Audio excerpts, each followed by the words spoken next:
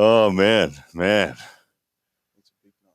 It is a really big night. Bring this up here for me. Let's just get the sound. Hope everyone's doing well as the people come in. Let's just wait for the crowd. As I've seen, there's been a good amount of chat. Devon will crush Lavan. The polls are already in. Rickard, this is an interesting one. When it comes to the polls, so far we have 70% of people who have voted so far out of 612 people are saying Devon is going to take it. Yeah. Where's your gut feel on this, man? Oh, look, we got 157 people in there now. There we go. Good morning, good evening to everybody as you guys pour on in. The big moment. It's massive, man. I have to be all in on Devon. All in on Devon. You've brought the 100%. green hoodie for later on as well. I noticed you've got a Devon hoodie. Oh, man. Yeah. Man. It's a big one. It's a big one. Well, yeah, we just got messages earlier from John Milne as well, one of Devon's buddies, who said this is his career-defining moment tonight. Yeah, 100%. This is all he have. Yeah. So he's gonna go in and do his life's work. Hey? Yeah. John said that the 2008 match against John, that it was a big deal, but this one's the ultimate. Yeah. This will be massive. I don't think there's anything bigger than this. Yeah. So, that's exciting. Good stuff, guys. I'll just say g'day to all you in the chat. We got a whole bunch of people pouring in. Thank you very much for joining us. This is going to be a big night, so you guys can settle in. A lot of questions, people asking already. Ryan, when will Lavan and Devon match start? The answer to that question, my friends, is I would say, look, the actual pay-per-view coverage starts in 57 minutes and 14 seconds from this moment. Okay, you can get that, like it says on the pinned comment. You can get it from app.coresports.tv/sign up. Now, the Devon match is the main event match that we will be calling for you. And that, I'm going to guess, given there's 14 matches, is going to be about 6 hours, 7 hours from now. 7 hours. It's going to be a long night. It's going to be a long night, isn't it? But it's a phenomenal night. Yeah.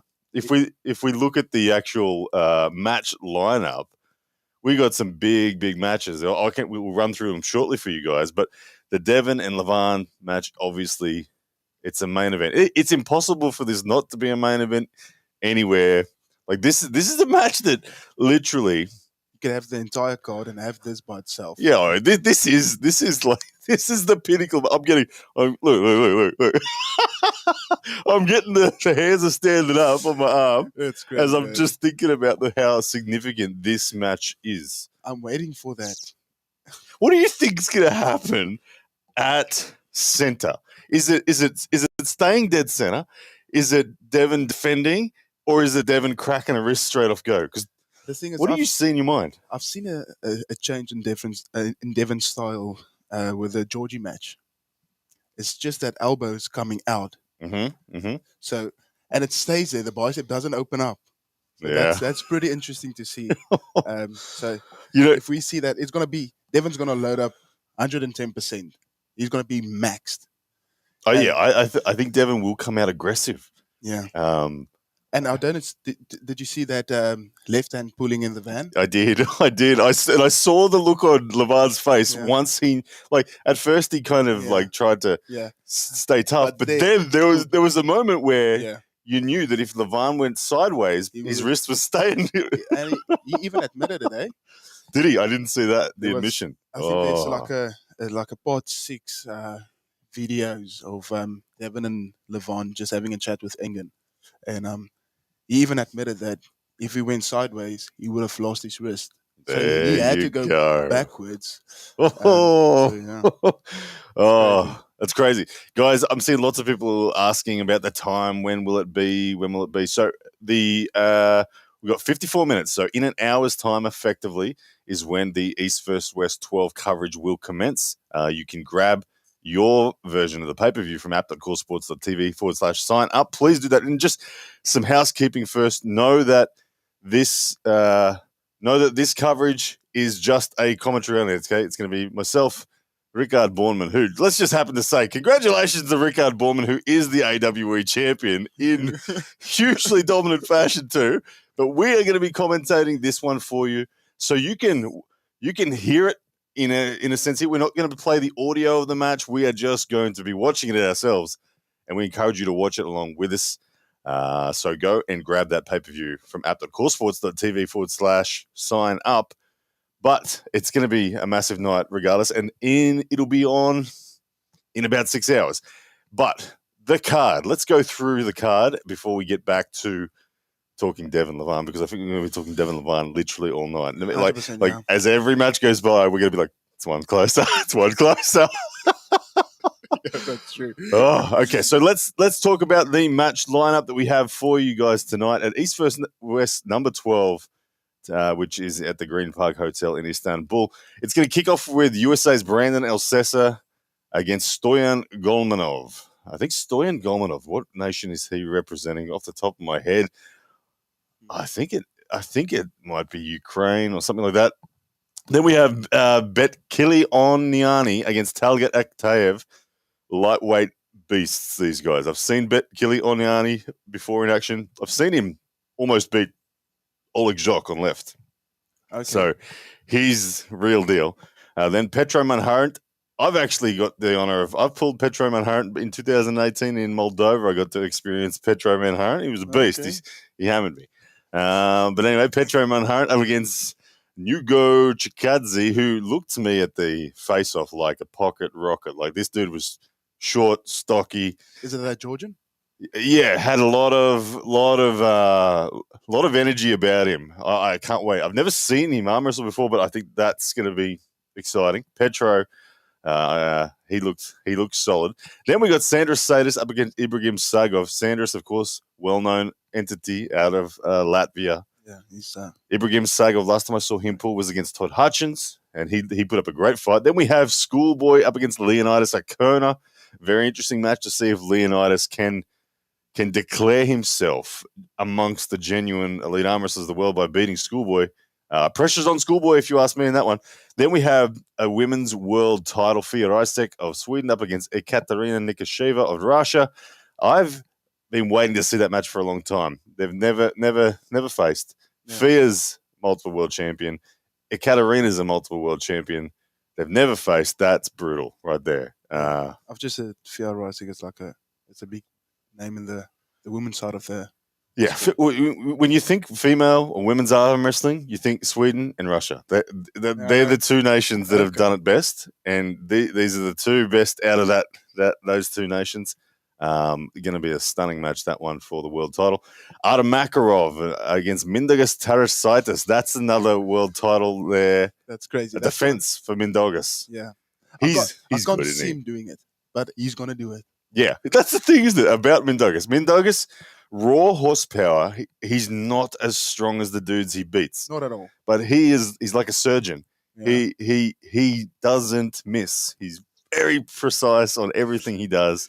This guy, Arthur Makarov, yeah. He's massive, his hands. Dude, right? for a lightweight, he is built like no one else. Yeah, his hands reminds me of Oleg Zhok?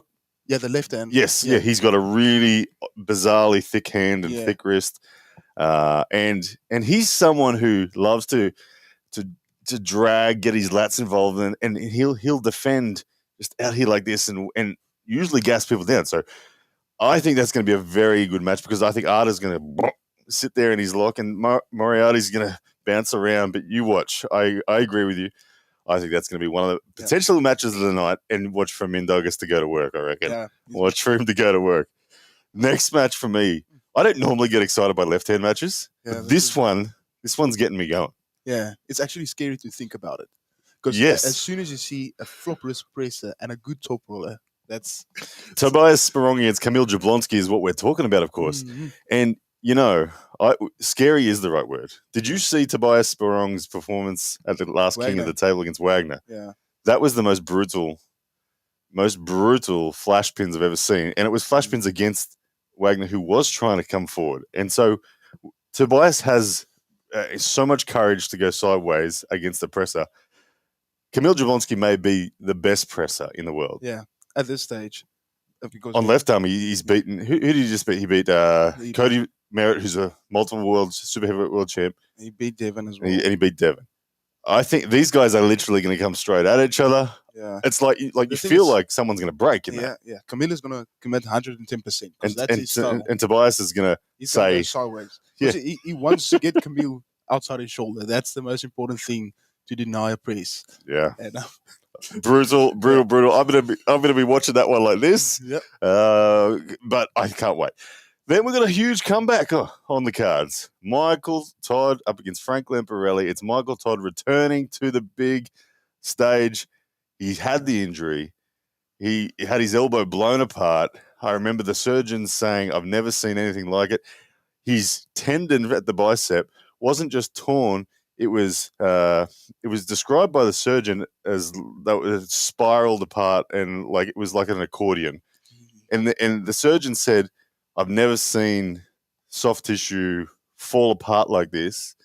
And he said, I honestly don't know if you can get back to the level again. Well, he's here. He's back. Yeah. That's one thing that characterizes Michael, isn't it? It's crazy, man. Have you seen the first match with Frank? That's probably the most entertaining match I've ever seen. I actually haven't seen it, but it was a war. It's crazy. Wow. It's like Michael almost snapping his arm. His shoulder's facing this way, and his arm is just going sideways, and he's defending. That's crazy. That's a great match. But the thing is, Michael doesn't pull the same anymore. That's the thing. In his young days, he was a presser, I think. Yeah, he started out as a presser. Yeah, and everything changed. So I would like he's going to get the stop, 100%. He's going to get the stop. Yeah, I've never not since Michael arrived as an elite in the sport. I've never seen someone flash pin Michael. You have to get through Michael, and it's never easy. Dragging pronation, eh? Yeah. I think that's terrible. Another good example of a dragging pronation is Denis Aplinkov, actually, eh? Oh, yes. Very much dragging pronation there. Just take everything and just wait for you. Yeah, and you just sit there where their rotation just blocks you. They can let their wrist wave in the wind. It doesn't matter because their thumb rotates through. I think Michael even showed on a video, he can't even supinate. Yeah. So that pronation is so locked in, that's all he gets.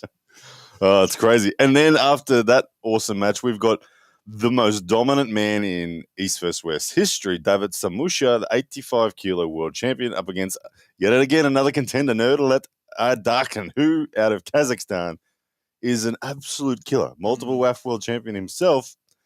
But David Samushia, I think this is his ninth he's going for title defense of his world title. He's never lost at East vs. West. Like, he has the best record out of anyone in East vs. West. But it's been getting harder and harder for him. Talet's lightning fast as well. Yeah. David Samushia's a hook grinder.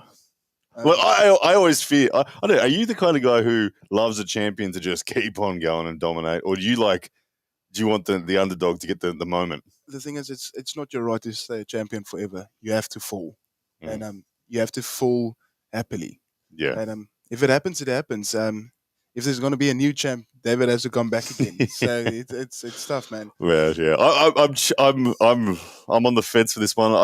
I'm someone who I love a champion to just keep on going and set all kinds of records. So I'm cheering in my heart for David Samushia on this one to keep the run going.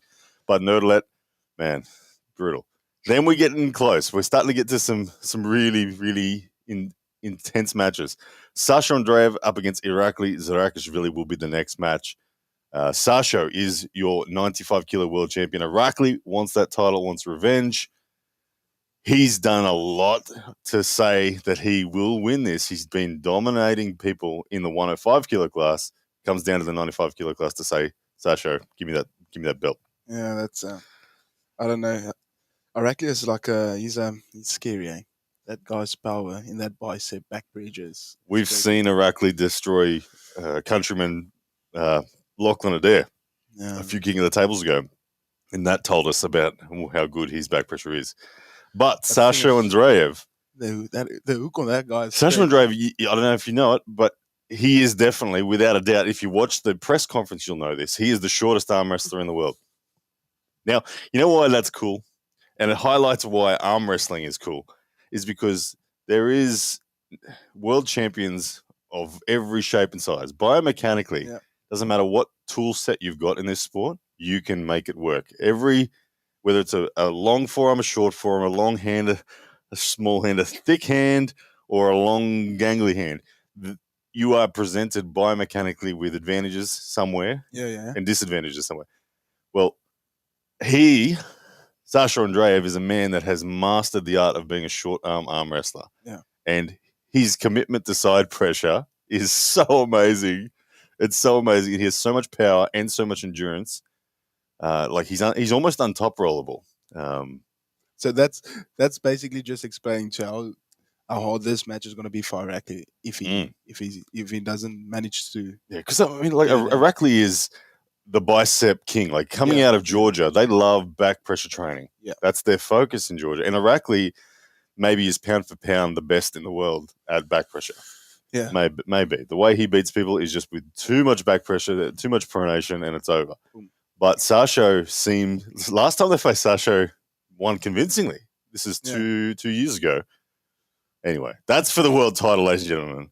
It's going to be massive. Then we're getting down to the point again. We've got Georgi Svetkov up against Alex Kadecha, the biggest match of the night in respect to physical size.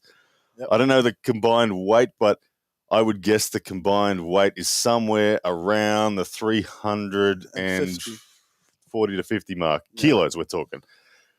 Big boys. Both top roll monsters. Huge match. Who are you picking on this one? We had arguments of this with Lachlan Carpenter. Lachlan Carpenter wanted to put $50 on Alex Kadecha to win easy, and I went, hang on a second. I said, I think Georgie's winning this. I'm with you. The lemon is going to take it. The lemon, the bitter lemon is that what they call him these days? I don't know. I've just seen that funny way. Oh, it's crazy. But Georgi Svetkov and Alex Kadecha are two guys who historically do not lose their wrists. That's the thing. And Georgie, it's hard to go against him. If even Devon, in how many rounds? 6 rounds, couldn't take his wrist. That's true. It's true. Devon couldn't take Georgi Svetkov's wrist. And Devon doesn't get tired. That's one thing I can tell you. But then, out of all the people who can top roll and pop people's wrists, Alex Kadecha is maybe the best. Think back to his match against Hermes Gasparini, where he took Hermes' wrist with ease. And what makes Alex such a good top roller is he's actually the biggest dude in arm wrestling. Yeah. When I say biggest, he's not the tallest, but he is the biggest frame. Yeah, biggest frame. Yeah, biggest frame in arm wrestling that he makes Lavan look small. Yeah, he's wider than Lavan and just a bit shorter than Vitelli. Yes, and his hand and wrist and his ability to go onto tricep side of elbow and just pop people's hands is amazing. If there's a weakness in Alex Kadecha, it's side pressure though. Okay, yeah. What was a great match of on King of the Table? He had a great match. He was storming up and down during the match. That was against. Was that against Dave Chafee? No, the big American. Oh yes, yeah, Michael's mate. Yeah. Why are we having a blank? We know who you're talking about. It's not yes, Cody, man. It's not. Who is it? I can see Corey West. That's who we're thinking of. Corey West. But yes, look, Alex Kadecha, he is a monster of the top roll. I actually expect Alex Kadecha to slightly win hand control. I don't expect Georgie's wrist to go back, but I don't expect Georgie's wrist to get on top. I expect Alex to get on top, Georgie to be half popped, but then Georgie has more elbow resilience. Georgie has more side pressure. I think Alex goes sideways. I think Georgie stops him right there. Alex can't get into the press because Georgie's side pressure is too good. Then we get a war. Yeah. Can't wait for that one. Going to be massive. I think the only thing that's making it a war is Alex form being longer, because he will get that initial start on Georgie, like you said. He has that advantage when it comes to that center table, being the taller man. Absolutely. And then we get to the second last match of the night. Hermes Gasparini up against Alazan Muratov, left arm, super heavyweight match. Is it a world title? It's not the world title, is it? No. Alazan is the 115 kilo world champion. Yeah, he's stepping up to the super heavyweight division. Hermes I'm getting confused. I think Hermes is 127. Because I know Hermes beat on the left arm. No, he didn't. He lost. Okay, don't worry. I don't think so. Okay, so this is let's just say it as a world champion 115 kilos stepping up to make a point up against Hermes Gasparini. Yeah. Look, I when Alazan pulled Prudnik at the last East First West, he looked like another level. Yeah, that was pretty. But I think Prudnik isn't at a good stage in his life, because I've heard some things, and I've seen videos of Bacho just playing with Prudnik, and it doesn't make sense. Okay. It was after I did see that. I did see that footage too. So maybe we've got a bit of false confidence in Alazan. He got injured, isn't it? I'm not sure. No, I'm not sure. Evgeny Prudnik, he got injured. Okay. So yeah. Anyway, that is your second last match of the night, and then of course Devon and Lavan. Yeah, I think the room when that is called, I can't. I feel nervous and I feel excited. My body is like doing hormonal reactions just thinking about it. 100%. I think I'm going to pass out on the floor or something, and that's not a joke. It's perfect. Look, as we start to talk about the Devon Larratt match, we've just cracked 1,000 viewers already across the platforms, guys. Thank you so much. It's going to be a big night. We can't wait. That is your full card that we're going to be going through, and it's going to be starting in 38 minutes time on app.coresports.tv/sign up if you want to grab the pay-per-view and you can watch it along with us. Otherwise, you can listen to us debrief it, break it down, go crazy over it, whatever you want to call it, because I can't promise that we're not going to lose our mind tonight. Oh, yeah. It's I'll be amazed if this screen is just still whole at the end of the night. Hey, super interesting. We've had 2,400 votes on the YouTube channel poll so far for this live video, and the poll was the day has arrived. Who wins? 67% have said Devon Larratt wins. Now, do you think that is true of who people think will win, or do you think it's who people want to win? I think we have 80% of Devon's fans. Okay, because let's be honest. I think the majority of fans want the fairy tale story. They want to see Devon win. Yeah, is that the entire documentary thing? That's the documentary is Devon's entire life, basically. Yeah. So he needs to end it in a good fashion. So, Yeah, it's crazy. It is crazy. But what I'm going to do to find out if that's true is I'm going to end this poll, guys, and I'm going to ask it again. Okay, so 67%, keep it in mind, 67% have said Devon's going to win. I'm going to end that poll there because I want to know the difference. Now, guys, I'm going to ask this poll one more time, but I'm going to reword it differently. Okay, your life is on the line this time. Your life is on the line. Who wins? You get this question wrong, boom. It's over for you. Devon or Lavan. I want to know if 67% of people still see it as Devon. Okay, your life is on the line. Ladies and gentlemen, that poll is now live. Let's have a look at the first impression of that as the votes pour in. Okay, so far, the first impression poll after 105 votes, Lavan at 52%. Let's see if it changes. We got 964 people in here at the moment. Or let's see if it bumps up. Okay, Devon 54%. Okay, so look at this. The votes is just people are starting to believe, like they're genuinely starting to believe Devon is going to take this, and that's super interesting. Yeah. That's actually about where my heart's at on this. That 54% now after 370 odd votes saying Devon. That's honestly how I feel too. I'm like, I think Devon's going to win it, but I every time I think Devon's going to win it, I can convince myself, I can talk to myself as to all the reasons why, and then you just realize, I think it's Lavan. I'm like, hang on, it's Lavan. It's Lavan. I think my entire life, if it hangs off this poll, is basically my entire life hanging off Devon's riser. So that thing just has to stay up, man. Oh, man, it's going to be full on.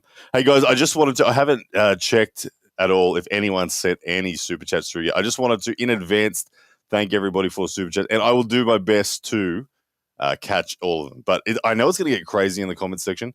The amount of people that we're going to have. We've got 1,300 people in here now, and it's going to be insane by the time we get to the match. So if we send a super chat, we will feature it. I'll just do my best not to miss it in this craziness. So I just went and checked I just want to make sure I haven't missed anything so far because we've been chatting. I haven't been looking, but guys, it's going to be amazing. So thank you for us here. Actually, and a little bit more housekeeping at the moment. We're 34 minutes out from East vs. West 12, and you can grab your pay-per-view from app.coresports.tv/sign up. But guys, can I ask a favor of you all? Could you please hit the like button for me on this video? And let's get this algorithm absolutely pumping. What that does for us, the more likes we get on there, the more views we're going to get from the outside world. People who've just never seen arm wrestling before, if the live performs well, YouTube starts saying, hang on, what the hell's going on this live? Let's put it in front of everyone, and then it goes through the roof, and we end up. Last time, Devon, at least the guys, but we had 18,000 people in the chat. Yeah, that's insane. You said something like 77 comments per second. Yeah, it peaked at 70 comments per second, Jeez. Which is what the chat might be doing in about 6 hours' time. My goodness, it is going to be. Let me just have a quick look. I just want to make sure I've got a few things sorted in the background. But Rickard, do you have a favorite match out of this lineup? Is there something outside of the Devon and Lavan one, which we know? Is there one that to you is your second favorite of the night? There's actually a few, man. First of all, I like to see that guy from Georgia. I've seen him training with Butch. I'm not sure what his name is. I'm probably guessing it's Nugo. Mm-hmm. I think it's him. That short, bulky guy. Yep. I think he twitches as well. Is it him? I'm not sure. I think it's him. Yeah. I'm not trying to be rude, but I think that's him. So that's going to be an interesting match because I think he's really strong. Then I'm excited for Mendagas, Michael Todd. Even the Camille one it's a scary one. So I'll like to watch that one. Sasha, it's exciting one. Georgie, MS. It's difficult, man. But if I have to choose, I'll probably choose for the story Michael Todd. Michael Todd. Yeah, and for me, I would say, looking at the list, I'm really drawn to the Sasha and Andreiv match. I really like that. The other match that I'm really drawn to is Schoolboy and Leonidas. I'm curious. I feel like there's a lot of pressure on Schoolboy. I think Schoolboy should win this convincingly, and if he doesn't, I'll be disappointed in Schoolboy if he doesn't. He lost to Khaled in a fashion that shocked me. I was like, come on, Schoolboy, what's going on? I think the problem with Khaled is his big hand. I think that's what got Schoolboy. It scared Schoolboy. Yeah, because there's also that he clamps around and he drags. Yeah. And you have to get through that. And Leonidas doesn't have as big a hand and as powerful a hand as Khaled, but he has an arm better than Khaled. Yeah, so if he gets the wrist, he's connected quite well. But I think Schoolboy will focus on getting that hand bust. That's the thing. Elo's saying he is known as the school bus now, and that I think so. He's definitely gone past the schoolboy. I think he's actually 22 years of age now. I could be wrong, but he is definitely grown up. Yeah, that's for sure. Big boy. That's for sure. Guys, if you're wondering, we are exactly 30 minutes away now from the pay-per-view coverage commencing. So it's not too late. Go and grab your pay-per-view. It's going to be a massive, massive night. You don't want to miss it. I'm going to go through a bit of the chat and see what's going on. We've got 1,300 of you guys in here at the moment. Boardman is the next GOAT, says Gacho. There's a fan of yours. Imagine, eh? You could be, man. Like, at your age. And look, guys, at his age, and the fact you've only been pulling a little over a year. Also, let's give me 2 years. 2 years? I'll feel good with 2 years. You feel guilty? No, good. I feel good with 2 years. You feel good with 2 years. Okay, so 2 years into the sport, you've just wrecked Oceania, like wrecked them. I trained with you last night, and I said I can't actually see the horizon on any angle anymore. Your power's gone that high. You do have a lot of potential in this sport. Thank you. I appreciate it. What if you can explain my style in let's say in one sentence? What would you say is the most vital part of the chain? I would say you have one of the most complete games in arm wrestling in the sense that you are a tall guy who can also pull inside. You have an elbow that's resilient enough to press, but you have hand control, back pressure, the top roll as well. You have all bases very evenly covered. I don't actually put you stylistically into one box. you're an all-rounder, and that's all-rounders, as your fan said, can go on and be the GOAT. Gotcha. Thank you, my friend. I appreciate it so much. Thank you. I think I'll give myself something small. It's there's a lot of big dudes out there, and they can bicycle more than me. But I think the thing that helps me maybe a little bit more is that I give myself something to connect to, and that's probably my hand. Because that's all I'll say my first year of arm wrestling. That's the only thing I trained. Yep. It's only my hand. Okay. Because we all can. If you're a gym guy and you've been training for a while, your bicep doesn't do too bad. But the thing is, you can have the biggest bicep, but if your hand can't match it, it's just gonna fail. Yeah.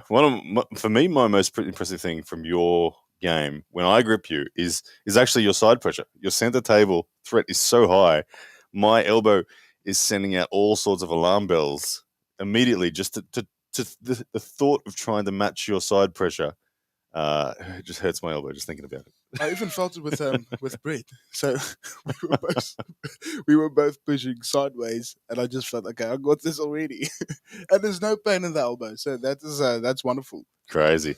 Hey, lots of interesting stuff going on. Rickard, what a beast, says Wesley Barfield. Thank you on Facebook tuning in. Yeah, he is. Borman, the new superstar from Engen's forehead taco. Good stuff. We're going to see all sorts of crazy names tonight. That's one of them. Let's have a look at else. What's going on? Oh, Daniel says there's another channel broadcasting us. Imagine that. We're that. Thanks for the confusion. All good. Don't worry. The algorithm will sort us out. Everyone will find the original. Yeah. Is there any real chance of Devon winning us audit? Yep. Yes, it's real, isn't it? It's very real. Devon winning is very real. I would like to ask this guy something. Just imagine. Okay, we all see Lavan, but the thing is, when you realize that Devon's biggest game is to attack the hand, that's the only thing that gives me hope. Is because I put my vision of this mountain Lavan aside, and I just look at his hand upwards. So if he can do that, I give Devon a fair chance. I really do. Yeah, look, I don't disagree with you for one moment as well. I think that if Devon wins tonight, it's purely on the back of Lavan's wrist cracking. Yep. And Devon's strongest zone is actually at center table at go. When it comes to ability to attack someone's wrist flexion, that's it right there. He has a secondary lane where it's King's move right down the bottom. I think if Devon is cracking Lavan's wrist at the King's move phase, Lavan still will win. Okay, yeah. I think Lavan could press with a flop. But if Devon cracks at center at the top, it's good night for Lavan, if that happens. Yeah, I agree. That initial go is going to be crazy. Oh, the first round.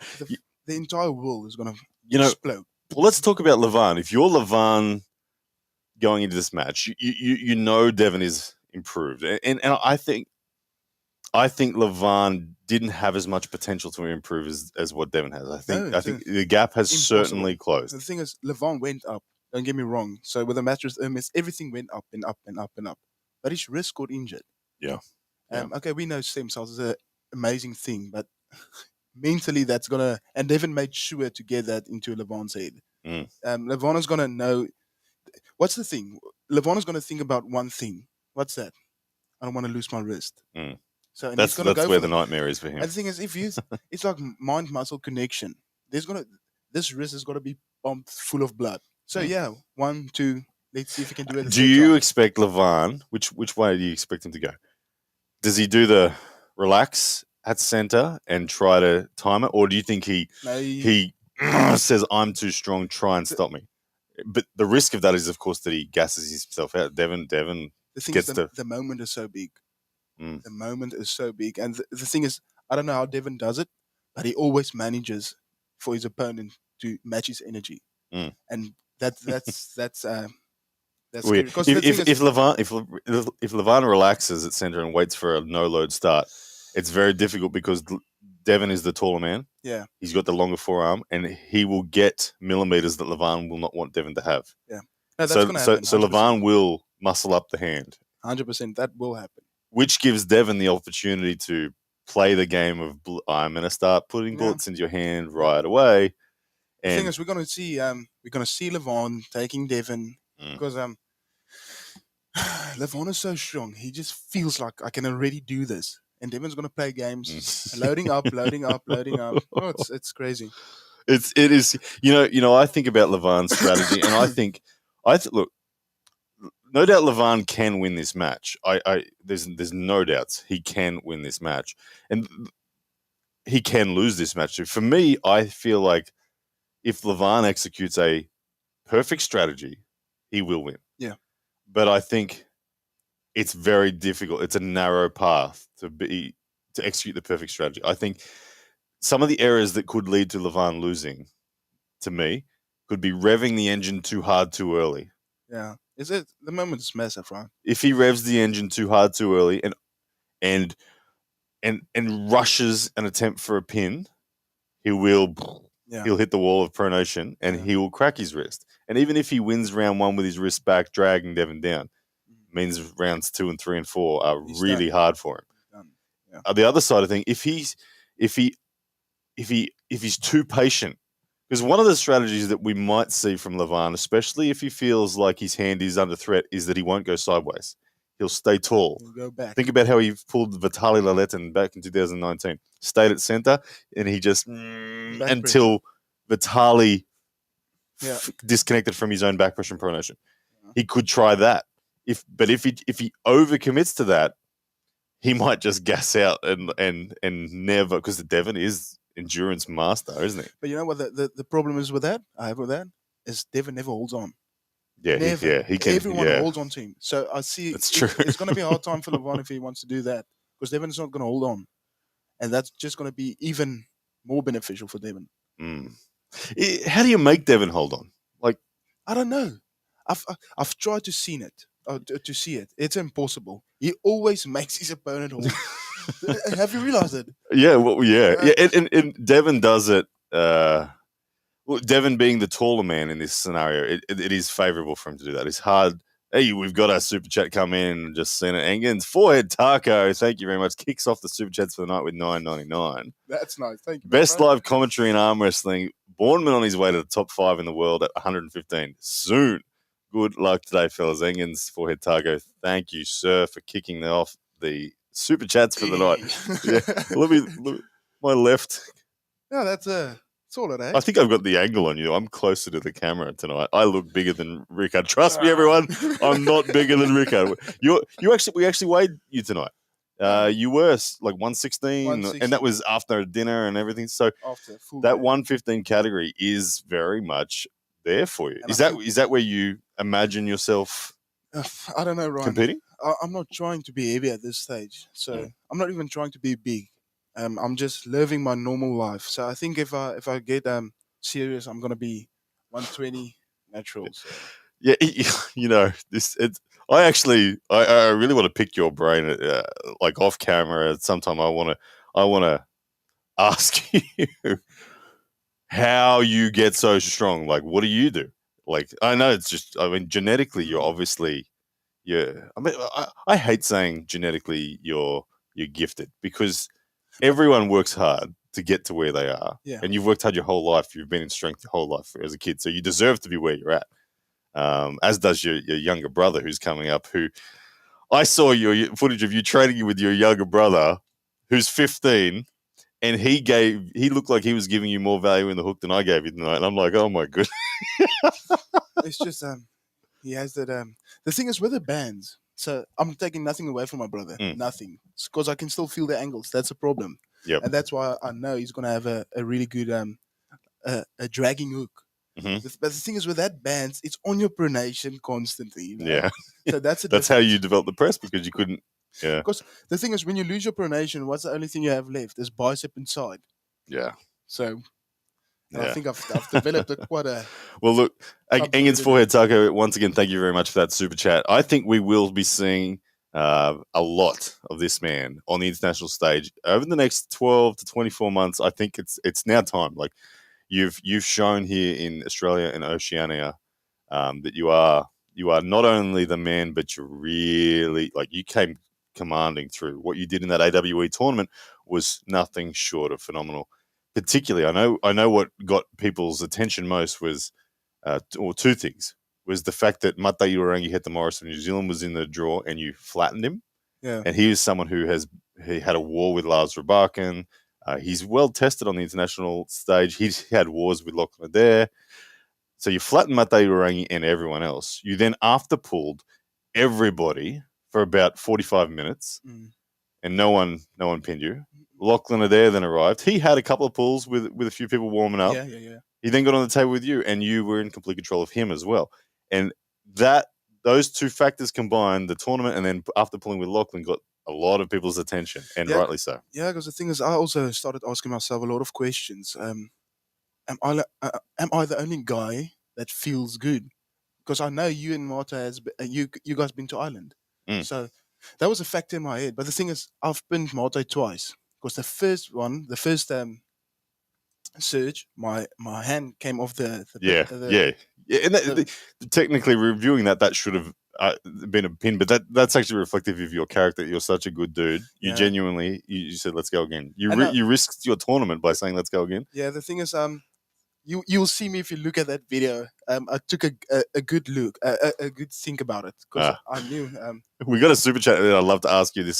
Sorry, you can keep going on. Super chat for $20 Australian from Odu James 1. He says, in the grand scheme of things, where does tonight's event rank in terms of hype and excitement? And then second question, also, Rickard, when are you going to call out Auden and get your name? Huge. Look, in terms of excitement, tonight's tonight, guys. Tonight is the night for the sport. It's the biggest night in arm wrestling history. Yeah, you can't get a bigger match than Devon against Lavan. It's this again. As soon as I start thinking about it, I get the hair standing up. It's as big as it gets. This is the moment, the sport. This is the moment that everybody dreams of as a sports fan, is to see the dude do the impossible. This is basically like a rugby World Cup that only comes 4 times. In 4 years. This is a last chance for Devon to do this too. I don't think he will get another chance to beat Lavan if he doesn't beat him tonight. So it's important. Yeah. Because let's be honest, Lavan, the frequency in which Lavan can pull is getting further and further apart. He's got other commitments in life, and I don't know if Lavan will continue to be.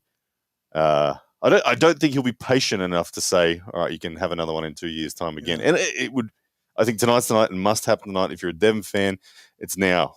Yeah, it's go time. It's all in. The mission's on. This is burn the boat stuff for Devon, isn't it? 100%. The thing is that Devon lives at a comfortable weight of 115, and he's getting older, so it makes sense. He's going to lose weight. He's going to drop weight, and the thing is, with that, it's proven 120%. You do lose strength, unfortunately, and that's the truth. So Devon can still be a big force in this sport, and he will be for years to come at 115 kg. He will be. So yeah, I'm super excited, and like you say, this is the big one. It is, and there was a second part to that. Rickard, when are you going to call out Auden? Get your name. No, my friend. To be totally honest with you, I think at this stage, I've so much respect for Devon. I don't want anything to do with his surname. Yeah. But if I take the surname away, I think Auden is a little bit too small for me. He's a lot lighter than you. He's more around 95 kilos. But Auden Borman, East versus West 35 for the world title. That sounds cool. There we go. That sounds cool. That's something that sounds like it's possible for sure. Yeah. I've no doubt Auden's going to become so much of what his father is, and maybe even more. Yeah, the thing is, I've been watching Devon Larratt's videos forever, and seeing Auden coming up in the sport, it's a beautiful thing to see. I think for Devon, it feels amazing. Just imagine your son following in your footsteps. It's amazing. I think it's something you don't force as a parent, but it's something you actually deep in your heart, you want that to continue in your family. Yes. So I'm supporting Auden, and I wish him to grow a bit bigger for our match. Yeah. Absolutely. Good stuff. Thank you so much for Oda James for the super chat. Now, we've got a $2 super chat saying I missed a super chat. So Syncopated Heart. Give me a second. I'm going to go back and have a look if I can find it. Syncopated Heart. Sorry that I missed that, brother. This is what's going to happen tonight. That's going to be a good strategy, eh? Just you see the super chat, said you miss it. You wait time to go up. Scroll. There's so much. All right, I can't see it in this one. Let me go back. Oh yeah, okay. We've actually had okay.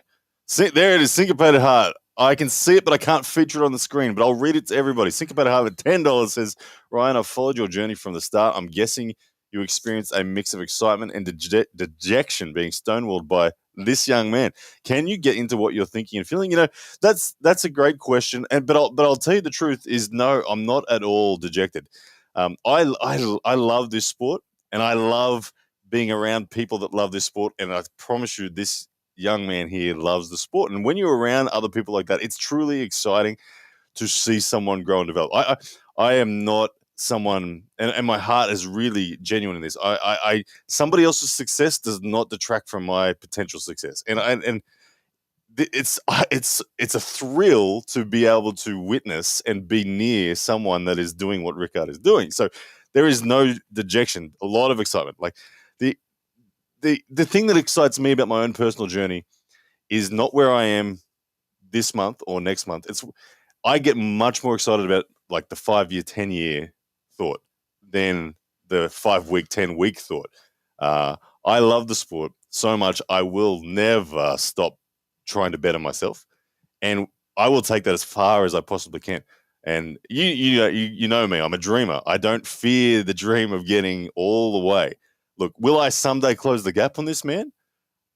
Maybe. Look, he might hit human potential way quicker than I am. But if there's anything about me, and I'm sure if you've been following for the 11 years, you'll know it, is I don't stop. And I may not be the fastest guy to there, but I just keep going, and I tick a lot of people off. So I'm super excited for Rickard. And man, I can't wait. But thank you, Syncopated Heart, for that super chat. I do apologize for missing it. Yeah, really appreciate it. And he's an Aussie too. I can tell by the AUD coming through there in the super chat. Thank you so much for that one. It's a late night for us Aussies. 3 a.m. is almost time to start. My goodness. I think we got another super chat. Let me just make sure I don't miss anything. Guys, I do really apologize if I do miss them. I'm going to endeavor to not. There we go. We've got Daniel Nantle, who's just sent us 20 CZKs. I'm not sure what they are. They sound Eastern European. I'm guessing he's a Lavan fan. Yeah, thank you, my friend. Thank you, Daniel. Appreciate that, brother. Love the support of the arm wrestling community across the board. You guys are legends. And it's an exciting night for us tonight. One of the super chat questions was before, where does tonight sit? As just fans, to get to hang out with, we've already got over 2,000 people. This is really cool. It's a buzz to get to hang out and watch everyone's reactions to this moment in the sport. Yeah, it's just mixed feelings all over the place. It's basically 2,100 people just talking their hearts out on the internet, because they know there's no confrontation, so they can say what they really want to say. Yeah, and that's a nice thing of this. So sometimes it's not the beautiful of things coming up, but yeah. And guys, it is getting very close now, so we can talk about a little bit of how to watch and experience tonight in its full capacity. So guys, this is a commentary only coverage. I want to reassure that you won't see the matches here. What you will get is what you're getting right now, which is us. We're going to be watching it. We're going to be commentating live what we see. We're going to be reacting to it as it happens. So if you can't afford the pay-per-view, this is the next best thing. If you can afford the pay-per-view, grab it. Keep us on. Keep the pay-per-view on. You'll get both. We'll commentate it. It'll be, and then you get to hang out here with the community. That's one of the most fun things. It's like watching a pay-per-view by yourself. It's still good, but it's not like 18,000 people in the chat and seeing the minds being blown and seeing it all. Like that's what makes sport freaking amazing is with your mates hanging out, reacting to it. And so that's why you want to put the pay-per-view on and this. So if you want to get the pay-per-view, guys, you see it scrolling down the bottom of the screen. That is where you head, app.coresports.tv/sign up. Grab yourself the pay-per-view and buckle up. because Just tonight's for big. 1 second before it starts, Yes, mate. I just want to put something on my Instagram. Okay. With a link to it. Oh yes, okay, yeah, and go. Actually, look, we've been talking. I want you to tell me what's your Instagram at right now, followers numbers. Because one favor that I want you all to give some love to this man. You've heard a lot about him tonight. I promise you, if you had to invest. Or imagine he was a stock market. If arm wrestlers were a stock market, right now is the time to buy Rickard Borman stocks. Right now. This is the cheapest he will ever be. And he's only going up. He's the Bitcoin of arm wrestling right here. I'll tell you, he's going to explode. But what I want you to do, I want you to show this man some love.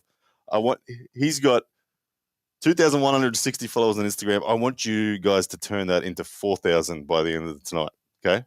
Make this man get on his Facebook page, get on his Instagram, get on his YouTube. Rickard Borman.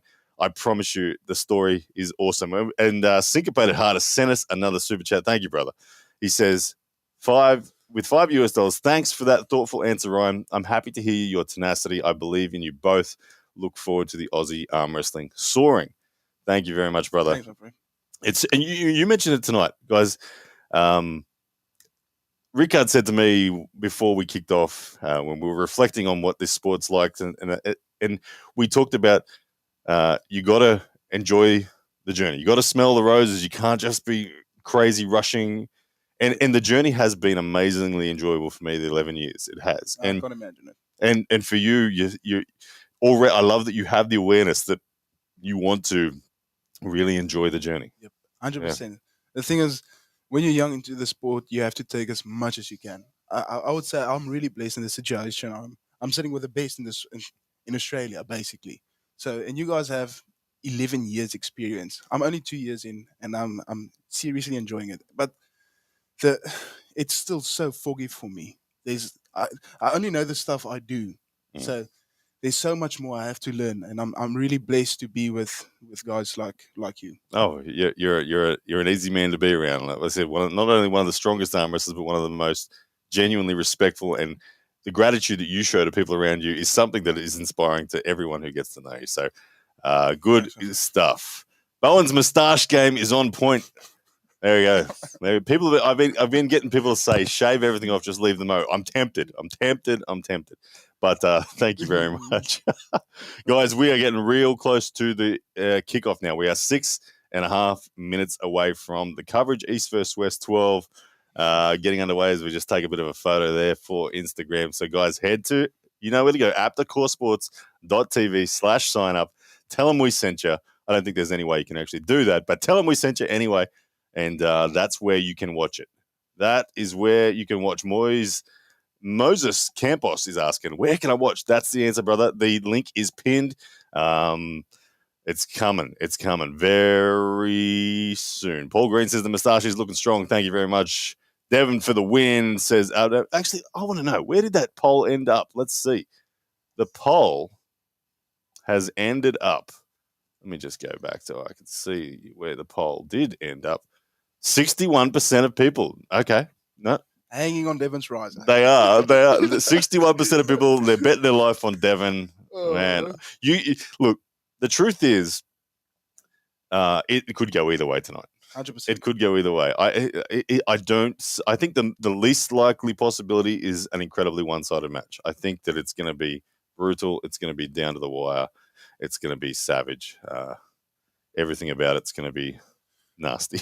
I think the entire world is actually going to explode on that ready go. I can't even imagine the crowd.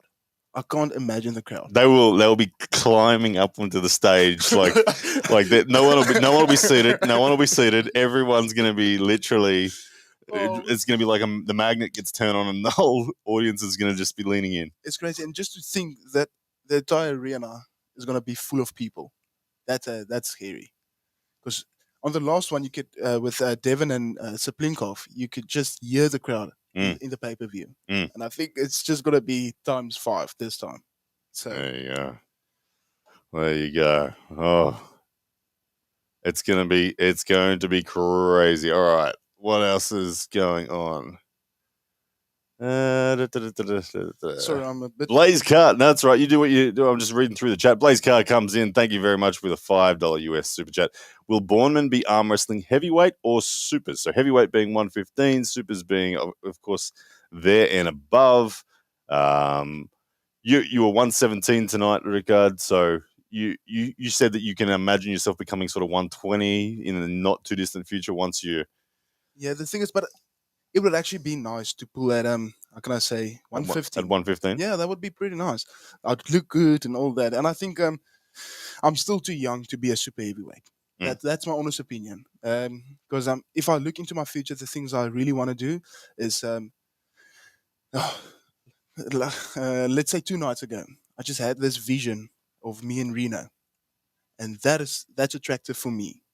So yes, I love the sport so much, so I can see myself being in the sport forever, and so I can do whatever I want. I can go up, I can go down. That's a personal choice. But I think the best thing for me at this stage is to be a heavyweight and give the respect to the super heavyweights. That guys are just. I think in time scary. you'll get there. Well, like if I look at my evolution in the sport, I've put on 2 kilos a year since I've been in the sport on average, and that's scary. You see, so if I put 2 kgs on in 10 years, that's going to be 20 kgs. So I'll be 140, 150.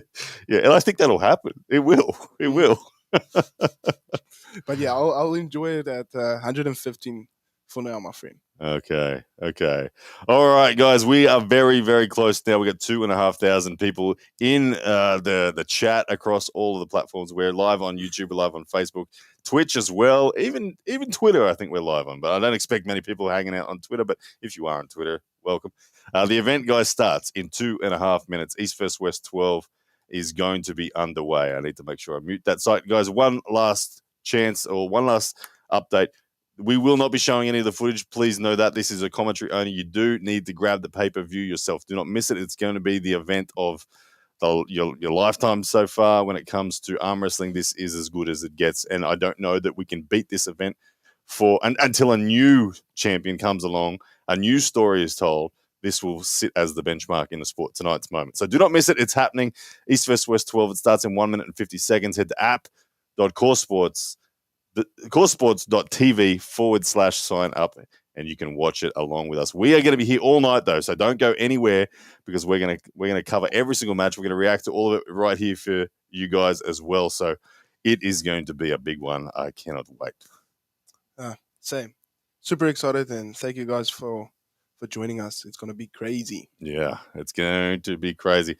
All right. I just want to let a couple of people know in the chat as well. I'm seeing lots of people trying to just throw some random spam. Look, once it gets going, I'm not going to be able to do this, but I'm going to put a few of you in timeout right now for just spamming stuff about other channels, Pradeep, all sorts of stuff. I don't need to know. Let's just keep the chat to arm wrestling, keep the chat to what's on the screen in front of us. As Roman comes in with a super chat. Thank you, Roman. 14 Zar. Borman, there you go. You're going to have to translate. You're going to have to translate for that one. You know Jika Super C? Who? UFC fighter? Oh, yeah. Jikas. Yes. Yeah, so that's something he said when he won against, I think, Rob. Was it Rob? Okay. And so, yeah, they don't know what we know. They don't know what we know. Yeah. Yes, that's cool. Bye, donkey. That's cool. Thank you very much, Roman, for that super chat in South African native tongue. Love it. That's awesome, man. Beautiful stuff. All right, guys, we are 12 seconds away from this going live. Refresh your screens and all that sort of stuff when it kicks off. That's usually the way to go. People saying that Pradeep's showing this live and free. He's not. I promise you he's not. He wouldn't do that. He would get crucified if he did. Okay, so our stream, we're due, but it hasn't started yet. We're going to refresh it. It will jump up. Oh, here we go. We have got will start soon. Up here. Okay, we are in business. We have coverage now, guys. East vs West 12. We haven't got the visuals of the stage yet, but the live is up. Head to app.coresports.com/TV. Sign up to join in. Oh, my goodness. Here we go. And it always kicks off real quick too. They don't muck around. There's no let's have a chat about things for half an hour before it goes. Like, we're going to get straight into it. It's going to kick off with Brandon Elessa and Stoyan Golanov. The thing is, it's a big night. So we have to respect that. And that's why you need to go on YouTube where they have that pre-chat. That's really nice, actually. So, yeah. Leon, thank you very much for the Euro, brother, and the support. No comment or question, but just throwing some love behind us. Thank you so much. Appreciate that, brother. Hope you enjoy the night. Enjoy the pay-per-view. Batman, what's he saying this time? With 40 INR. Dale Steyn or Dale, I can read. I thought it was going to be in South African. Dale Steyn or Brett Lee. I do know those guys. Dale Steyn, cricketer. Steyn. Yeah. Brett Lee, great fastball. Look, Brett Lee was a bit erratic for me. What country is he? Aussie. He was an Aussie pace bowler. Okay. I think Dale Steyn was better, to be honest. And I'm an Aussie. Legend, yeah, good stuff. But if you had said Glenn McGrath, I would have said Glenn McGrath. So, anyway, back to the arm wrestling front. Okay. East vs. West will start soon. Another super chat coming in with a whole heap of love heart emojis. Legend. Thank you so much for, I don't know how to pronounce your name, but I appreciate the love. Arm wrestling's growing, man. It's growing. It's all regions of the world are starting to really wake up. It's beautiful to see, eh? Yeah. It's amazing. I just wish the sport can explode in South Africa, because the thing is, we have so many genetic beasts in South Africa. And the thing is, if you're South African, you want to be the strongest. You want to be the strongest man. It's in your culture. It's in your blood. So the thing is, I just would like it to explode in South Africa. Oh, well. You're going to lead that charge, I feel. Like, you will inspire. I'm going to try. You will inspire a lot of people. I promise you. I'm going to try my best. I think that's one of my biggest goals, eh? It's, even if I don't make it big in the sport, it's just to inspire people and just show them the arm wrestling side of things. Absolutely. It's beautiful. Look, all right, guys. So East vs. West 12, the coverage is live. We haven't yet got the stage come to life. They'll be moments away. So we'll keep you updated as soon as we see something. Another super chat comes in. Rickard, are you still planning to play pro rugby? I'll never give up, my friend. So let's see what God's plan is for me. Beautiful. Beautiful. Thank you very much for that super chat, brother. All right. Is it a South African? Let's see. I don't know. Was it a South African? MDP912. Not sure. But no, it was in AUD. So someone here in Australia sending that one. Very good. All right. People asking who's a good opponent for Lachlan as we wait for this coverage to start. He's facing Paul Lynn at the next King of the Table. That's going to be a good one. Fantastic match. Because that is two guys looking pretty good, eh? It's just blades all over the place. Yeah. So, yeah. Crazy. Sorry. All right. I'm just reading chats, guys, as we wait for things to go. We got 2,687 of you in the chat. Guys, hit the like button for me. We want to blow this up tonight. The record we have is 18,000 people live concurrent for this last time. So we've already had 29,000 views on this live already. Hit that like button for me. That will make a massive difference. We got another super chat coming in from... it's a super sticker. Now, if you send super stickers, just know that the software that I'm on translates it to words. Yeah. So thank you for the super sticker, which was a picture of someone saying game over written in a pixelated way. There you go. I wonder if it's game over for Devon or game over for Lavan in his mind. But either way, it's game over for someone tonight. I feel like the People's Champ is building in momentum. I think Devon is building. John Milne, we spoke to John Milne earlier tonight, Devon's best friend, and someone who I don't think anyone knows Devon like John Milne knows Devon. And John said this is the defining moment in Devon's career tonight. It's everything he's lived for. He's poured his life into arm wrestling. He's lived it. He's breathed it. He's grown the sport almost on his shoulders. We are where we are now because of him. And tonight is his defining moment. It's a special night, isn't it? Bro, I'm going to tell you something. I think I'm in the sport because of Devon. And that's honestly the truth. I remember myself laying on my bed and just watching YouTube. And the first matches I've ever seen of arm wrestling was the WAR ones. So I've watched the match. I think the first match, the match I ever watched was the Jerry one. Oh, yeah. Okay, yeah. Then Yeah, that was a good match. Then it followed up. That was the Dave one.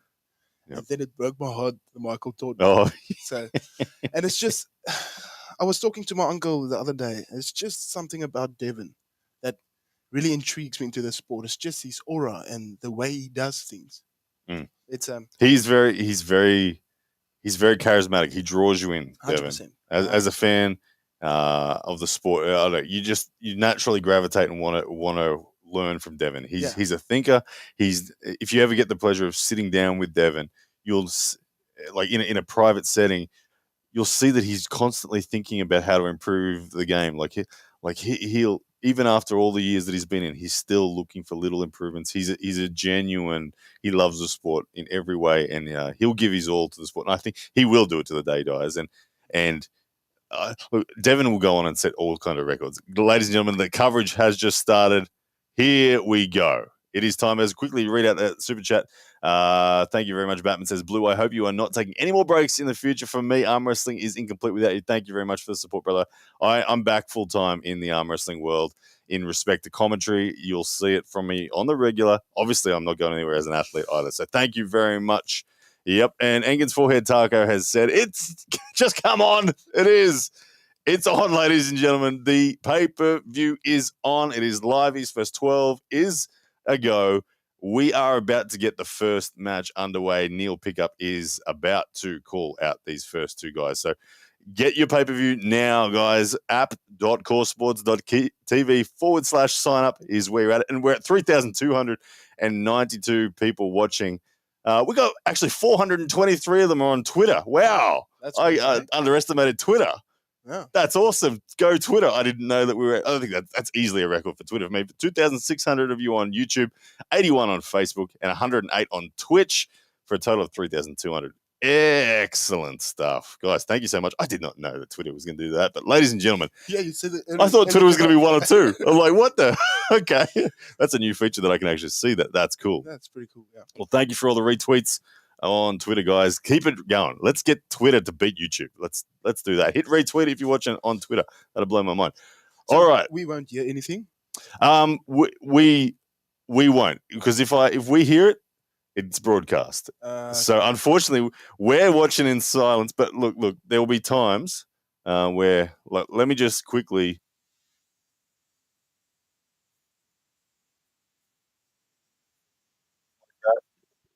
Maybe with the Devon speech is on right at the end, I'll turn it up for everyone to get the Devon speech. But essentially tonight, we're not going to be hearing it because this gets, and for copyright purposes and all sorts of stuff, that's no good. We want to honor what is the integrity of the event and of course sports.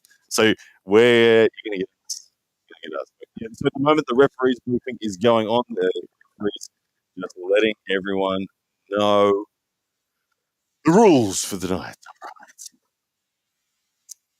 King, that's a good question. It's going to be a popular question. When will the match start? Okay, so we have 14 matches to get through before tonight's match starts.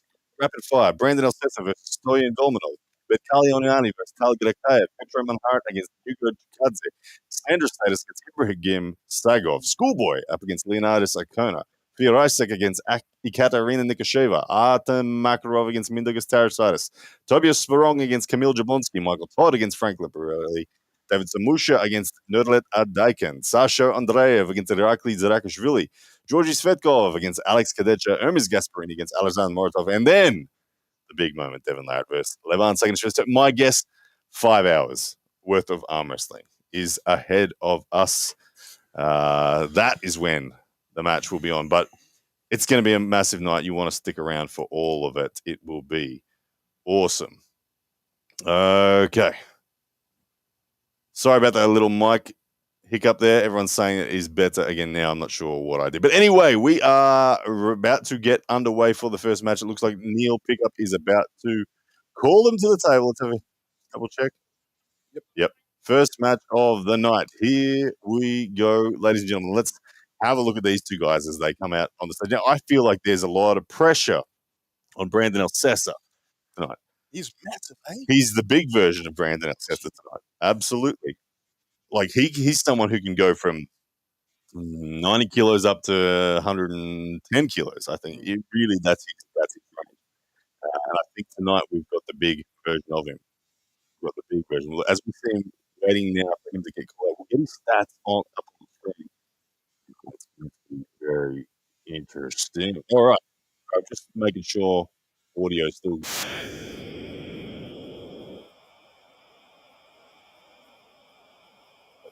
He looks way thicker than I've ever seen him before.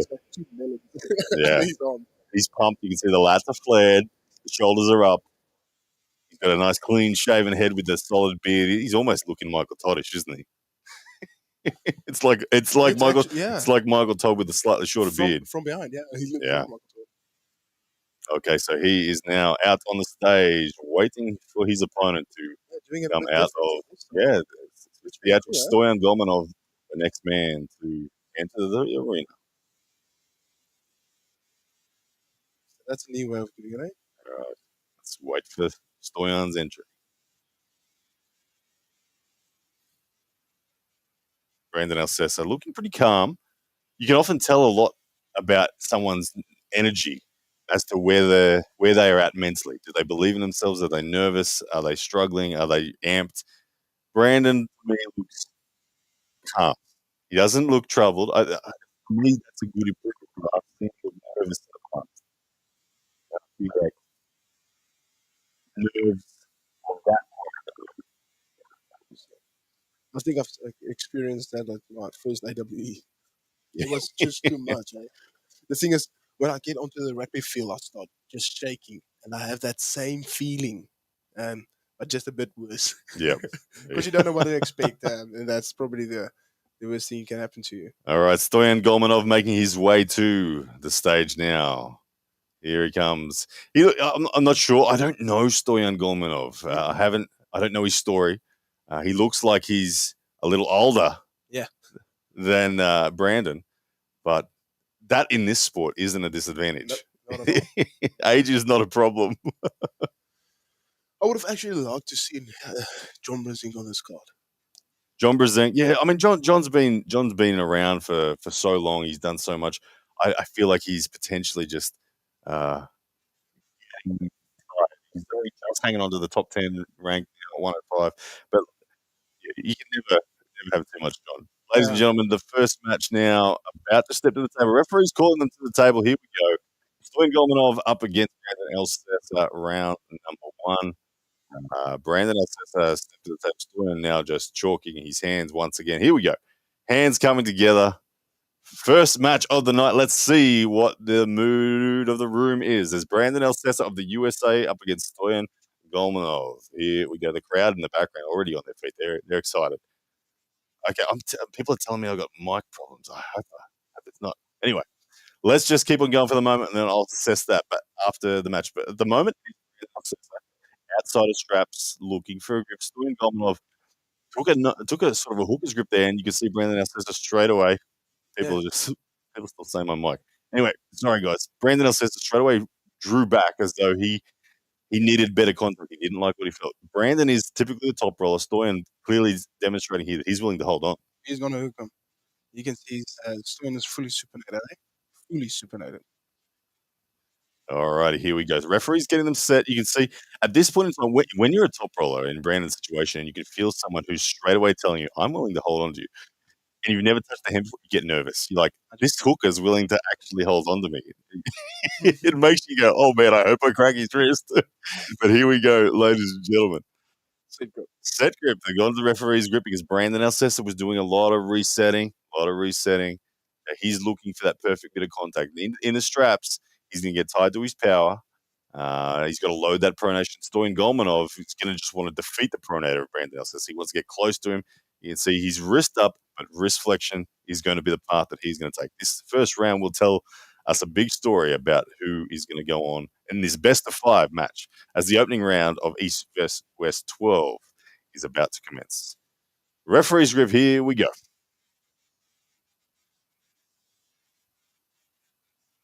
All right, thumbs going down. Brandon Elessa from USA. Stoyan Golanov. Brandon's close first. Here we go. The start is ready. And, okay, early start on Brandon Elessa, but it looked like he was going to get the slip. He looked like he was going to dump his wrist and slip underneath. He wants to be strapped up, I would say. Yeah. The nerves right now, at this point in time when you're in a match like this, they're really, you just want to feel that you're in a match. The nightmare is that you're totally outgunned. The thing is, it's a big night, and you're the first. It's the first match. Mm. So you don't want to lose that. All right, here we go. Round number one, hands being closed. Brandon Elsesson not looking too comfortable talking to the ref, but Stoyan Golmanov looking very solid so far. No movement. He always a good sign. If you're rock solid, it gives us the indication that he trusts what he's feeling so far. Brandon Elsesson looking for all the extra millimeters. Hands are being closed. Here we go. Start moments away. There is the start, and it is okay. Bit of a re-gripping action. Brandon Elsesson put in the kind of top roll. Stoyan actually rose up and clamped on top, but no value or purpose there for anyone to be able to pin. They're off the straps, as you can see Paul Lynn. Great guy, eh? Like super nice dude. He deserves to be Yeah. He is one of those dudes that he's just so genuinely nice. He's a good dude. He'll help everyone.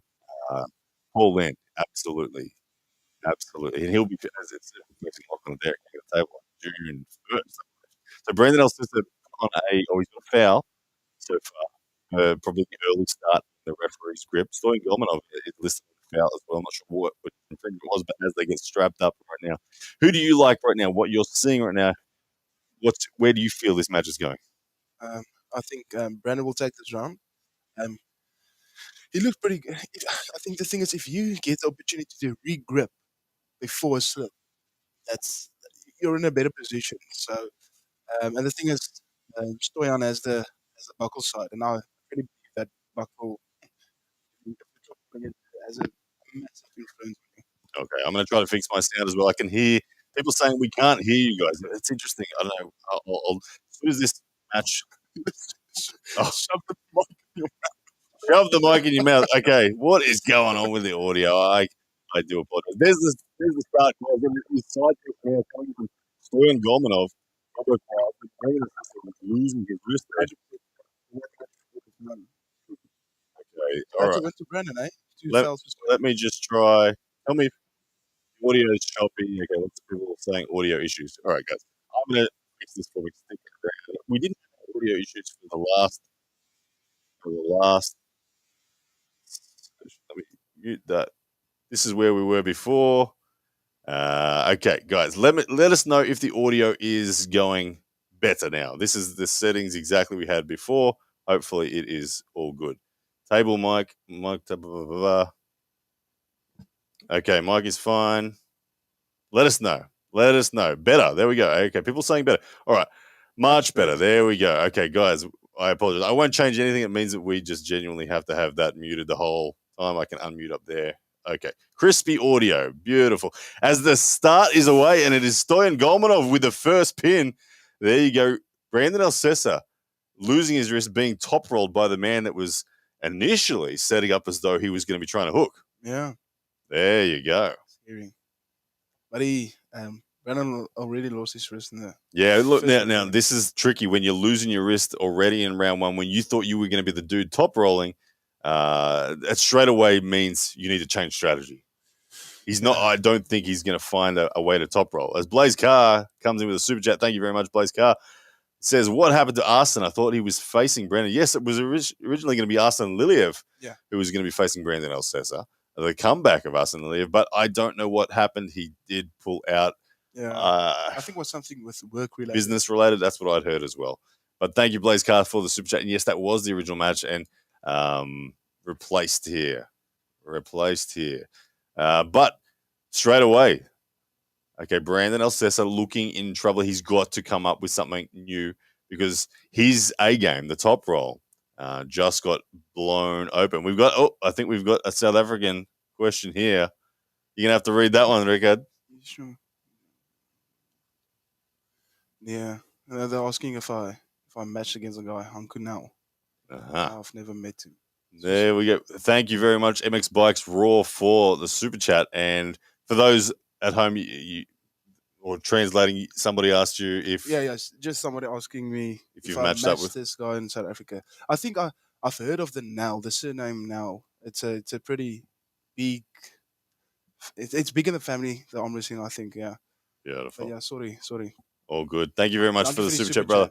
All right, so it's Brandon Elessa 0, Stoyan Golmanov 1 as we go into round number 2.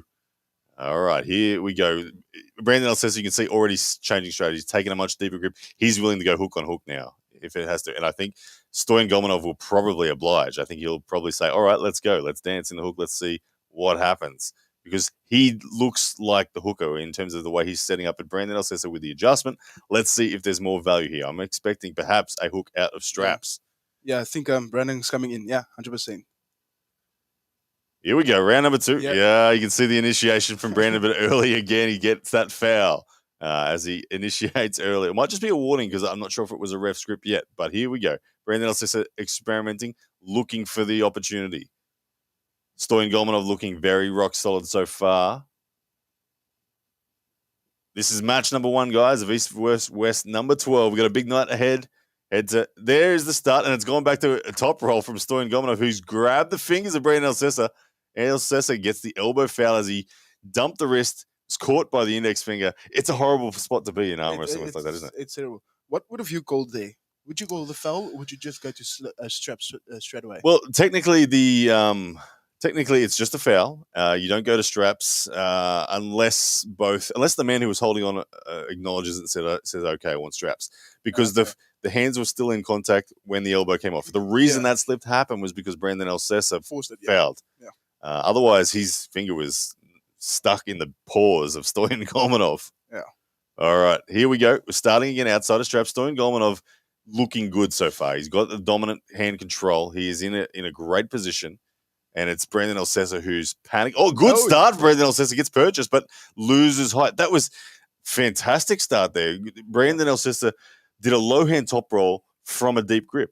That was a good variation, some value there. And it caught Stoyan Golmanov holding on, and side pressure looked good. But then Stoyan rose up, got height, and the slip happened. Yeah, and Brandon had to regrip. Interesting. Awesome. We got 2,626 people in the chat and Twitter on 733. That's crazy. Twitter's I've been doing this game for 11 years, and Twitter of all of them is the slowest growing thing. My mind's blown. Keep it going, Twitter. You can beat YouTube. Hit that retweet, guys. If it beats YouTube, that's a bit crazy, eh? It's crazy. Well, YouTube's got 120,000 subs. All right, here we go. Round number 2. It's Brandon Elessa searching for the comeback so far. Stoyan Golmanov is 1-0. All righty. We've got a super chat coming in as well. Stephen Burke, $2. A ghost of our hippo character floats in front of the words "game over." Oh, sorry, it's a sticker. I was like, huh? What's this thing? Thank you very much, Stephen. You're a legend. I appreciate the love. As we're in round number 2 now, it's Brandon Elessa 0, Stoyan Golmanov on 1. They are strapped up. He's going for the top roll. You can see, Brandon felt the value in that low hand top roll. He's going to hit that again. But Stoyan looking to just stay knuckles up. And you can see Stoyan Golmanov has control of the high ground. Yeah, 100%. So, and even though the initiation from Brandon then looked good, Stoyan was ready to catch and rip him across the table. But it was all a premature start from both men. So it's still 1-0, no pin there from Stoyan as we get set and ready to go again. All righty. Brandon Elessa, you can see he's uncomfortable. He's edgy. He's looking for millimeters. He knows. You always know in an arm wrestle beforehand whether you're going to win or not. You can feel whether you're in control or you're not. And Brandon is not in control right now. He's searching. Ooh, big aggressive hit there from Stoyan Golmanov, claiming the high ground, adding the side, job done, bang. Two surges, but the first surge was almost a flash pin. Yeah. That was close, yeah. Stoyan Golmanov 2-0, only needs one more. Brandon Elessa is going to have to try something else. Blonde hair with a super chat. A super sticker says, thanks, written on a purple heart. These texts are crazy. Guys, I appreciate the love. Guys, please hit like for us, hit share for us. Let's get us The record is 18,000 live. We're going to see if we can beat that tonight. We're going to climb as we get closer to Lavan and Devon, of course. But we are in match number 1 of East vs. West 12 right now. It's Brandon Elessa. And why do I constantly have a... It's Stoyan Golanov. There it is. And Stoyan Golanov leaving 2-0 at the moment. All right, for everyone in the crowd, we'll just run through the matches quickly as they wait between. So we've got this match. Next up is Vidkali Oniani up against Talget Ektayev. Then Petro Manhart, Nugo Chikadze. Sandra Sedus versus Ibrahim Sagov. Schoolboy versus Leonidas Icona. Fiorasek versus Ekaterina Nikasheva. Arta Makarov v. Mendagas Tarasitis. Tobias Spong against Kamil Jablonski. Michael Todd versus Frank Lamparelli. David Samushia up against Nerdalet Adakin. Samushia and Andreiv against Zerak. Georgi Svetkov against Alex Kadecha, Hermes Gasparini against Alazan Moratov, and then the main event, Devon Larratt against Lavan. It's a big night, guys. It's a big night. It's going to be good. All right. You can see, look at the face there of Brandon Elessa. He is struggling. It's a horrible place to be when you feel like this, when you're like, I can't find, like, you want to get in a war. At least if you lose, you're like, I want to be in the match. Then you feel okay. Yeah. This is a hard place to be mentally right now. How do you conquer this moment mentally right now? What do you do? Like when so far everything has just failed. Well, his stopper is failing, so he gets disconnected. So I think he has to try and come forward, eh? Yeah, I hope so. Hook on hook. Let's dive in, Brandon Elessa. As you said, the top roll has failed him twice now. Get power on power. Look for some rotation battle because right now Stoyan Golanov, he's probably going to let you get the high ground. Look, there it is. They're both. If Brandon Elessa takes this into a hook, he will actually have the rotation advantage. He'll have the high ground. It's been gifted to him by Stoyan Golanov, inviting him in. But Stoyan Golanov actually, from that low position, hits the top roll and almost pins Brandon Elessa. But a slip happens just at the death, and we're off to the straps. Man, Brandon Elessa, come on, man. Put your shoulder behind it. Get in there. Crazy. Whew. Willem has said that he's got a $10,000 bet that Lavan wins. I wonder if that's genuine. That's a nervous night. That's terrible, my friend. Why would you do that to yourself? He's not married, clearly. That's what I'll say. He is not married, or he's exceptionally rich. I'll never do that to myself. No, I agree. Never. It's too much stress. Never. Too much stress. Beautiful. All right. They're getting strapped up at the moment, guys. We're in round number 3 of match 1 of East vs. West 12. I think we will see a hook here. We have to. Yeah, absolutely. Come on, here we go. Strapped all together. But Brandon Elessa on the good side of the strap at the moment. Stoyan Golanov takes that lower ground grip, but he's been top rolling incredibly effectively from there. But I think that if Brandon commits, I'm sure Stoyan will go in with him.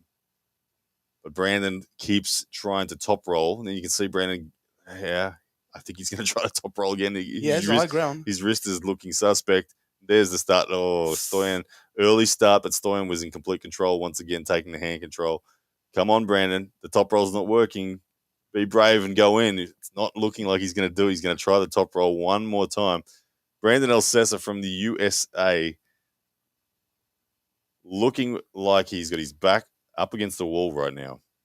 Stoyan Golanov, one pin away, and you can see Stoyan's just rock solid. He's very calm. He's just waiting for the referees to say go. As Brandon is searching for millimeters, trying to get higher and higher and higher and higher and higher in the hand of Stoyan Golanov. Oh, yeah, chuck us that drink, man. Gonna need it tonight. Would you like a top up? Yeah, please.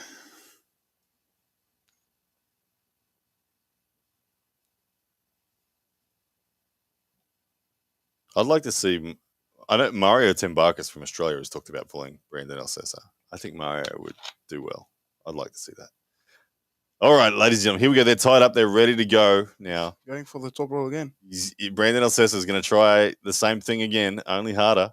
The old Devon Larratt catch right. It's not going to work. You can just see that it's not going to work. He's getting warning for early starts. Stoyan Golanov looking a little smug there, like, come on, dude, keep your elbow down. Let's just get this done. Do they stop on 3?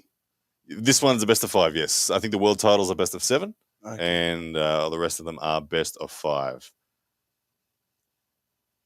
Ryan, did you qualify for East vs West? I did not compete in the Oceanic qualifiers, which was today. I competed in the AWE tournament last weekend and just was way too close to go around again. So did not compete, but never fear. His setup looks pretty good, Brandon's, but this guy's too confident. Yep. And there it is. Stoyan Golanov, big surge, one surge, one pin, gets the job done. And the first match is complete. Your winner, Stoyan Golanov. Very good. Ladies and gentlemen, we are one match down out of a 14-match card. Okay, I know that everyone's waiting for Devon and Lavan. Everyone's waiting for Devon and Lavan, but we are still a little bit away from it, guys. Next up is Kilionani up against Talet. Settle in. You can set if you're desperate, set your alarm for about 3 hours from now and come back and check. Don't miss it, though, for goodness sake. I would have so much anxiety on turning this off and saying I'm coming back later. Will you be able to sleep? Yeah. Just having that thought in your mind? Oh, guys, yeah. I would. Where do you see this live, guys? Just head to coresports.tv/sign up and you will get it live. That's where it is. We're going to be hanging out here on YouTube, on Facebook, on Twitter, on Twitch, keeping you guys updated with the commentary as they're interviewing the winner now, Stoyan Golanov.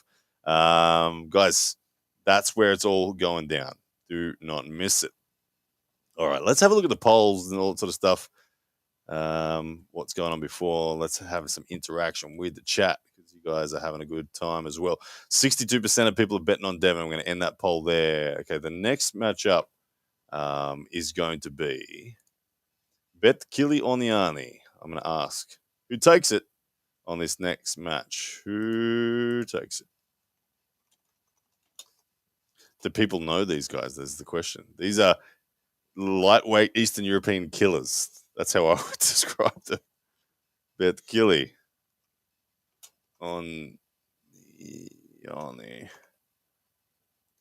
I'm probably murdering these names for pronunciation too. I apologize to anyone who actually knows how to say it and to the gentlemen themselves. Who takes it? That is the next match up. Let's see what the first impression poll comes in at. Who is going to be the winner in this next match? It's an exciting one. Talet Aktaev is the first man to get his nose ahead in the polls after 32 votes. He's at 62%, 58%. The Kilionani's Oniani's just taken the wind out of the sail. But look at that, very 50-50. 50-50 on this one. Maybe that's because people don't know them, so they're just picking. Or I don't know. I don't know. It's very evenly split. But it's look. These guys do not. These guys are a great example. What you're about to see is two gentlemen that, if you didn't know arm wrestling, if you saw these guys walking down the street, you'd be like, "Oh, that bodybuilder would beat them." Oh yeah. Where these dudes, you grip them, and they would feel like a steel pole, like to the non-arm wrestler. They'd be like, you'd be like, "What is this?" Oniani, I watched have a war with Oleg Zok, and Oleg Zok. He's a legend. Yeah, he is potentially the best pound-for-pound arm wrestler of all time. Yeah. With what he's done on his left arm. Absolutely crazy. But that's what's coming up next, guys. And they're about to be announced out at 53% of people after 277 votes on Kilionani to take this one. Should be a close match. I think it's going to be fantastic. But here we go. That one. Look, what's it? You were strong straight out of the gate. But I remember the first time I ever gripped an arm wrestler, and it felt weird. I was like, wow, that is a different strength. And I think the sport is in a phase where the world is starting to learn what arm wrestling is. There's still plenty of misunderstandings out there as to what it means to arm wrestle. You still get the comments in social media where saying, "Oh, he's using his body, that's cheating," all sorts of stuff. So there's still a lot. And look, here's Kilionani. Just looks like your average accountant. Doesn't he? Like, don't get me wrong. The dude's strong, but he's imagine him in a black and white suit. Yeah, you put him in a suit, you think that he's there's your accountant and he's gonna get. But this dude is so strong. Yeah, that's crazy. Big hands, eh? He has, from when I watch him pull Oleg Zok, his ability to supinate. He's like a Sasha Andreiv. He'll supinate and just say, "Try to top roll this." I don't know if that's how he's going to pull here tonight. We'll see. We will see. Guys having dramas purchasing the pay-per-view. Just so you guys know where I purchased the pay-per-view and I've always had success is via the website as opposed to the app. The history of the Core Sports app has been a little bit troublesome compared to the performance of their website. So if you've purchased it, try logging in through a website. And I actually also had problems. You've had problems? Yeah, signing into the app. Okay, yeah. So go through the web browser version. Yeah. It is typically a better performance. Here we go. 26 and 28 years old. This is 95 kilos. My goodness, Bet Kelly's put on some weight. I did not realize this was a 95 kilo match. Okay, well, that changes the perspective in my mind. I was envisioning these guys at 80 kilos. Yeah. But 95, oh my goodness. Okay. That's Kazakhstan. Yeah. Oh man. A country of arm wrestling. Did you see that guy's training? There's a video on YouTube. Okay, no. Of Kazakhstan. Oh, yeah, the club. The club that they have is phenomenal. It's crazy, man. All right. Talget Octavia, but Kilionani. Here we go. Round number 1. Woo-hoo. Okay. Look at that. You watch for Talget to just look at the demeanor of Talget.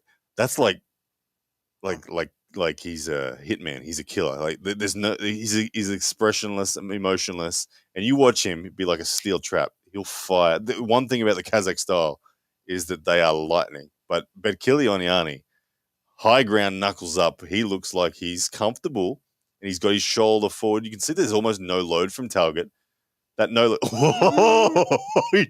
Talget just sent a warning shot across the bow. Oh man, he's got so much fast twitch. Ooh. And there we go. First start, Oniani off the straps. Oniani looked good then. Sideways, eh? Side pressure is so fast from both guys. But Kilionani looked like he had the high ground covered there and took control of center. Was that because he reacted better or was he stronger? We're about to find out as they get strapped together. My goodness. This is what I mean. These two dudes that just look like normal dudes, honestly, scary. So it's like Bruce Lee level fast twitch from these guys. Yeah, that's. Where do you sit on speed? Do you have? No. You're sitting in the horsepower zone as opposed to the fast twitch. Yeah. That's the thing. That's everything will change with me and Lockie if it's a ready go. Yes. The slow pull is just I can get connected to my arm and all that. But the thing is, now I'm bringing the shoulder forward now, so the speed is a bit better. The delay will be a bit better. Whereas you're going for a top roll and it's a flash from your opponent. Yep.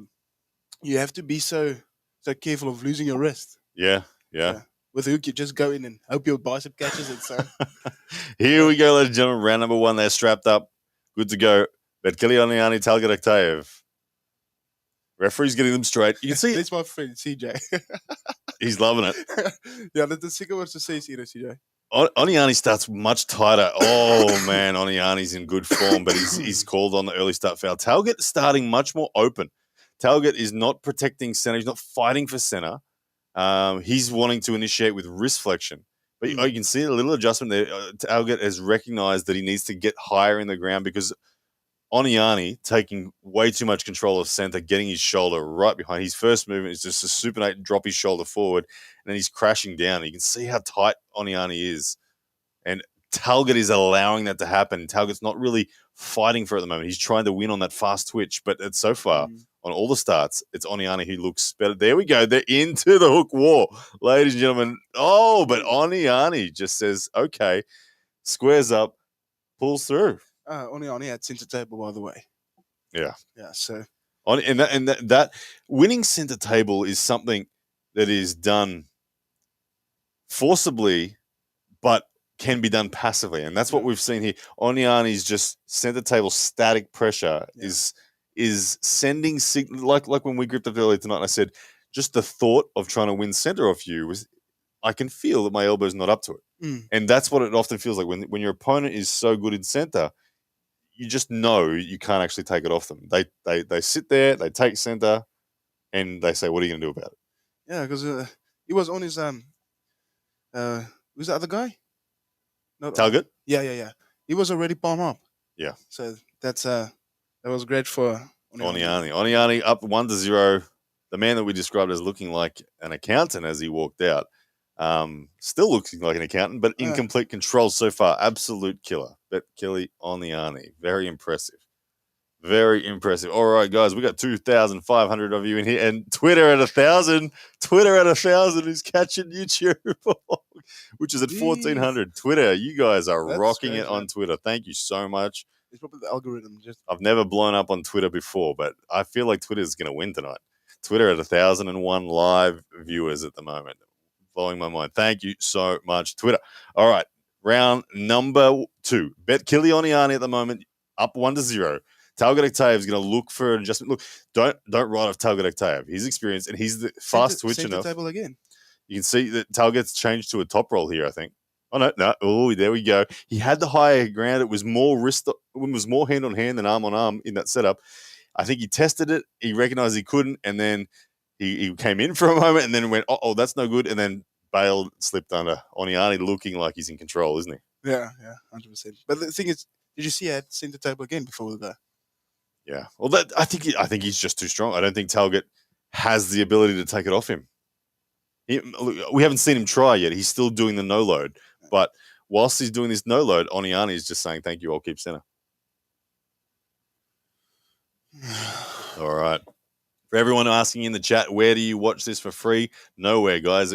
Anywhere that it's for free, it's going to get taken down within seconds. Okay? There's a whole team of people out there working for Core Sports that will crush it real quick. So don't even bother looking. Just grab the pay-per-view, head to app.coresports.tv/sign up, and that's where you can watch it. That's where we're watching it. But if you can't afford it, stay right here and we'll guide you through it as the night goes on. At the moment, we're in match number 2. It is 1-0, bet Kilionani over Talgadektaev. Round number 2, they are strapped up, good to go. Composure from Oniani. Talgadektaev carving his Oh, that's brutal. That's scary. Oniani, savage hit. Yeah. Too much power, too much control. And it looks like it's crumbling now. And this is what happens sometimes in arm wrestling. The thing is, I don't understand.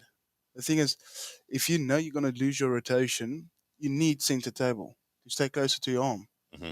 But he's not complaining. He's on his side of the table, and I don't understand. Look, at the end of the day, I think the truth of it is, your body knows it will break if you go there instinctively.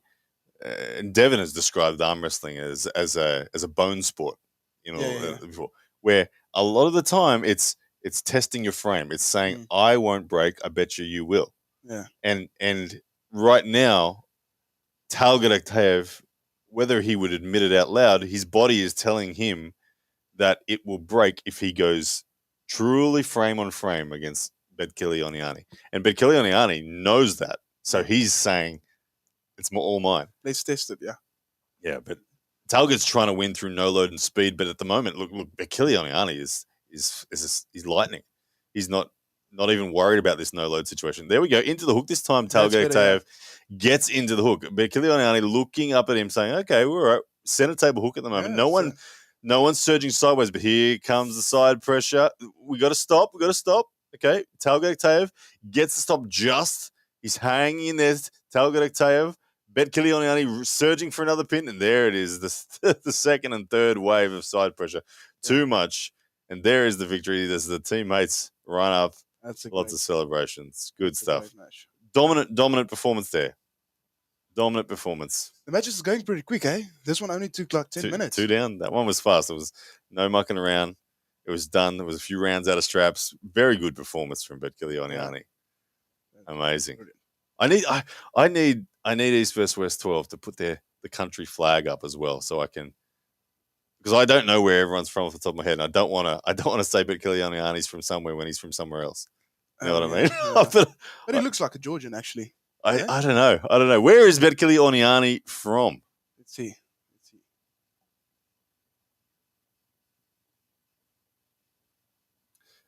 People saying my audio is bad again. Is the audio bad, guys? Is the audio bad? I'll ask one of my friends. CJ, is he Mike Slag?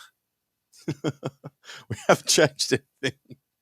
But yeah, guys, the Lavan, he's from Georgia. How do you spell his name? You got it right. He's from Georgia. Oh, okay. People are saying, okay. You can just see that. Okay, dog beard. People saying the audio is fine, but it's inconsistent. Okay, well, thank you for the update on the audio because I've seen a few people saying. Also say it's good. Okay, sweet. I won't change anything then. For all those that it's good, we'll stick to that. Sounds good to me. Thank you very much for the feedback. All right, match number 2 is down, guys.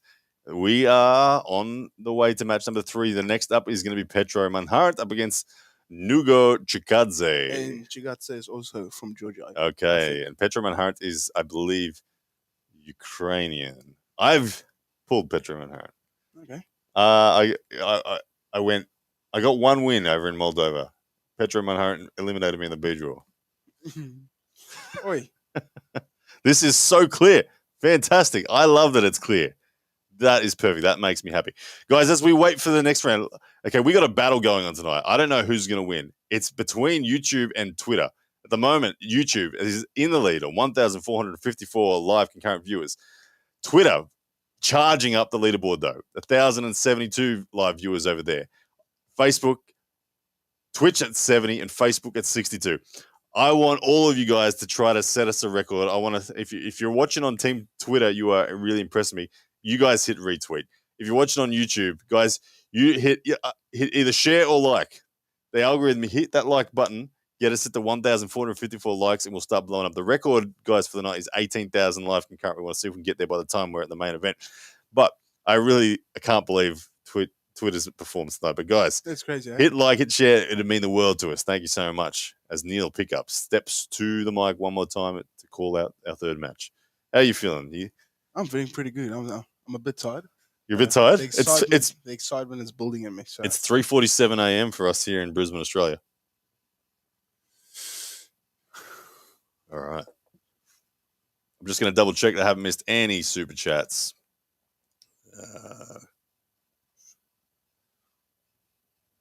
All good. We are up to date with the super chats. You can actually see the emojis, eh? Oh, yeah. We can see the emojis when we come over to YouTube directly. Beautiful. All right, next match. Let's get a poll running on this one. Let's see what people's opinions are. We'll end. Look, 59% of people who bet on Oniani got it correct. Well done to those on YouTube that answered that poll. Okay, who takes it? Petro Manhart. I'm just going to say Petro to save myself murdering the typing of that. And Nugo. Petro or Nugo. Who takes it? Let us know. The first impression poll is always an interesting one. Let's see what that is as we wait for the two gentlemen to make their way to the stage. First impression poll comes in at 59% after 22 votes. Petro so far. 71 votes in, and it's still Petro at 69%. Petro Manhart looking like the overwhelming favorite according to the people in YouTube poll. There we go. All right. Yeah, it's this guy. Yeah. Here we go. Yeah. He's pretty strong. Nuxari Chikadze from Georgia. He's a ball of energy, this dude. Look at him. He's like a little bulldog coming out. Yeah. He's got a thick neck, a thick jaw, stocky shoulders. No neck, actually. He'd be a great rugby player, I reckon. Yeah, great prop. Beautiful. Now, I saw training videos of him and Bacho. Okay. And that's when I saw this guy. He's scary. He's not afraid to injure himself. It's a 105 kilo weight category too. 35 years old, Petro. 25 Nuxari. 25. He looks good. There you go. And 47 centimeter bicep on Nuxari versus a 44 on Petro. So look, expect. Look at this dude. The energy of this dude is intense. He's ready to go. That's what I meant earlier. He's got that tick going. There we go. I love that he's come out. I saw him at the press conference. He was ready to go.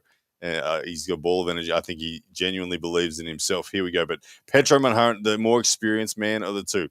Let's see where round number 1 goes. Petro Manhart with a wrist up, but pressure coming forward. He's ready to catch into the hook. And Nuxari, I reckon he's going to explode. Look for a top roll. Short top rollers are rare. So this will be interesting to see if he can pull it off. Arsen Liliev style top roll, perhaps from Nuxari Chikadze. Here we go from Georgia up against Petro Manhart of the Ukraine, I believe. Round number 1. Referee's got them start. They're all square, good to go. Just got to say the words and they will explode. Ooh.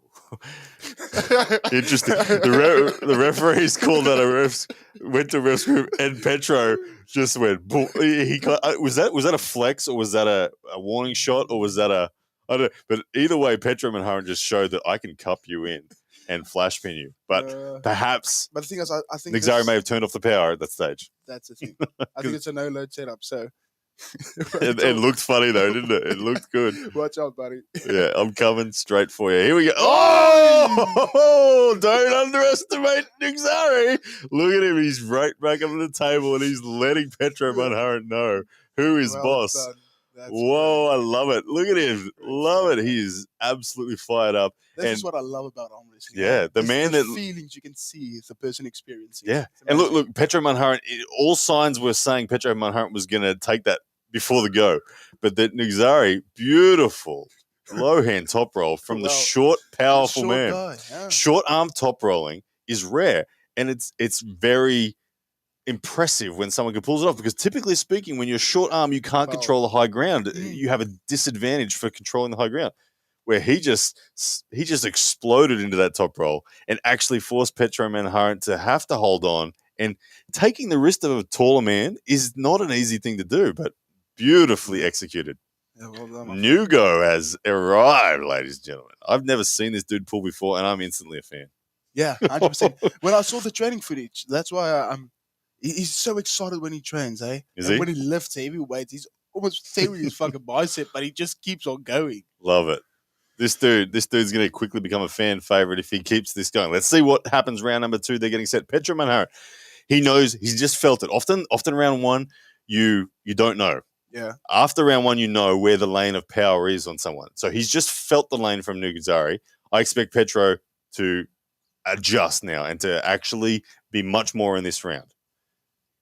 But it does look like he's still willing to hold on. Now, that was a big mistake or a risk. Yeah, he's got a limit. There we go. He's held on this time, and he's got control. But elbow foul from Nixari, a deliberate foul comes off the front because Petro got control of him that time. 100%, because he missed the start. He did. It did look like Petro was much cleaner off the start, and Nixari didn't get the connection to his explosion. Yeah.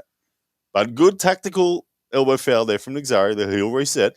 This one thing I can say is is it WAF?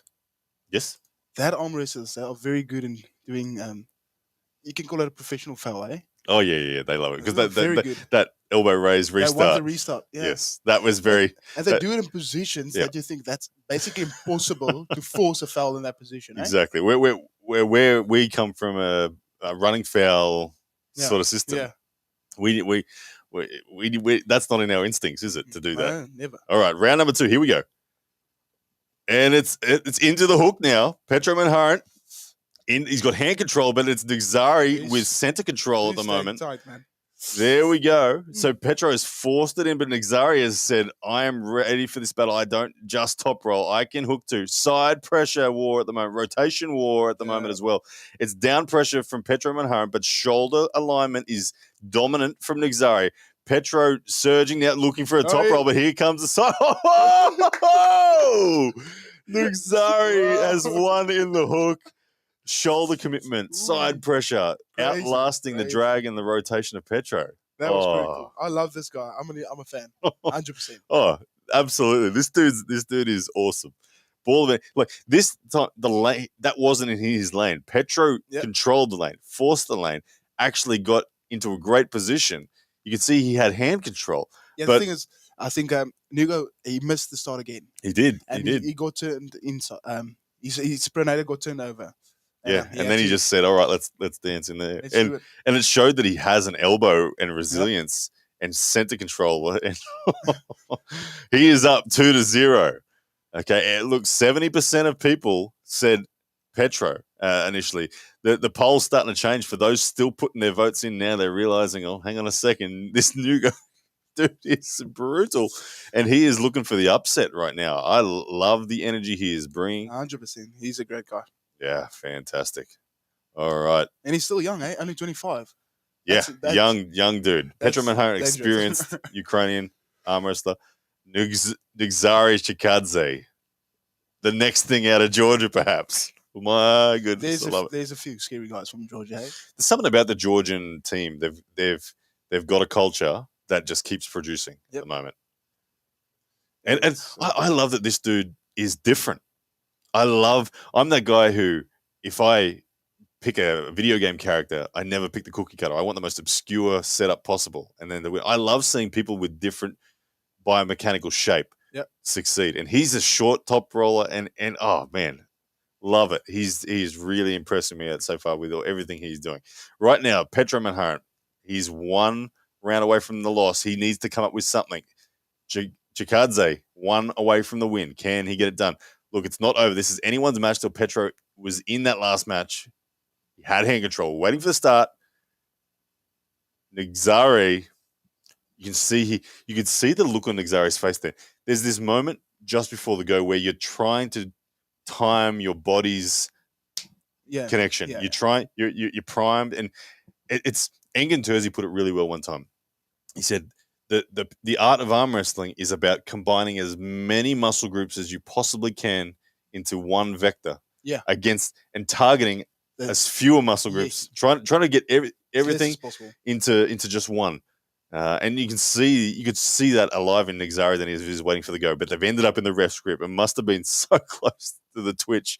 It's like a slingshot. It's just maxing out and on that go. There we go at the start. And this time we are back into the hook. The top roll not getting away. But it's, once again, hand control, Petro Manhart. Side pressure, drag, hook. This time Chikadze is quite open, but he's still hanging in there. That's good. Petro Manhart, though, in control still of the hand control. And the center and the down pressure from Petro Manhart. He's shaping like he might try to get his shoulder behind and press through. But at the moment, the bicep is holding on from Nugzari.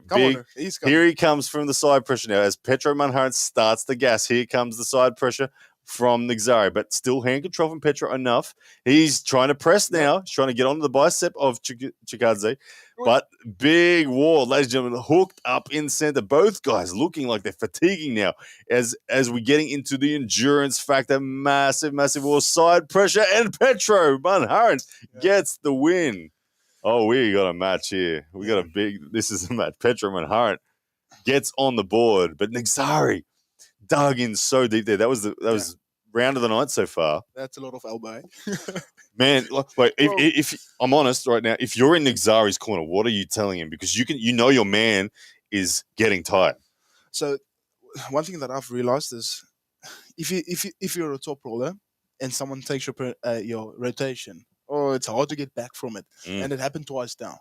Yes. So you're going into the hook anyway. So commit from the start. Commit from the start. Go in with him. But also, when you do that, you still have to convince your opponent to be scared of the top roll. Yeah. Because if they sense it as well, then cool. But if they're still scared of your top roll, you'll gain leverage when you come into the hook. Yeah, that's true. Yeah, it's basically you have to stay high. And there you can see, look, Mr. Gennady factor. Gennady barking orders in the corner there. Look, what an experienced man to have in the corner. As Kevin comes in with a super chat. Thank you, Kevin, you legend. $6.99 Canadian dollars. Says, greetings from Canada, Ryan Blubone and Rickard Borman. Always enjoy RBB commentary. Thank you very much, brother. As he gives the best technical analysis of matches in my books. Thank you very much. That's true, man. 100%. I actually miss you being there and calling it. Yeah, man. I truly do. I'm back in the world of arm wrestling. In terms of commitment to it, I'm all in again. So I needed a break. I've been doing it for 10 years. Needed a break, but I'm back now. So who knows? You might see me on the big stage in the commentary booth again sooner than later. But anyway, it is. Thank you for the super chat, Kevin. You're the man. I really appreciate the support. Petro Manhart, Nugzari Chikadze. This match is shaping up, ladies and gentlemen, like it could be an absolute war. It's Nugzari leading 2-1 currently, but it's Petro Manhart who took the third round, and endurance is a factor now. Look, Petro's arm and hand. Well, Petro's arm is getting tired. That's the thing that he's winning the hand control, but side pressure is his vulnerability at the moment. Yep. I wouldn't mind Nugzari getting to the straps because he'll be able to get more side pressure involved if he can do that and less hand. Yeah, I'd love to see Nugzari get to the strap, but at this point in time, Nixari's hand and pronate is so gassed that it might be a risk even trying to get to the slip. But Nixari, as the shorter man who doesn't have the hand control, there's not many lanes for him to genuinely slip. If Petro holds on, Petro's holding on. And at the moment, Petro's going to hold on because his hand control's good. And he grips pretty low as well. You can see that. So that's a problem if you want to go and slip. Yeah. He's not joining him. And that's the thing. A top roller hates it when you're trying to be the highest, but the guy doesn't even... He's not fighting for the high he doesn't want it. Yeah, Petro with his low, deep grip. Yeah. Very hard to slip from a low, deep grip. But that gives you the chance to shoulder commit. You see him get over Pedro's rotation. So that's... Nixari needs to go. Oh, elbow foul. I thought we were going to get a flash pin. Petro Manhart call them, but no, elbow foul. Somewhere before the cameras slightly missed that. Woo! This match is really shaping up. 2,973 of you in. Oh, man, the battle between Twitter and YouTube is raging hard. Still, YouTube holding on to the lead. 1,540 people and YouTube Live. Where Twitter, 1,315, doing my mind. Can't believe it. Keep it going, guys. Retweet if you're on Twitter. You know, the battle is on. YouTube, guys, you just hit that like button to get that algorithm pumping for me. There we go. I did not see that tonight. But anyway, back to the action. Okay, look, right now, as you said, Nixari needs to commit forward. He has to be bravery when it comes to putting your shoulder, isn't it? Hesitancy in putting your shoulder behind, just it lets you down. You end up at the end of the match saying, why didn't I just man up and commit it all? Yeah. And you have to do it because... it's like jumping through a fire. Now you have to catch him. You have to catch him. So just join him and whatever happens... Look, the opportunity is there. There it is, and he has committed, but he didn't follow through hand control. Oh, ladies and gentlemen, it is 2-2. Nixari's in trouble. He's getting desperate, hoping for... Look, I see what Nixari's doing now. He's getting desperate, saying, review for the elbow foul. Look, whether there was an elbow foul or not then, that was a one-way traffic then. Yep. Petro Manhart just equalised 2-2. I think Nixari's just trying to buy some time. He's trying to find a way back. Gennady looking at him saying, what's going on? Where are you at? Gennady looking a little forlorn as well. Actually a bit disappointed. Yeah, I think he's disappointed with his man. But look, he did try to commit the press off the go, as we talked about, but it was half-hearted. Yeah. He came forward, but he didn't when you commit to a press, imagine uppercutting and twisting and supinating. That's the truth. You have to stay tight. You have look. Petro's gripping low. When someone grips you low, there is that opportunity. So coming forward towards them is the hesitant, scared version. You have to go like this supinate and just literally imagine a chain is tied to your wrist and your left shoulder and say, I'm twisting like this. I'm not going like that. 100%. Yeah. And while you're doing that, you have to make sure you cup. That's very important. Because you need to get over that rotation anyway. Yeah. Isn't it interesting how even on inside moves, like even on supinating moves, you actually still need to keep your pronation. Yeah. Even though you're supinating, keep your pronation. Yeah. And that does a lot of people's minds. And you say, how can you keep your pronation while supinating? You can supinate in respect to the biomechanical relationship of your arm and his arm, but you always want to have more pronation than he has. Yeah, 100%. Because that means side pressures. When you apply side pressure, you get to use your pronator to support it. If you go to use side pressure and you have no pronation, you're only using one side. Yeah, that's terrible. We trained last night, and I forgot to activate my pronation in one of the... So I got to stop, but as soon as I started engaging my pronator, I could just feel, there's a little bit more connection, and it does help you. So if you go over that pronation, and even if you have your cup, it opens up your bicep anyway. It does. It does. So, all right, guys, here we go. We're heading into the final round. This is the moment. Look, right now, my heart, I want Nixari Chazi to find a way to win this. Right now, it looks heavily like Petro Manhart is coming home with more energy in reserve. Nixari, he needs to, I don't know, he needs to either time this top roll perfectly or he needs to commit. And I'd like get to the straps, Nixari. Please do so. I don't know.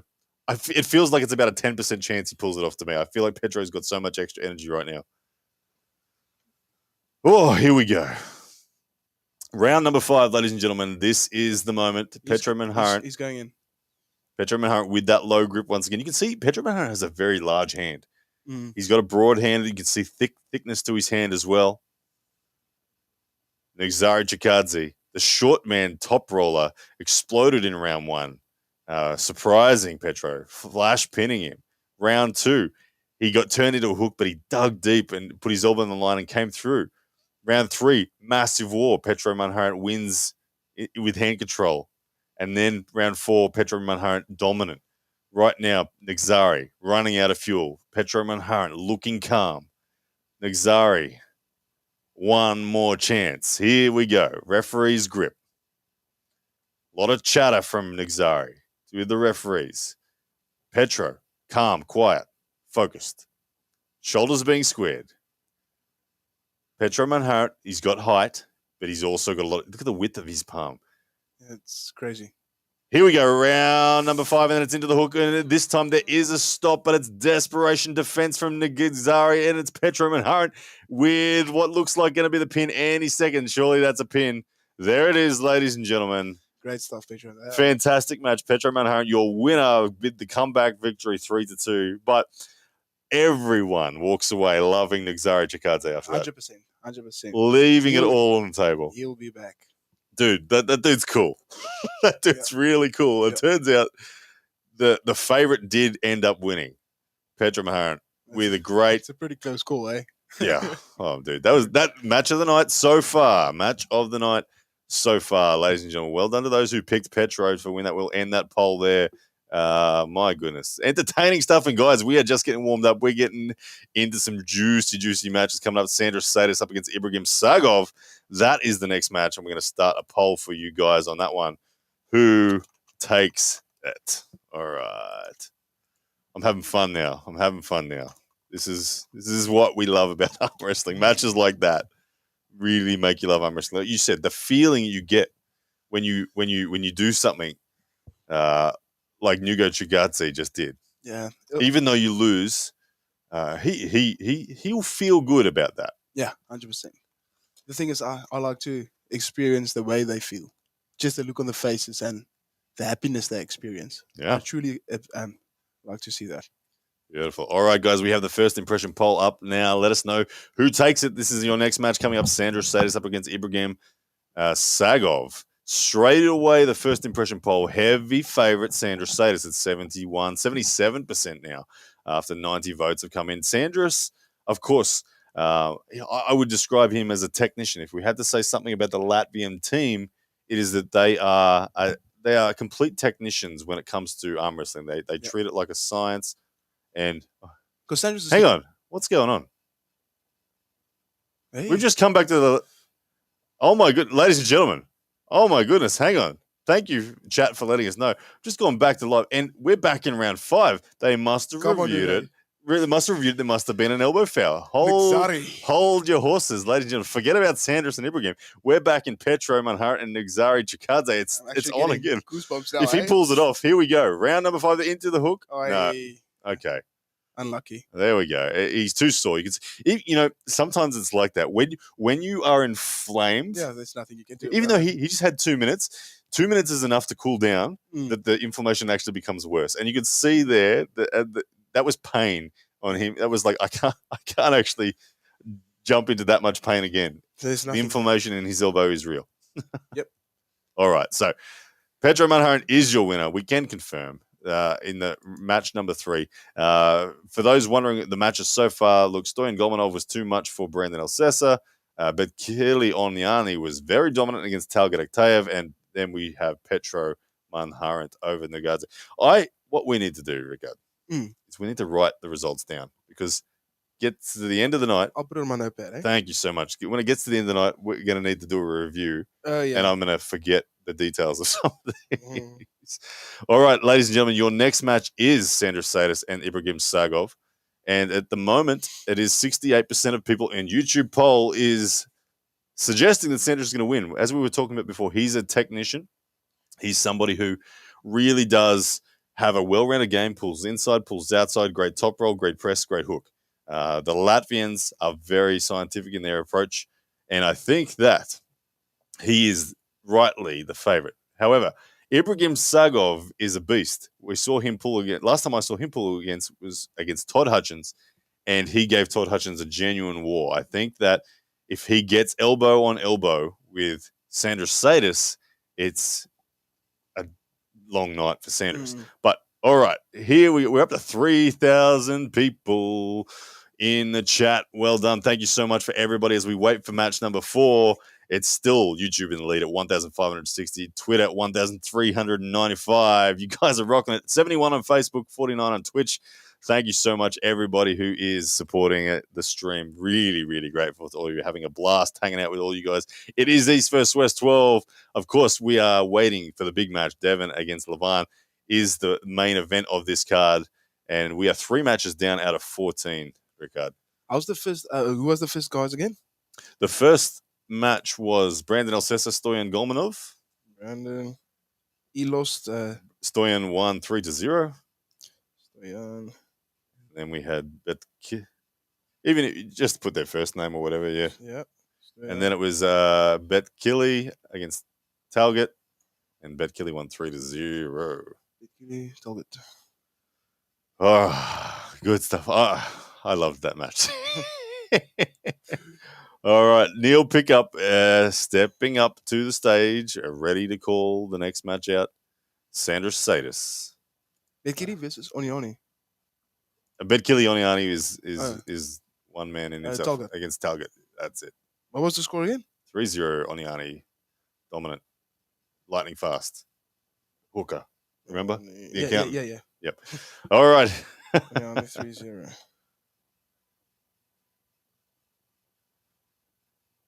Okay, here we go. Neil Pickup is getting ready to call the next athletes to the table. Is Devon the last match of the night? Absolutely, my friend. Andy Zero asked the question. Yes, he is. He is. Do not miss it, though. Do not miss it. There's so many good matches coming up. The whole card is phenomenal. But yes, Devon and Lavan will be the main event tonight, which is, I'm going to guess, maybe 3-4 hours away because we have a star-studded lineup and we're only getting warmed up at the moment. But this next match, here we go. Sanders Sedus making his way to the stage. He's a beast, eh? He is. He's a great top roller, great hooker. He can press. He will go wherever the match needs to go. That's one thing I admire about Sanders is he's not dependent on just one move. He's got an ace. I think his ace would be his top roll. But if his opponent has the vulnerability of being pressed, then he'll press. He will take his opponent wherever they don't want to go at the end of the day. Sanders Sedus, very well-rounded arm wrestler. We've seen him doing that with Devon at Arm Wars. Yes, indeed. That left-handed match. You could see him. Yeah. All right. Try to make it difficult for Devon. He's got the headphones on. I wonder what he's got cranking in there. I'm a Bobby Go. All right. Okay, now next man to the stage. It's going to be Ibrahim Sagov. This man got dug down into a hook with Todd Hutchins and hung with Todd Hutchins. That says a lot, eh? Yeah. So if he can get this arm on arm, Ibrahim Sagov will be in his element. Ibrahim. There's a question that a lot of people have asked me in the last couple of days. Ryan, how do you think Rickard and Lachlan will turn out? Look, it's evident that is a question now. That's the coolest thing. It's a question. We don't know formally. Yeah. I'm sure we'll get the chance to find out. But Lachlan is booked to pull Paul Lynn at King of the Table very, very soon. And Rickard Borman, it's all to be announced. We'll see what comes. But something big's coming. Scary, man. Scary. All right. Back in the action. Round number 1, they are getting set. You can see they're firing up now from the corners. They're giving the last and final instructions. Sanders Sedus stepping to the table. Ibrahim Sagov squatting down, thinking about the strategy, chalking up the elbows. Ibrahim's, to me, looks like the man that's going to have his heart on his sleeve a little more. I feel like some arm wrestlers tap into raw emotion. Some arm wrestlers want to be calm and calculated. I think Sanders is the common calculated one. Ibrahim here, I feel like he's hard on his sleeper. Look at the length of the forearm of Ibrahim Sagov. I did not realize he had a forearm that long. My goodness. I thought, okay, wow. Ibrahim Sagov has the longer arm here. Interesting. You can see his arm angle is lower than Sanders's to match the knuckle height there. Interesting stuff. But you can see so far the knuckle height does appear to be being won in this negotiation by Sanders. Ibrahim Sagov, though, shoulder is forward, like he's ready to dive in. It's like he's almost, oh my goodness, these guys are literally touching heads. They're both. That's going to be a scary routine. Yeah, when both dudes are coming forward like this, it's like, who is braver? That's true, eh? Who is braver? Off the go. We had a match like that on AWE too. Fitzy and Josh. They were headbutting each other after the go. Literally, that's scary, eh? Two pushes. Oh my goodness! All right, here we go. Round number 1. Both these guys declaring their intent so far. Ibrahim Sagov, very shoulder forward committed. Looks like a low hand top roll from Sanders Sedus in the setup here. Round number 1. Yep. Or early start. Oh, they're calling it on Sanders. Interesting there. I looked like Ibrahim was the mover to me, but we couldn't quite see. Must have been some pronation there from Sanders. But it looks like Sanders has changed his tactic. He was meeting at center in the first setup, where now he's allowing Ibrahim to have center, and Sanders is putting more into back pressure and pronation. He wants to take the wrist away from Ibrahim Sagov.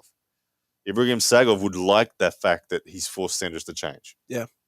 Center table, he's already won the battle for center table. But to take that advantage, he needs to keep his wrist. If he loses his wrist, it doesn't really help him. Here we go, round number 1. And Ibrahim Sagov gets it into center, but Sanders catches it, but it's out of position for him then. And there is round number 1. Ibrahim Sagov getting the shoulder behind nicely, finishing the job. See, that's super hard. It's really bad trying to top roll someone, and it gets over your rotation, and then you have to go and try to defend it. You're completely out of position then. Like Sanders fought, but I'm glad Sanders didn't hang around for too long then, because he was. As you said, when you are committed to a top roll and you get turned in, you're out of position for the hook now. 100%. And you have no shoulder commitment. You're totally out of alignment. It's a terrible battle. So it made sense for Sanders to just let that go. Not that he gave up. I mean, Ibrahim forced that pin. Yeah. But I'm glad it was over. For Sanders' sake, I'm glad it's over. Look, round 2, Sanders, I'm expecting him to come inside. 100%. He will. Yeah. He's not afraid, eh? Yep. He dives in. So, yeah. Interesting. David Simpson with a comment there saying that Sanders needs to be telling the ref to square him. Okay, it's interesting. Look, a top roller, I disagree with you on that one. Sanders made the conscious choice. Just so you're aware, Sanders made the conscious choice to no longer fight for center and try to go for the hand. That was him. He wanted to connect to back pressure. Ibrahim Sagov just proved Sanders wrong that that's not a tactic that's going to work. If Sanders Sedus, you watch this round, we expect him to commit forward himself and actually fight for center, like we saw in the initial setup, where it did look rather even.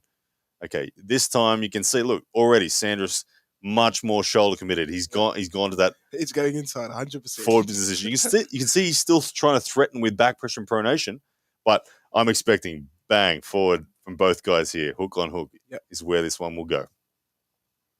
Ibrahim Sagov, though, he'll be welcome to that challenge. He's such a long-armed hooker. You can see knuckles up from him.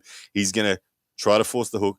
Expect Sanders to come forward. These guys, Sanders looking for that top roll, still testing the hand out. I think it's still coming. So the variation from Sanders so far, if he follows through with what he just showed us there, it could be a bluff or it could be real. But he is top rolling from a committed shoulder position. Last time he tried the top roll from a pure top roll position, didn't work. This time he's threatening Ibrahim to come in, but he's still looking to top roll. Let's see if he can pull it off. No, he can't, but he gets forced in again. But he's in a better position this time, but still, he is in a defensive position. I'd prefer to be where Ibrahim is right now, but right now, Sanders is good, man. Sanders has got a stop. He's got rotation, but shoulder alignment is definitely Ibrahim, who's applying relentless down pressure, but Sanders Sedus has enough to defend at the moment. It is very close to a pin for Ibrahim. Ibrahim is getting that shoulder surge that's getting closer, and there it is. Ibrahim Sagov with the win. Look, Sanders has to go all in now. He has to. So we've seen 2 variations from Sanders. We've seen all out top roll got turned in. This time we saw top roll from a press position. Still got turned in. He was in a better arm position then, but still not enough. Sanders just needs to commit in. He needs to get on his side of the table. Yeah. As soon as possible, because he's defending now. He is. His back is against the wall. Look, Sanders Sedus was the overwhelming favourite after 1,071 votes at 67%. But Ibrahim right now, up 2-0, and not looking like he's fading either. Yeah. It hasn't appeared that he's gassing. And that's been achieved through superior position. Look, Sanders is fighting hard, but Sanders has been fighting an uphill battle in each round when it comes to position. He's making it hard for himself. He is. He's not trusting his hook yet. He keeps thinking that the top roll is the correct technical answer. Perhaps now he will be convinced that it's not. But now there's only one chance left. And now he's used up a lot of energy. Yeah. So, look, the hook may not be enough. But I do believe that there is no top roll answer. The evidence, the data's shown that now. I think the problem is if you see this guy setting a hook with Todd Hudgins, you know it's going to be very hard to tackle that guy. Yeah. So you don't want to risk too many rounds on that, because the hook is going to be. He can set the hook. His chances will be better to get center table, but to win from there, and that's a lot of blood in the bicep already, eh? Yeah, absolutely. So yeah. Yeah, back against the wall now. Sanders taking deep breaths. You can see that shiny head of his is now shinier with the sweat as he's wiping that sweat away off the brow. Sanders Sedus, let's see if he will technically make the decision to go into the hook. I'd be surprised if he didn't, even though that's Ibrahim's lane. That's really the only option he now has, and he must go there. Ibrahim, he'd be in a good place right now. He's happy. He's up 2-0. You think he's getting fatigued? I don't think so yet. Don't get me wrong, yes. One thing about being up 2-0 is you often think, man, I really need to win the next one because I don't know if I can do 4. Yeah. I don't know if I can do 5. Yeah. And I think Ibrahim would have those thoughts, but he's confident. He's confident. But this match could turn. It could turn. Sanders Sedus not fighting for center. He's going for the top roll again. He's going for the top roll again. He's hoping to bust the wrist back. And it's gone into it. No, Sanders has gone into the hook this time. Definitely decision to go into the hook. And the rotation looks much better for Sanders.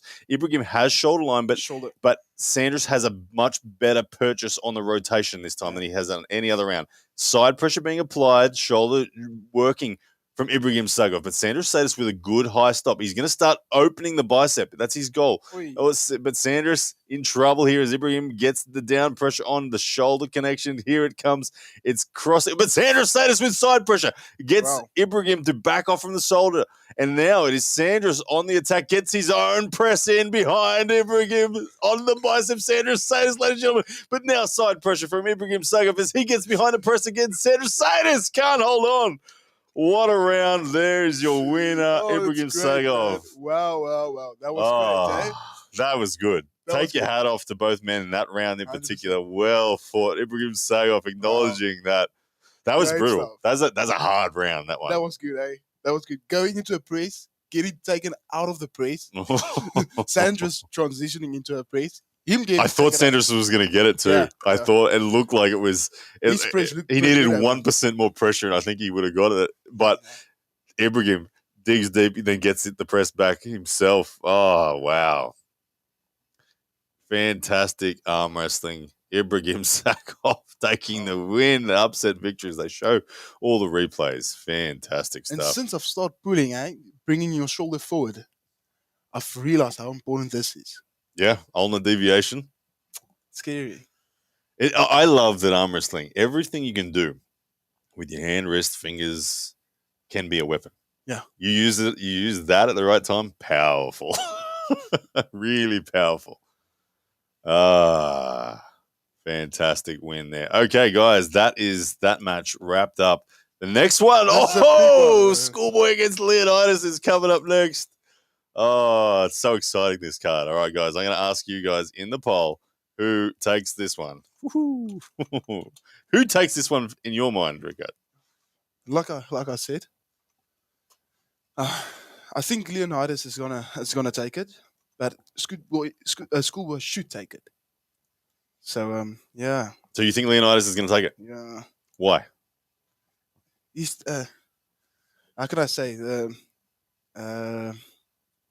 his last matches, he looks pretty solid, eh? I mean, to just pull Larry Wheels to the pad, it's not an easy task. Mm-hmm. I think Larry he's become a real good arm wrestler. Mm-hmm. And yeah, Larry has become a good arm wrestler, and Leonidas did just look like Larry, but stronger. He moved very similar to Larry. He's got an open arm top roll defense if he needs it. His wrist flexion bicep looks very strong. I don't think Schoolboy wants to go arm on arm with him. That's the thing. That this is if Schoolboy can't take Leonidas' wrist, yep, it's over. I think there's a risk for Schoolboy. If Schoolboy commits too much to the top roll, yeah, he might get opened up with the arm. If he commits too far in, he's in trouble. I think the sweet spot for Schoolboy is a high hook, halfway between a top roll, halfway between a hook. Yeah, that sounds good. Yeah, and the polls come in at 75% Schoolboy, your favorite against Leonidas. This is a big match for Leonidas. It's an opportunity for him to say, "I belong among elite arm wrestlers. I'm not a bodybuilder power lifter. I'm a real arm wrestler." Yeah, and that's why I think I'm giving it to Leonidas. But the thing is, Schoolboy he's a great arm wrestler, eh? And he's big now. He is 130 kgs, eh? Yeah, 130 kgs, 6'5", I think. I think he's 100. He might. I don't know. We'll hopefully get the stats on the screen as he comes out. But everyone thinks Schoolboy will take this one. You know, I don't want to beat up on Schoolboy because he's always improving. We all make mistakes. But I was there when he pulled Khaled and lost to Khaled, and I feel like he made a lot of technical mistakes. He didn't trust his power, and if he makes those mistakes again tonight, Leonidas will win. Yeah, 100%. He needs to really trust his game and know that he might not be the stronger man here, but he's the more complete arm wrestler, and he should win. He should win. A nice threatened top roll, but not a running scared top roll, but a kind of deep grip top roll. As he drives, Leonidas is going to curl and hold on, and as that curl and hold on, he needs to come across then. Yeah. If he comes across too early, if he comes across too early, bad day. Yeah. Leonidas will win it. If he doesn't come across at all and stays out there, bad day. Bad day. Top roll till it hits its limit, then come across, take control. That looks pretty accurate. Yeah, that's what Schoolboy needs to do. Because the thing is, if Leonidas has his hand, that hook is he's a big, strong guy. So that's a scary thing. Yeah, and I don't think if Schoolboy can manage that. So he has to go into the hand and make the hand a factor. Okay, and it's basically exactly the same with the Devon Lavan one. If Devon wants to match Lavan arm on arm, it's stylistically and theoretically, with the weights that Lavan is lifting, it's impossible basically. So yeah, it's better to make it hand on hand. Yeah, great. Hey, just looking through the chat. Let's see. I'm not sure.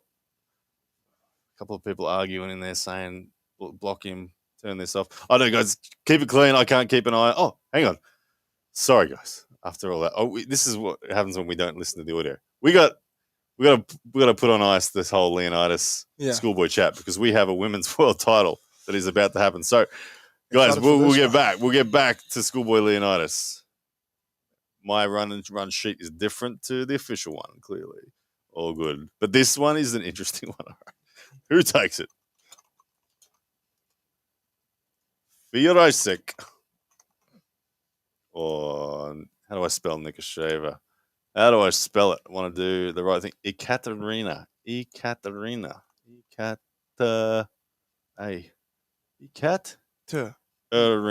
Yeah. I'm just going to stick with that. Ekaterina. Who takes it? Let us know, guys. This is a big match in women's arm wrestling.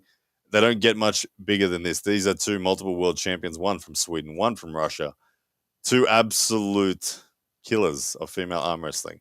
I'm a big Feric fan of. She was at the WAL that I was at, and she's tenacious at the table, very proficient arm wrestler, very experienced, lovely lady. Ekaterina, however, I've never met her, but she's a multiple world champion. She's from Russia. That says a lot straight in itself. Look, this is one of the things that as well that to a non-arm wrestler, look at Ekaterina.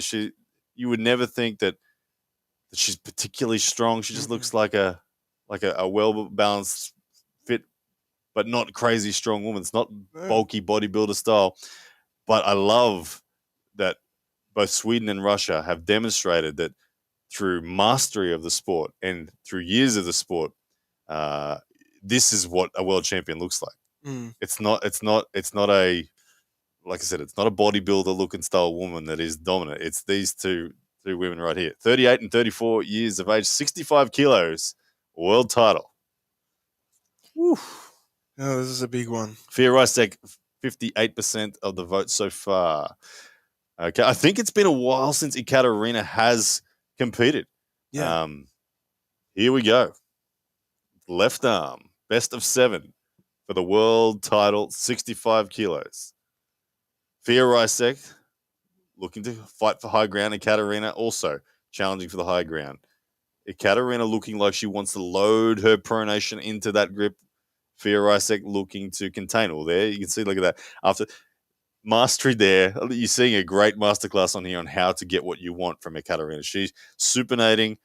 And when you supinate beyond someone's ability to cup in the setup, you get a couple of millimeters, then you rise back up. Supinate, rise back up. Yeah. Doing it very nicely at the moment. But Feric, she's experienced. She knows exactly what's going on. She's taking it to the ref script. I have no idea who's going to win this. This could go anywhere. Anyway, you can see shoulder commitment there from Ekaterina. She's going to top roll, but she's adding the connective tissue of her shoulder and her elbow to this chain. Feric, tricep side of her elbow more open. She's going to have the ability to rise and hit. I think there's going to be more hit from Fia, but more power from Ekaterina from these setups. Here we go. I'm expecting a slip to straps, Ekaterina, low hand top roll. A lot of focus here from Feric. Both ladies lasered in on the hand and wrist as the referees get them set. And the big slip. Massive slip. Wow. So Feric had the high ground, had the finger control. Yeah. Ekaterina had no interest in holding on there and went straight to the strap. I think it's difficult to hold on with the low hand top roll. It is. You can, if the back pressure is within a range of power, then yeah, there's nothing you can do. You can to stop that dumped slip from happening. All right, Feric, the 60% favorite according to the YouTube poll. I'm just gonna scroll down and catch back up.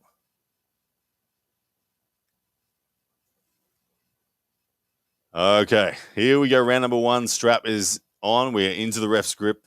Round number 1. World title, 65 kilos, left arm. Russia against Sweden. The two best female arm wrestling nations. These two nations have produced more female world champions than any other. And these two women are one of those reasons for both nations. Here we go. Referees closing the hands now. Look at the low hand position from Ekaterina. She's committed to that low hand top roll. It's going to be hard to pin. Yeah. She's going to have a very strong defense as well. But so far, Feric with the high ground and looking like she's not giving it up at all. Ekaterina, I feel like she's worried right now. She's doing the all-in low hand top roll. She's getting away from arm on arm. She wants it only hand on hand here.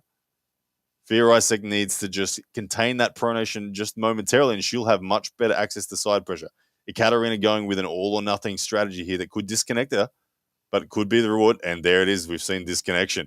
Feric crunching that side pressure down.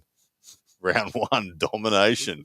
Boom, just cupping it, We talked about that when we gripped up earlier tonight. We talked about when you go for the all-in, running for the hills, low hand top roll, you actually disconnect yourself from your own arm power. Yeah. For the opportunity to make it purely hand on hand. Right then, Fair matched the hand on hand, dominated the hand on hand, and then she was left as the only one with access to side pressure. 100%. So it hence fell away real quickly for Ekaterina once she didn't get hand control. Round 2, Ekaterina needs to connect her arm. She knows that she can't win hand on hand. She needs to now connect her arm, take it a deeper grip, a bit more knuckles up. More cup. Yep, get involved. But scary when you've just felt the side pressure of an opponent just rip you across the table to go, okay, I think I'm deeper into this. But that's all you can do sometimes. That's all you can do. She's just tried one complete end of the spectrum and it failed. Yeah. So the hand is not going, Feric. It's not going. Yeah, Feric looking solid. She'd be welcome for it to go into a hook. Fia, I think she's very happy. Her wrist her wrist looks like steel. Yeah. Ekaterina unable to affect it so far. Oh, but there we go. That looked. I get. Ekaterina outside of the strap, then hit a low hand top roll, but fear overwhelmed her. It actually looked like I feel like the balance was there that she could be in the fight, but when I say fear overwhelmed her, she let go of the pinky. Yeah. She let go of the ulnar deviation and went to a pronation and rise only. John Brzenk once taught me, he said the best way to learn to top roll is to start from a deep grip. Start from a hook. Trust your hand, trust your drag, trust your rear delts, then top roll. Too many people, he said to me, get scared and only do the pronation and rise. And that opens up your bicep. And remembering what Engen says, combine as many muscle grips as you can. If you're just pronating and rise, you've just got one side of the chain. Yeah. Put this involved, get this involved, get the back involved, get the lats involved, then do that. So true, eh? Oh, you just got to trust yourself, Ekaterina. And even your chest, eh? Boom, pulling in from your chest. Rye Guy, you need a mod for your chat. All right, Rye Guy, thank you very much. I'm going to make you a mod for my chat. Rye Guy, you just bought yourself mod status with that. Thank you. All right, let's do it. Rye Guy. Add as a moderator. And standard moderator. Thank you, Rye Guy. I appreciate the support, man. You are now a moderator. Do your thing, my man. Do your thing. Becca, he's going. Oh, we missed it. Have we? Yeah, Fia Rising took it again. Oh, did she? Okay, they're going back to the action. Fia Rising outside of straps, just holding on. Ekaterina unable. But see again, Ekaterina she wasn't being her best self. She was looking for something that's out there, and I get it. I get why arm wrestlers do it. Arm wrestlers, when they feel their opponent is too strong, they look and run from it and try to disconnect their opponent. But it's some. Oh, hang on, sorry. I think hang on. I hope I didn't just block my moderator. I accidentally hit the wrong thing. Right, guy. Let me just make sure I haven't stuffed it up. I was trying to clear something. But Ekaterina needs to. She really does need to just be her best self. And what I mean by that is hold on connection and just trust her arm. If she gets pinned through her best self, so be it. But you feel better about yourself when you can get your horsepower 100%. down. I feel like I just... Okay, but she's starting up straight now, so that's better, eh? All right, you commentate whilst I just fix this for a second. You got it. You got it. Okay. I think it's going to be a sit grip now. Okay, right guy. She's going back for the low end top roll. And Fia Rising, she looks so confident, eh? Not arguing at all. This is going to be a flashpoint again, Fia Rising. Yeah, easy day. Easy day. Easy days. Well done, Fia. I'm quickly going to the... Okay.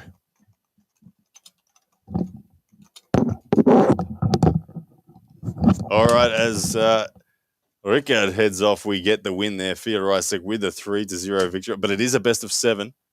Right guy, hopefully I didn't block you, mate. I really hope I didn't block you, but I'm not seeing your comments anymore, and I fear I have.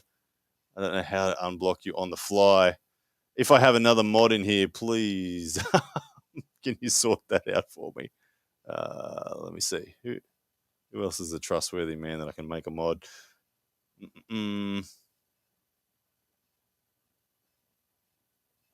Beautiful. All right, guys. So Fia Risek in complete control so far. Okay, I'm going to make someone else a mod as well. Add as a moderator, standard moderator. Yeah, the moderator. So added a couple of moderators there. Can you please save Rye Guy for me? I feel like I blocked Rye Guy. Can you please unblock Rye Guy? If that's the case. Rye Guy, I'm so sorry, man. I don't know how to unblock you right now. But Fia Risek, I don't want to lose my feed. But anyway, sorry guys. Fia Risek is up on the scoreboard. It says 4-0, but they're still arm wrestling, so it does look to me like there is more to come. Okay, round number 4, Fia Risek. Can she get the job done? And all indications are.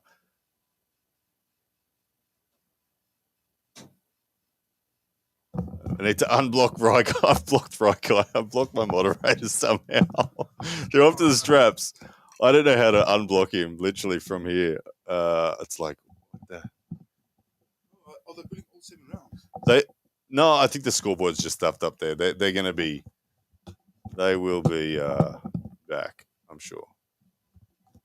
I need to scroll up till I see a comment of Ryguy's, but I can't.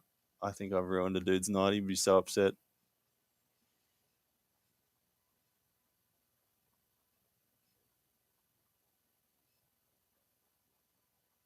So many. Sorry, guys. All right. Round number 4. They are in the straps. Feric has been in complete control. Ekaterina Nekasheva unable to get any purchase so far.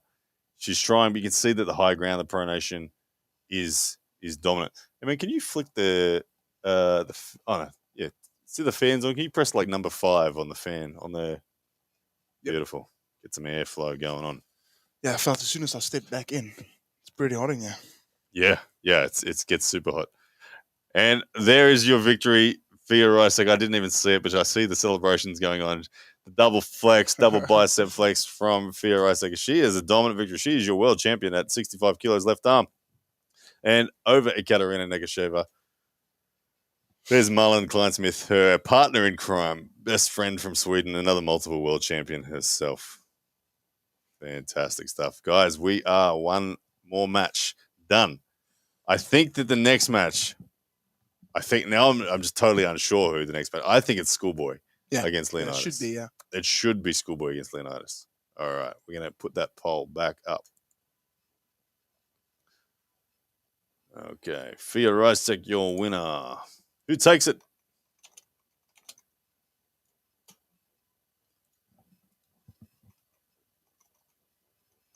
Schoolboy versus Leonidas.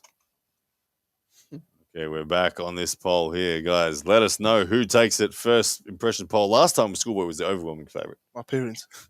Hey, good stuff. Rickard's parents are watching the live. Love it. G'day, mum and dad. Having a blast. 4:42 a.m. 83% of people believe that Schoolboy will win it after 160 votes. That is the most one-sided we have had so far tonight. This one will be interesting. Guys, and I have to announce, Twitter is in the lead at 1,813 people live on Twitter. Man. Oh, that's doing my head in. 1,544 on YouTube. Come on, YouTube. You got to pick up your game. Twitter is in charge tonight. Wow. My good. I can't believe that, man. No, that's crazy. 64 on Facebook. You guys loving it as well. Twitch 43. Thank you so much for your support. Always I want to see the stream on Twitter, actually. Yeah, for sure, man. Do I have it? It's X now. It's X. Yeah, there you go. There it is. Yeah, I've never tuned in for a Twitter live either. I just knew that I could do it on Restream, but that's cool. Thank you for all the retweets going on Twitter. You guys are legends. 1,813 of you doing that. Yeah.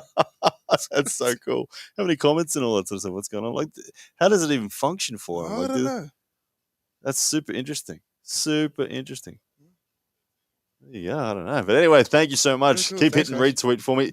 YouTube's up to 1,600. They're fighting back straight away. Hit that share button. Hit that like button. All 1,627 you on YouTube. We got to get to the number one. I don't know how many people are watching across all the other platforms. There's a lot of ways to get your fill tonight with this, but we want to hit.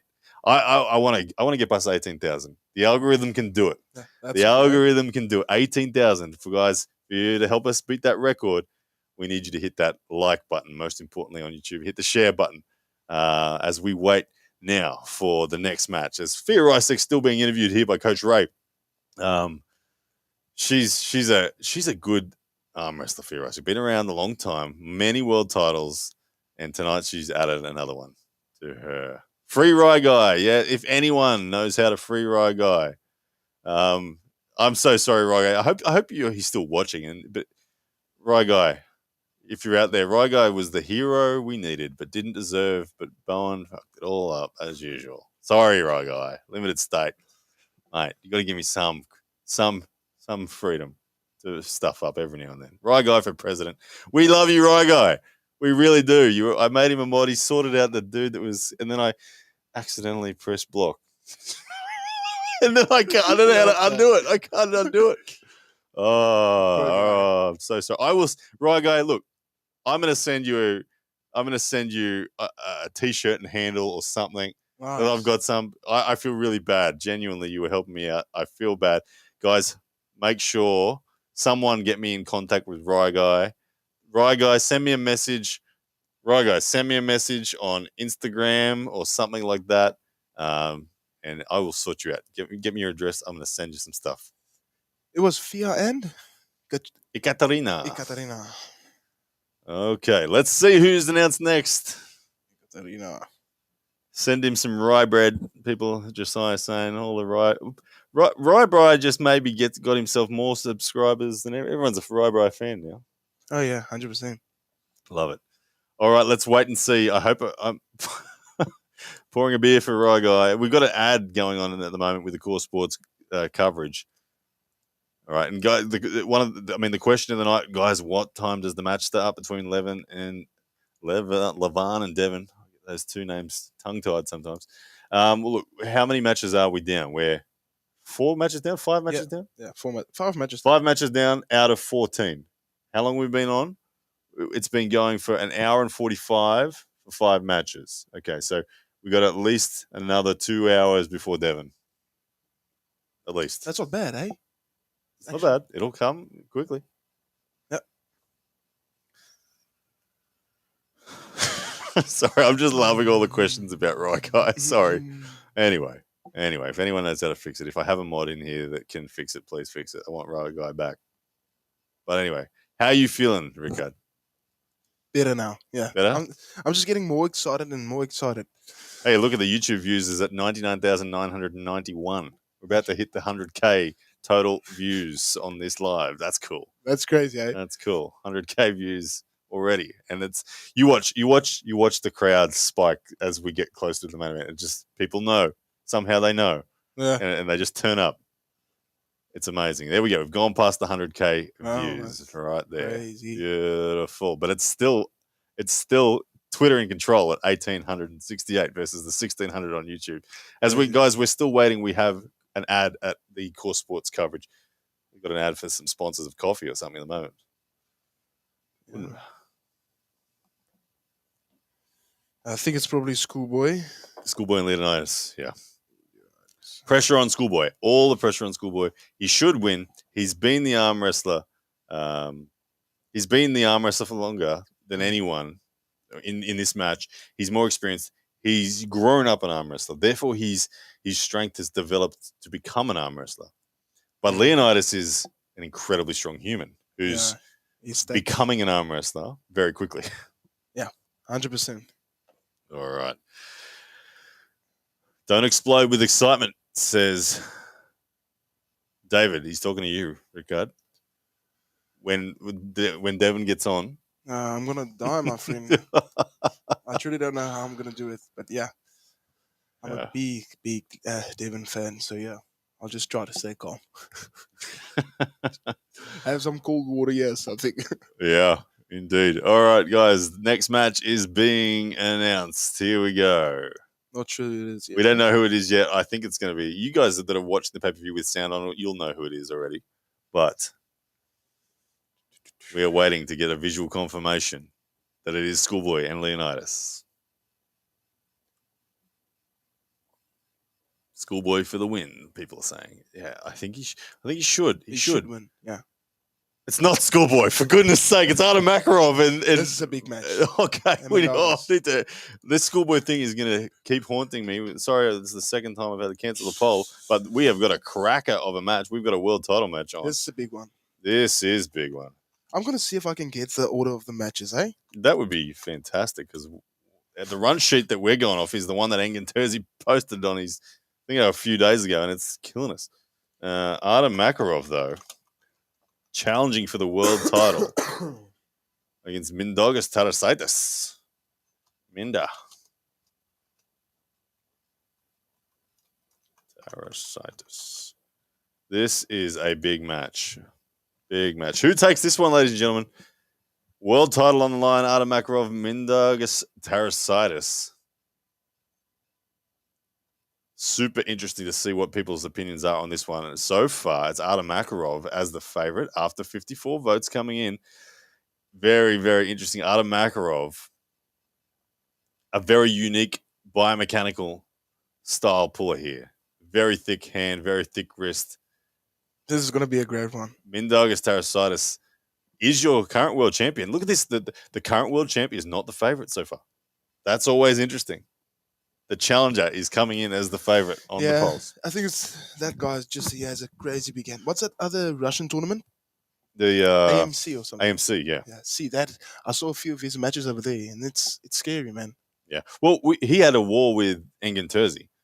A couple of years ago, and that gives you some perspective. Engin is a great top roller. Yeah, very good top roller, and he got dug down in there. So, look, Mindaugas is a technician, but you have to say he doesn't have the power behind him that other top rollers do, but he is precision perfect in his movements. Mindaugas Tarasaitis, you can just see though. He said we talked about Oniani before looking like an accountant. Well, Mindaugas looks even more like your accountant. Yeah, but I'll give him the professor quote, eh?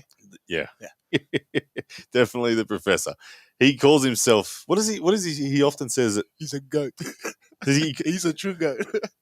But I think there's something else he says about himself, like, I think Rails always makes that jokes about it. Yeah, I forget it, but I do apologize, Mindaugas. Mindaugas does look thicker in real life. I do agree. Look, all arm wrestlers look thick in real life. When you meet them, you realize that they're all big. But we get so used to looking at Lavan and the Giants that these guys look small. But compared to the average Joe out there, these dudes are studs. We got a super chat in from CJ, your man. World Heavyweight Champ Rickard Borman 2025. Where did you get that money, man? Here we go. The stats: 75 kilos, 47 centimeter bicep. Look, 44 centimeter forearm on a 75 kilo man. Yeah, check it. That's crazy, man. That's what 18-inch forearm or something. No, it's a bit smaller. It's massive though. 44 on a 75 kilo man. Yeah, but that's scary. That's scary. I think even his hand is a bit disformed. It's so big. It's very thick. All right, here we go. This is a world title match, 75 kilos. Mindaugas Tarasaitis, your current and defending world champ. Come on, man. He has to prove it to us now. I got full faith in Mindaugas. I think he can do it. Look at the build on. And if he wins this one, I just always love. I love the when he speaks to Ray afterwards. Yeah, it's just great. Artem Makarov, though, 62% of people believe Artem Makarov is going to win this match. So, wow, look at that. And they have the right to believe that, actually. So, yeah. I appreciate the super chat. $1.99 from Ryan says, Jesus loves you guys. Thank you very much. Blessings to you, brother. Jesus loves you too. Indeed. All right, here we go. Mindaugas Tarasaitis, Artem Makarov, That's round a good grip number already. 1. It is going straight to the straps. No one's even interested in holding on out there. Certainly Mindaugas is not going to hold on. Artem Makarov look at the width of his palm. My goodness. I know. Artem Makarov was so casual then. He's like, I'm not holding on, he's so confident that there's no chance Mindaugas is going to hold on. He was like the most casual slip I've ever seen. But they're restarting it again. And it's going to happen again. Yeah, it's going to happen again. Yeah, you can see he's going straight back. The look on Artem Makarov's face there's, look at that explosion there. He didn't be casual that time. Into the straps. Now, here we go. Now, one thing straight away, you got to say, because we're in a match here where the technical sides are going to be so important, buckle side, first round, is on Artem Makarov. That's the problem. That's good for Mindaugas. Yeah, 100%. Good for Mindaugas. Yeah. Artem Makarov, though, he's giving me the energy that he don't care. Hang on, Keith Flood's just giving me some instructions on how to unblock. Click your profile. Hang on, I got to try to. I want to save that one. Keith, thank you. I'm going to just save that comment, and then I'm going to get back to it after this match because I have to focus on this for a second. Artem Makarov is looking huge, as he always does. They're being tied together. But his right arm looks like 10 times bigger than his left, eh?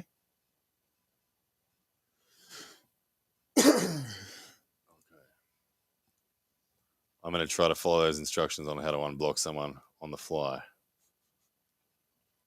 I'm going to do it. Mindaugas Tarasaitis with a low hand top roll connection to the strap as... He needs to stop this, man. He needs to stop the match. And the thing is, if he stopped the match early, if the match gets stopped early, it's good for him. Absolutely. Here we go. Round number 1, ladies and gentlemen. Here we go. Mindaugas Tarasaitis out of Makarov. He has the high ground. Mindaugas has the high ground. Oh, yeah. There's the top roll, and the control. The pronation is away from Mindaugas Tarasaitis. But this is the classic Artem Makarov's defensive position. It's one of the most unique positions in the sport. He doesn't have pronation. He doesn't have height. He just sits back on his lat and drags under and says, I dare you to attack. Mindaugas Tarasaitis doesn't have sufficient side pressure to win, but he has control of height and center. Yeah. Hand control. Yes, 100% Artem Makarov tests for side pressure there, but goes nowhere and actually deliberately elbow fouls. And look, Mindaugas is already saying, are you not entertained? I am about to... Look at this. I love this guy. Mindaugas is... he's just given the it's already over symbol. Yeah. My goodness. He's great, man. And look. If that happens... All it was a deliberate elbow foul. Yep. And Mindaugas is already declaring it's done. Yeah. But you can see the hand control. It was, I think, Arthur tried to go sideways, and I could just see Mindaugas' pronation just following through.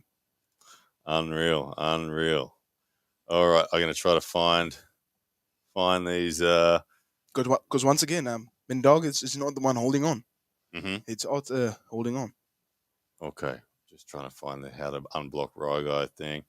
Unblock people. Oh, but what a start. Yeah, that's crazy, man. Click my profile. I can done that. Manage your Google account. People and sharing. Manage my Google account. Why am I start saying people and sharing? I'm in my YouTube settings. I think you have to go. Try that one. Up. Yeah. Switch account. Blah, blah, blah, blah. Google account. Manage my Google. Try the other one. Hang on, I'll just like try the top screen one. Oh, no, it has to be on YouTube. Isn't it? All right. Back to the action. We got an early start there. Warning on Makarov. Mindaugas Tarasaitis looking to take the hand control. There is a bigger offensive surge from Artem Makarov. He's in a much better position. Good down pressure on Mindaugas, who's in a defensive position, but he's pronation in trouble. And ladies and gentlemen, Mindaugas Tarasaitis may have spoken too soon because Artem Makarov has just taken round 1. Much more aggressive start. Yeah. Down pressure. Immediate down pressure this time. It's not over. Mindaugas just gave up. Never over with Mindaugas. It's never over. But a lot of mental pressure now on Mindaugas because he already gave the it's over. He already, are you not entertained? He already declared it. Makarov silently has just said, well, let's see about that. All right. I'm going to try to save Ryguy. Give me a moment, guys. Advanced settings. Account settings. Manage your channel. Where are you seeing this? This one? No, down. Add or manage your channel. Yep.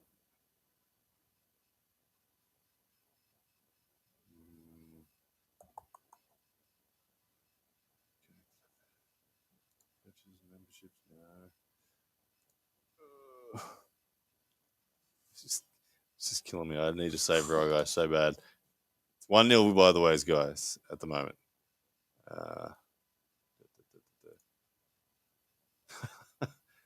The quest to save Ryguy, we need to do it.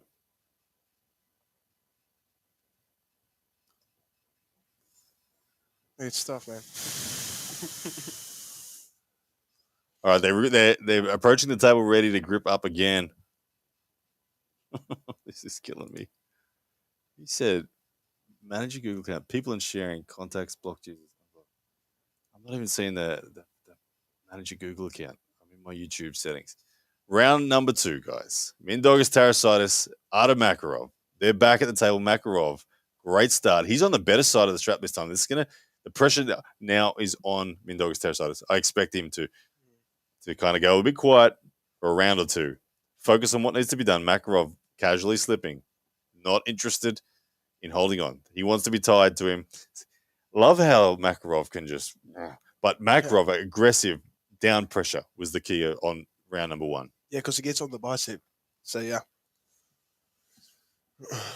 But Mindaugas wasn't even fully rotated, so... Yeah. Mm-hmm. Oh, gee, that's a scary button. Delete channel. Don't press that one, right? Oui. That's a scary button. Yeah, that's a terrible button. That's a really scary button. Delete channel. Oui. Oh, I'm just gonna get off that page as quickly as I can. All right, the guys have been strapped up. I will get back to full commentary as soon as I've saved. That's the right guy. Oh, I feel like, hang on. Here we go. Community. All right, here we go. Standard moderators. Hidden users. Blocked. Where's Rygo? I found the right section. See, Rygo is no longer a moderator. See, because I did block him. All right. We're in the right spot now. We're going to come back to the action, but then we're going to save Rygo. Mindaugas Terrasitis, Artem Makarov, round number 2. This time, ready, and they are away. This time it's similar position. Makarov with a down pressure on Moriarty. Terrasitis in trouble, trying to defend with pronation, but right now it's Artem Makarov very casually sitting there. He's being patient, not surging too soon. The pronation of Mindaugas Terrasitis is keeping him alive. He's leaning a long way over to his right defensive top roll, and he is getting stops. Makarov's testing for the surge, unable to get through. But there we go. Very intelligent arm wrestling from Makarov. Yep. He actually backed off enough. He didn't actually continuously drive hard. Yeah, and he created a false sense of security for Terrasitis. And as soon as Terrasitis no longer committed to a full-blown defense, Makarov punched and said, look, I actually have some more up my sleeve. Surprise, surprise. Okay, let's save Rygo. There's all the people that are hidden. Is he in there? Rygo. Tell me if you see something that says Rygo.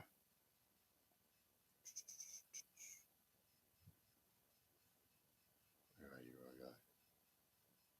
No, he's not there. So that's the hidden one. Where's the blocked fellas?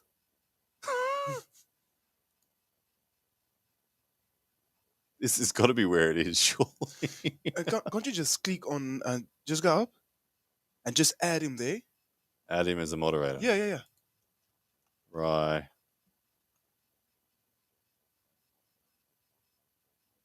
How did you spell it? How do we spell it? Space guy.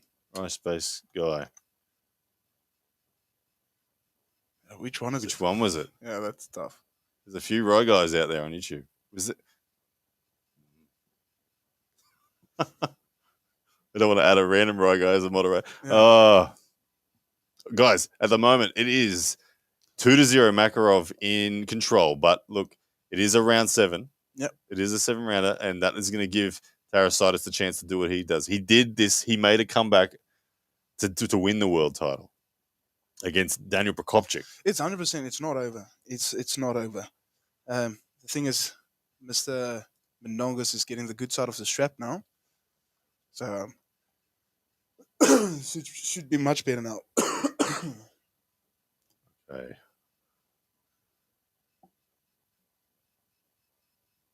All right, guys. I apologize. I will be back full time on this commentary in a moment. I love that the audience is still building. Thank you for being so patient with me as I'm trying to save our man Rygo. I don't know how I blocked him, but I can't find him.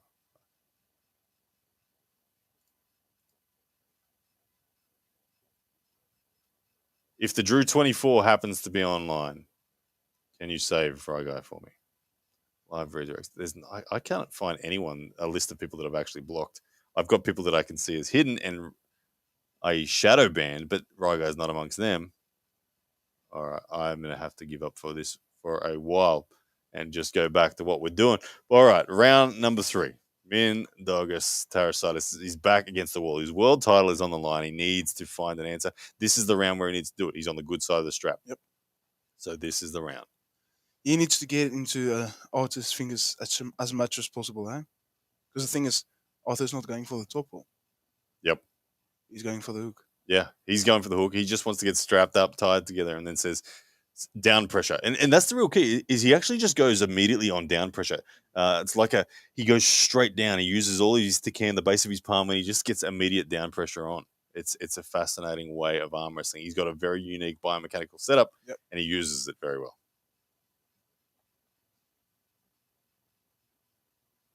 Okay, Mindaugas Tarasaitis, you can see him wiggling. He's taking as many millimeters as he can. He knows how important this round is. He must take the risk. Running for the He is. He's going for the hills, as we like to say it. Mindaugas Tarasaitis, this is the round where he needs to take the good position. I like where he's starting. Tough one again. Adam Makarov, what can he produce? Round number 3. Here we go. It's looking good for Mindaugas and getting the wrist. No screaming the shoulders, nothing, eh? Yeah. As we've got Todd Hutchins look-alike as the referee. So no. That's terrible. It just dawned on me. Oh, but Makarov, down pressure. He's got it in, and Tarasaitis in trouble.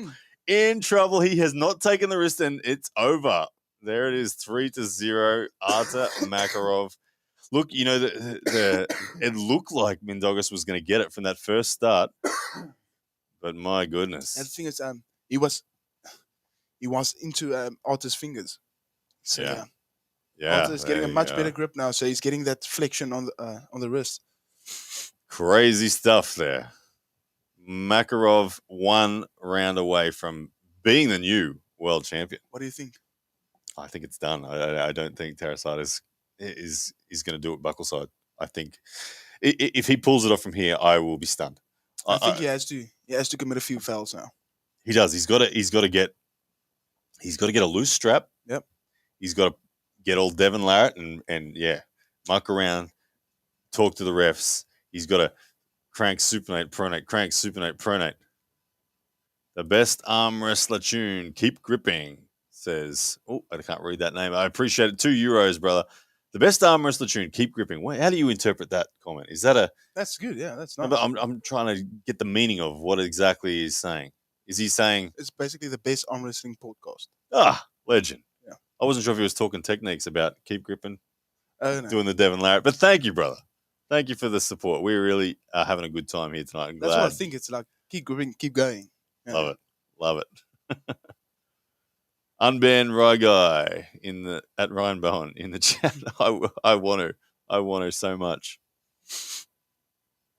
Devon Larratt. From Devon Larratt. All right. All right. The update. Twitter is in the commanding lead with 2,080 people watching. 2,000 people watching on man. Twitter. It's getting crazy. And YouTube is supposed to explode in a few hours, eh? YouTube has traditionally always been the lead for me. But Twitter tonight is crushing it. Well done, Twitter. Thank you for all the love and the retweets. Twitter algorithm, thank you. Okay, but back against the wall. Mindaugas Tarasaitis, best of 7. His world title is on the line. He must turn the match around right now.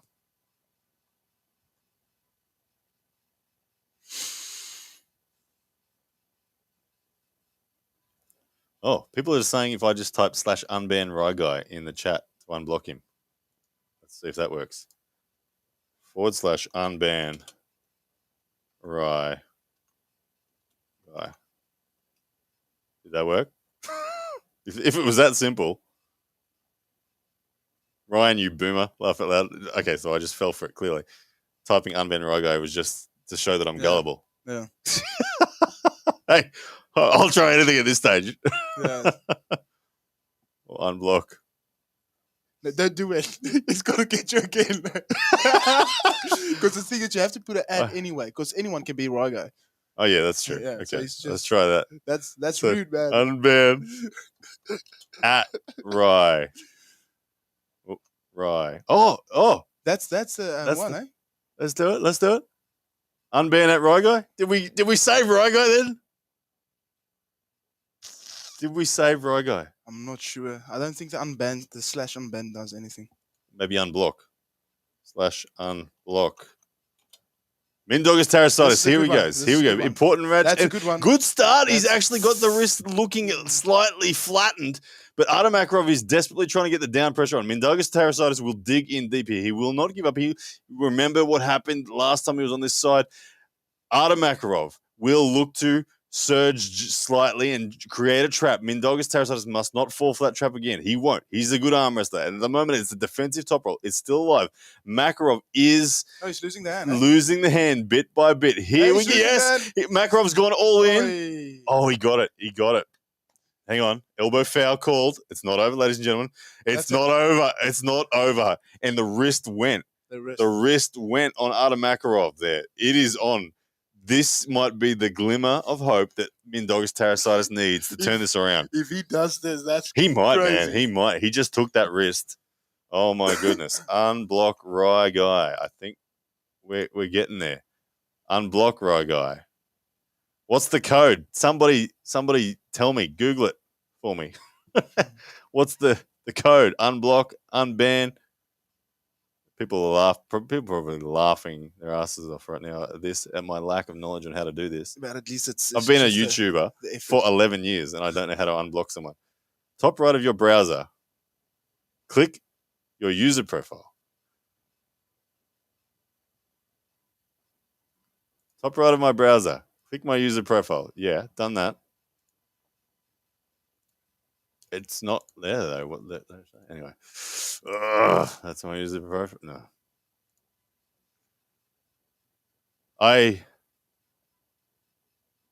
Did I block or ban him? I'm not even sure anymore. What I did was I clicked that button. Yeah, try that one.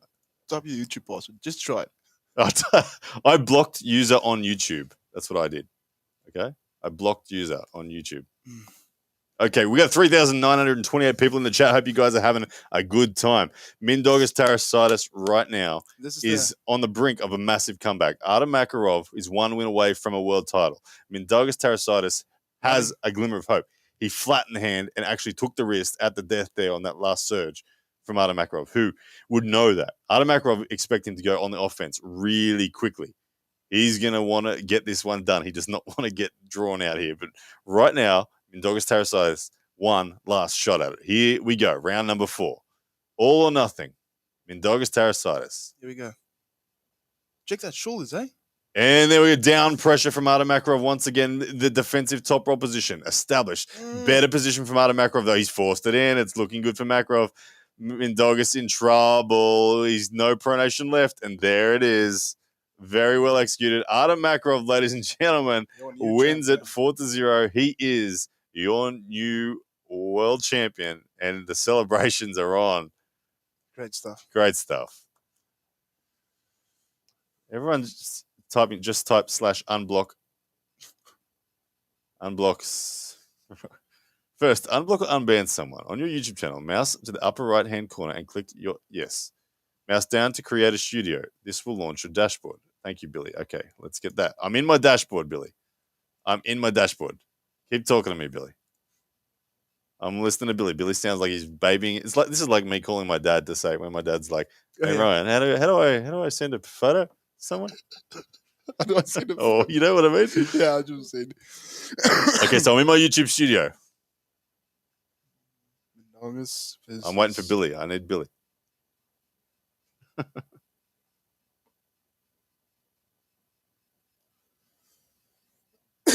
Say it. Just find him on the user. I can't find him on the user list. He's not there. Uncook /uncook rock guy. Oh man, yeah. Makarov is shut down. Makarov shut down Mindaugas as well as I shut down Ragai. Basically, that's what's. We need a T-shirt. We need to print a T-shirt. Save Ragai or something. Yeah. I said save Ragai. Oh man, poor Ragai. Where's Billy? Billy, I'm waiting for your next follow-up of what to do next. I've done what you said so far, Billy. This guy's also a big boy, eh? Oh, that dude. Yeah, he's like a Raw bench press world champion or something, like unofficial. I'm not quite sure, but he's been posting a lot of arm wrestling content lately. Yeah, no, he is a monster. A big boy. What's his name? I'm not sure. Sorry. Okay. 4-0.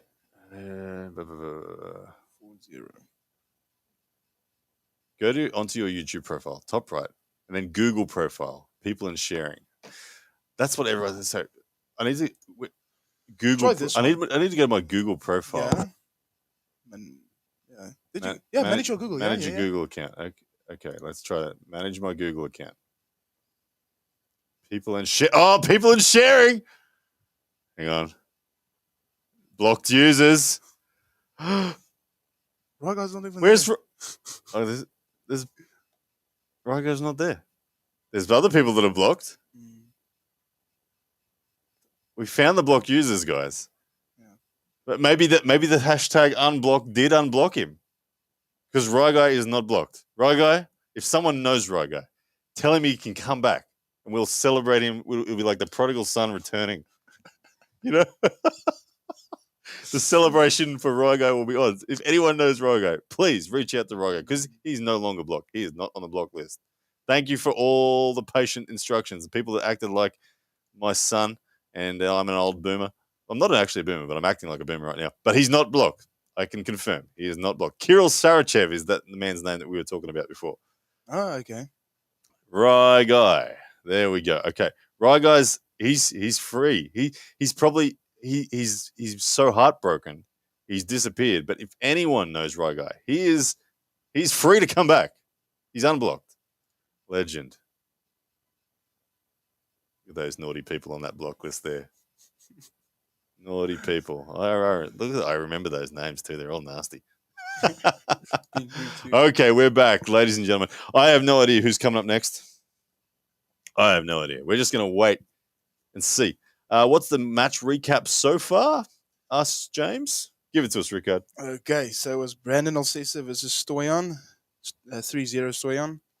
Betkili versus Stalgort. Betkili 3-0. Pedro versus Nugo was 3-2. Sandras versus Ibgrim. 3-0 Ibgrim.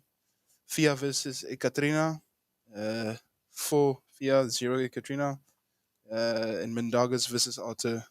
4-0. Beautiful. Hey, the Drew 24, who is the hero of moderators in the arm wrestling world. As we know what matches on next is Tobias Sporong.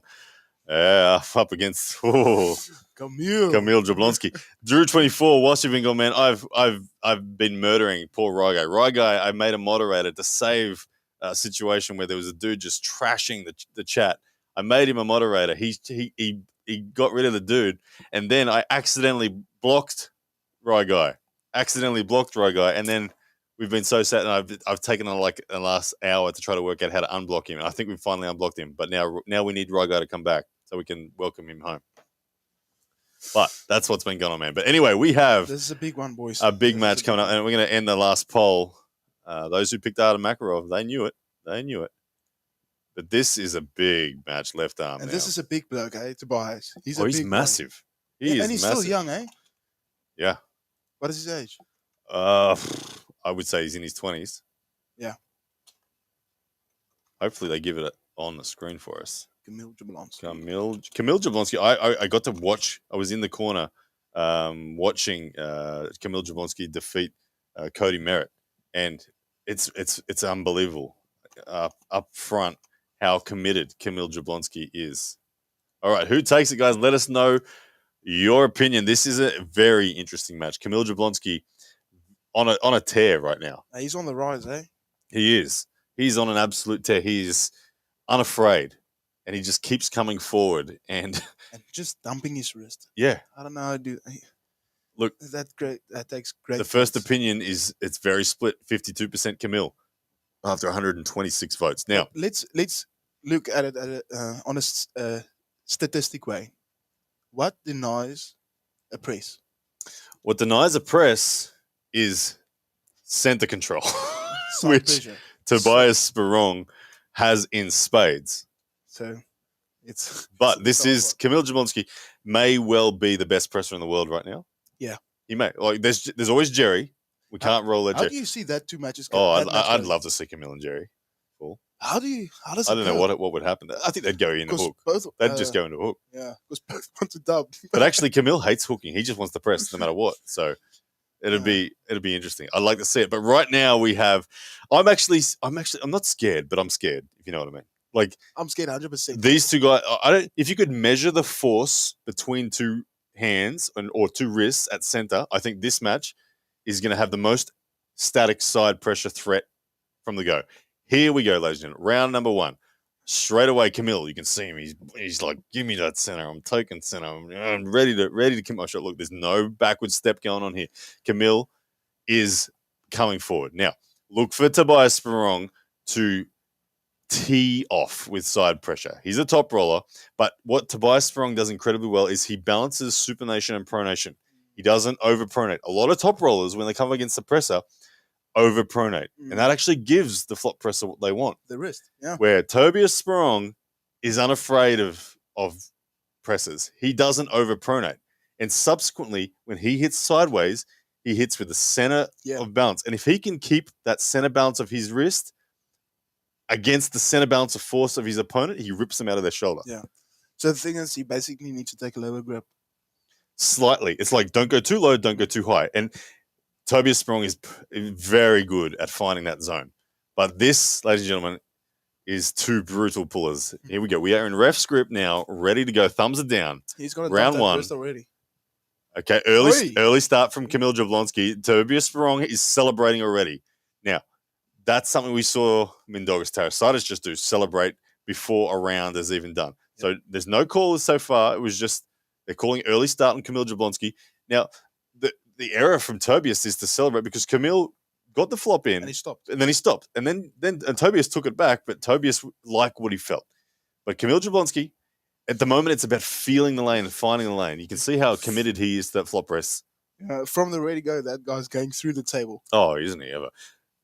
Tobias Spong gets a very vertical forearm. He gets to the front of the pad. He doesn't run from these guys. A lot of people run to the back of the pad. He's not interested. He stands tall, says, I'm right there. I'm right there with you. Here we go. Round number one starting. Referee's grip. Hands going down. Tobias Spong, Kamil Jablonski. Left arm. Super heavyweight mega match. Oh, and we're off to the straps. Look at that. So, look, Kamil Jablonski committed one center, but then all the side pressure, back pressure of Tobias ripped across the table. But Kamil has the elbow integrity to withstand that, and the slip happened. That's terrible, eh? That pressure on the elbow. When they get strapped up now, that pressure. Now, what I've never seen Kamil do, that I've seen Jerry do very well, is defensive flop pressing. You know what I mean? Yeah, in the defense. Jerry can hang on the defensive side. That's true, yeah. We've seen that Kamil has a mega offense. I think we're going to find out if he has a defense in the flop because I don't see him just pushing through Tobias Spong here. Oh, that's tough, man. I think but this is where I'm scared. I'm scared Kamil breaks his arm here. Because yeah, that's a terrible pressure to go down with. You know? Like what Jerry did against Gennady was, I was commentating it. I was in Istanbul commentating when Jerry did it against Gennady, and I was commentating it like this, going, oh my goodness, like what am I watching? Watching Gennady hit savagely, and Jerry was out here. I feel like this could be and the worst similar right now. Jerry's elbow isn't even close to his body. Exactly. End of the pad. So here we go. Round number one. They're strapped up. We're moments away from start. Ref script going down now. Kamil Jablonski looking for that flop press, trying to get on the bicep of Tobias Spong. Tobias Spong ready for the side pressure savagery. Here we go. Hands are closed. Kamil is already putting his wrist back. There it is. He's got that. He's got it. Are they going to call it? What are they going to call? Yes, they've called. Oh, wait. Camille's gone the big celebration, but the referees have said, no, there it is. There it is. One-way traffic. Ladies and gentlemen, Kamil Jablonski can press Tobias Spong. Yeah, but I would like to see another round. Oh, yeah, it's not over. Yeah. It's not over. It's not over by a long shot. But, man, Camille's commitment to the flop. You see, he looks relieved right now. Yeah, Kamil. He's actually like you know he was nervous. He looks relieved. It wasn't as bad as he thought. So. Yeah. So, what do you do now? You're Tobias Spong. You're down 1-0. What needs to change there? What needs to change? Because what I saw was absolute commitment to the flop. Yeah. I remember watching Travis Bagent beat Jerry Carteret 2015 WAL. Keep in mind that Jerry had like a 10-0 win record on Travis at the time. And Travis dominated on this night. And Travis, what he did was he pressed the presser. Yeah. That is the solution. When someone is volunteering flop, all it takes is for you, if you've got the high ground, bravery to do that instead of that. Yeah. And if they're flopping under, you press like this, it is a superior press. Yeah. It's actually Bravery is what that takes. Amos Gasparini versus Jerry Cataract. Yeah. High ground press.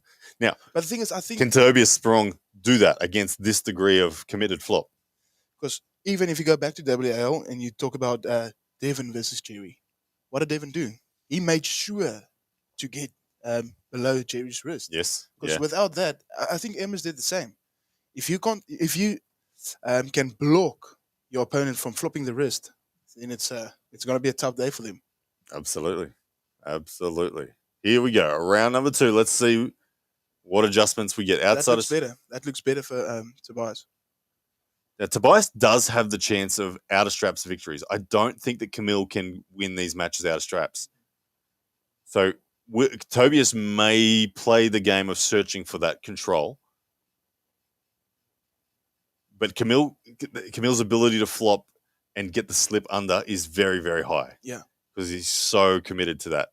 Yep. And there we go. Bang. Flash pin. Tobias Sprong out of straps.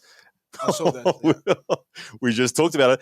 Perfect execution of walking the tightrope. I'm not using the correct word. How can I say? Preventing Camille from flopping the wrist. There you see it. Wrist on wrist. Mm-hmm. You won that. And you see the initiation. He actually curled a little bit first. And what I love about Tobias's top roll is it's a merge between a top roll press. Yeah. And that's where he balances perfect. It's not a top roll like that. Crazy side bridge. Yeah, it's a very unique press top roll hybrid, and he just hit the target. Yeah, and like we described before, if you can imagine the pressure on Tobias Sprong, he needs to maintain it. If the force goes too much towards one side, okay, no good. If it goes too much towards this side, no good. Slip happens, or it just doesn't land. He needs to walk that tightrope. Just then he did, and he showed that he is explosive as well. Yeah, that was scary. 1-1. 1-1. My goodness me. Hey, I just realized we've cracked over 4,000 viewers. I would like to see combined. Let's see who's in the lead. Oh, it's still Twitter. 2,282 people on Twitter, 1,769 on YouTube. Thank you so much, everyone. Keep it going. Twitter, YouTubers winning early tonight. Twitter's taking control. I don't know who's going to win it by the end of the night when we get to that main event. Keep hitting retweet, keep hitting share, keep hitting like. Thank you so much, everyone. It is 1-1 right now as we go back to the action. Tobias Sprong, Camille Jablonski, 1-1. Camilla's actually starting with his wrist already bad. Oh, hang on. There's a flash pin from Camille out of straps. Oh, hang on. No. That's a finger up for an early start. I thought that was a flash pin arm, but no. Getting excited. Starts with his wrist already back. He does. He literally gives it away in trade for absolute shoulder commitment, and that's what he at the moment he's trying to prevent that flash pin. He's trying to prevent Tobias from finding that perfect balance. Yeah.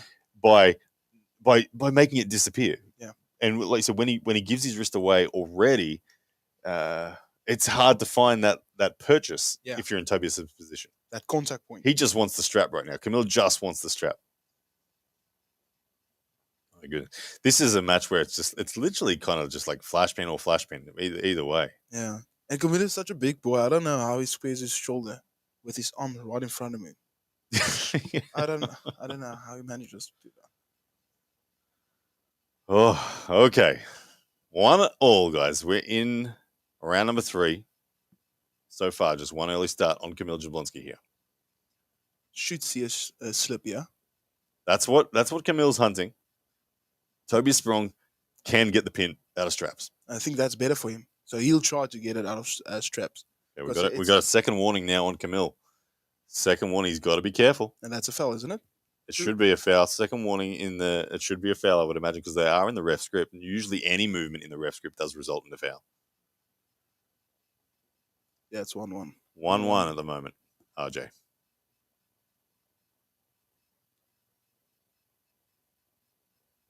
Everyone in the chat talking about who Rickard should be facing next. Good to see. Anyway. Yeah, it's good to see where they put me, but it's actually scary. Yeah. Well, one of the first videos I saw out about you was from concrete elbow or something, saying this man's coming for Devon Larratt. I was like, oh man, yeah, Lavan straight to the top.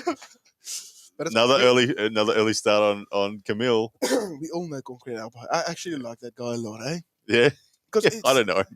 Just think about it. He watches every single arm wrestling video, so he's a massive fan of the sport, and he just brings a bit of humor to it. Yeah. So yeah, that's good. It's awesome stuff.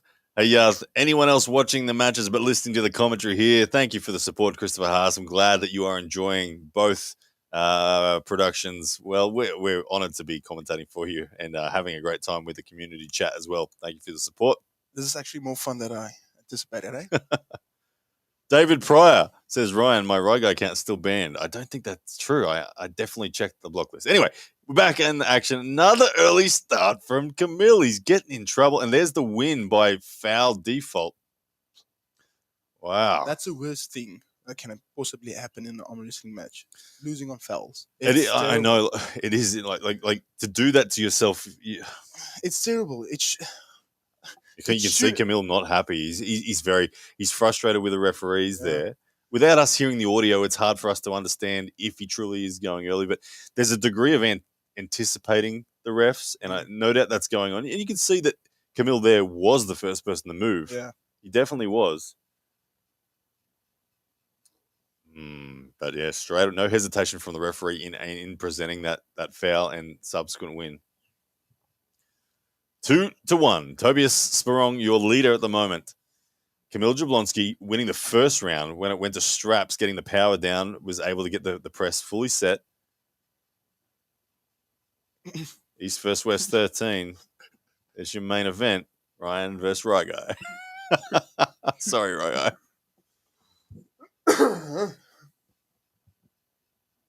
Pedro Pascal. First comment I've seen actually come up from Twitter. Pedro is one of the 2,282 people watching on Twitter. Which match is going on right now? This is Camille Jablonski and Tobias Sporong. We are about match number 6 of the 14. Is it 7? 8. Match number 8. No, sorry, 7. Because Schoolboy and Leonidas. Okay, who knows when Schoolboy and Leonidas? We've asked that poll so many times. So Tobias Sporong is the 52% favorite so far on the poll. It's knife edge stuff, and currently he leads 2-1. Okay, round number 4. Camille Jablonski's got to put that frustration aside. He's just got to start at the right time. He was his own worst enemy in the last one. He did 6 early starts, resulting in game over. If it wasn't 7. Yeah. Okay. Tobias Sporong, the victory that he got where he actually pinned was outside of strap, so he's hunting that, and that's why Camille is nervous, because he knows that Tobias has the ability to get that flash pin out of straps. Camille just wants the strap so he can just get his power down, but you can see how uncomfortable Camille Jablonski is. He's so uncomfortable because he knows that he can't actually go power on power out of straps with Tobias. Yeah, that's true. Because the thing is, Camille's not holding on. Yeah, he's not dumping the wrist and pushing through with his shoulder.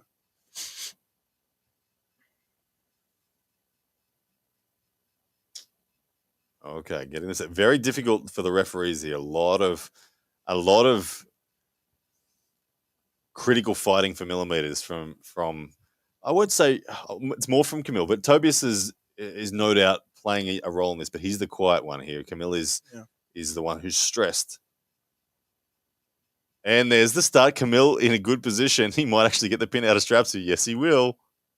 To all, ladies and gentlemen, flop press out of straps. So he actually does hold on with those fingers too.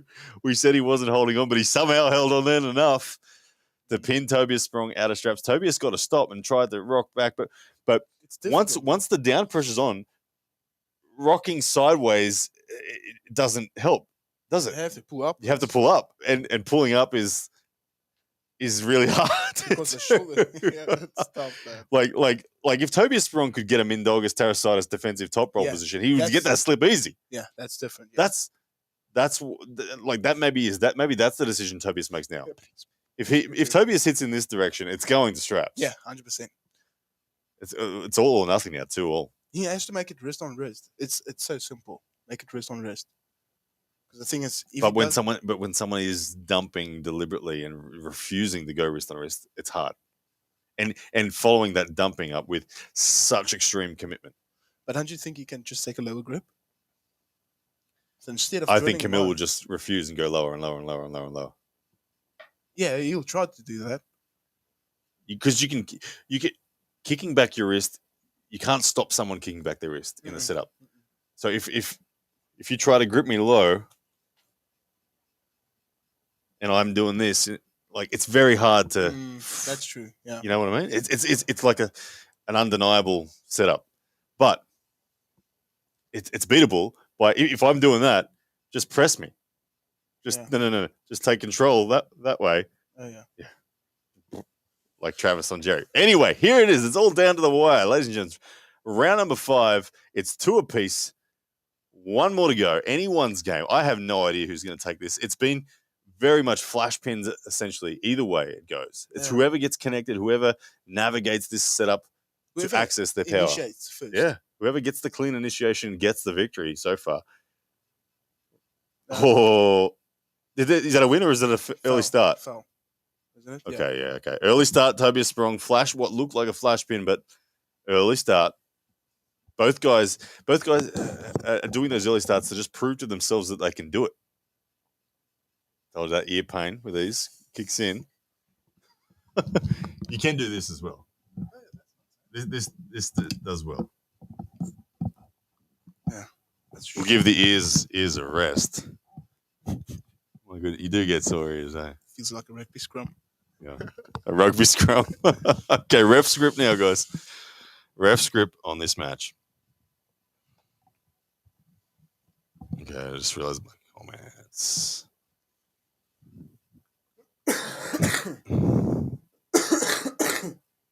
All right, Tobias Spong, Kamil Jablonski, round number 5. This is where it is going to be determined. Both of these guys have the potential to win this match.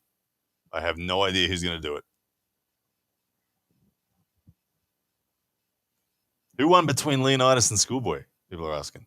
Yeah, the match didn't happen yet. Well, Schoolboy's won the poll 3 times, but they haven't pulled yet.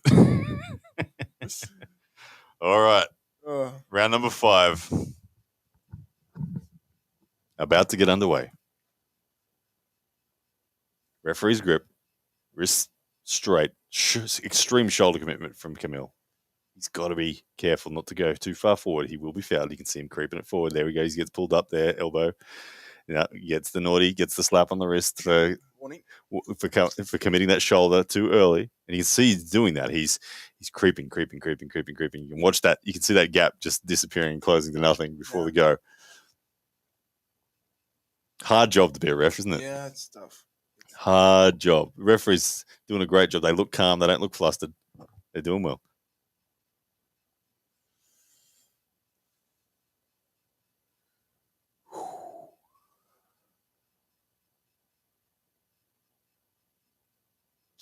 Yeah, he's flipping that wrist again. Oh, yeah, he's definitely committed. Imagine if Camille just pulled out a top roll or something like that. People saying, how is Camille allowed to start with the shoulder like that? Now, what is the rule? The rule... Well, okay, look, it looks like we're going to go off the straps here unless Camille can get purchased. Tobias in trouble. He's really desperately trying to hold on to get the... He's going to get it. He's going to get it. Oh, look at the tension in that slip. You see the tension in that slip? Yeah, that was big. Like, that was... Tobias recognized that if he retreated at all, he was in trouble. Yeah. And he didn't retreat, and he went as hard as he could, and Camille dug deep, and the slip eventually happened. And that might have been one of the highest tension slips I've ever seen.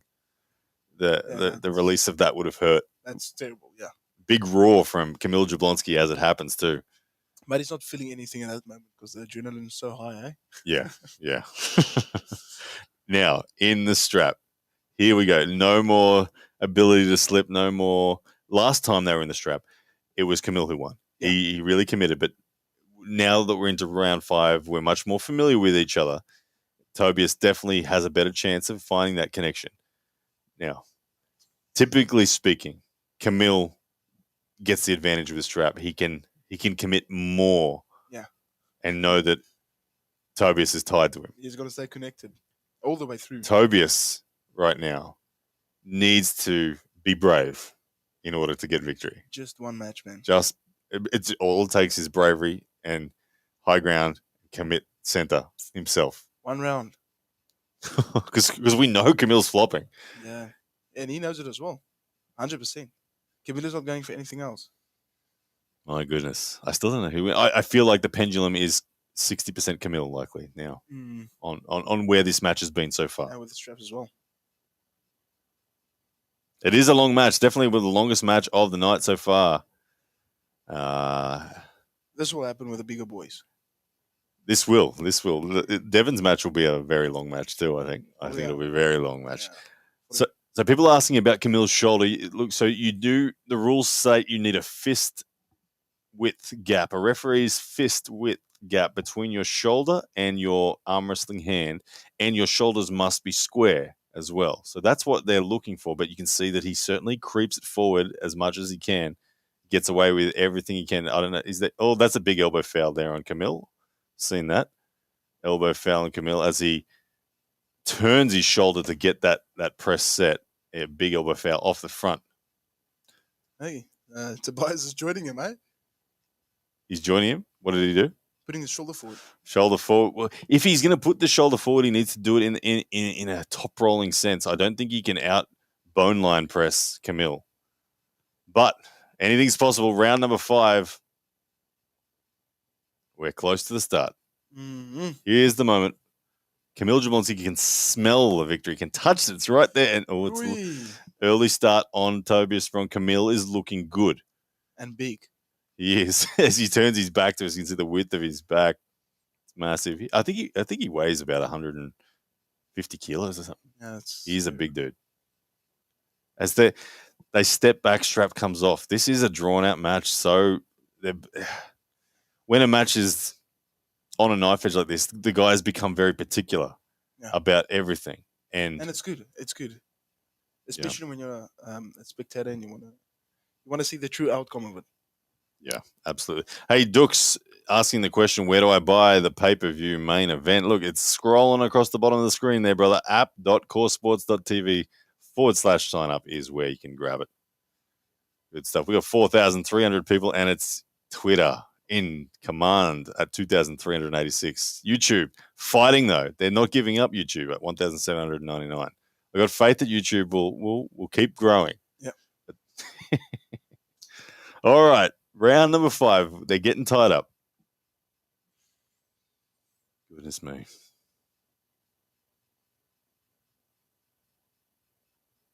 Watchmen, yep. We'll give you a full card recap after this match. No worries at all.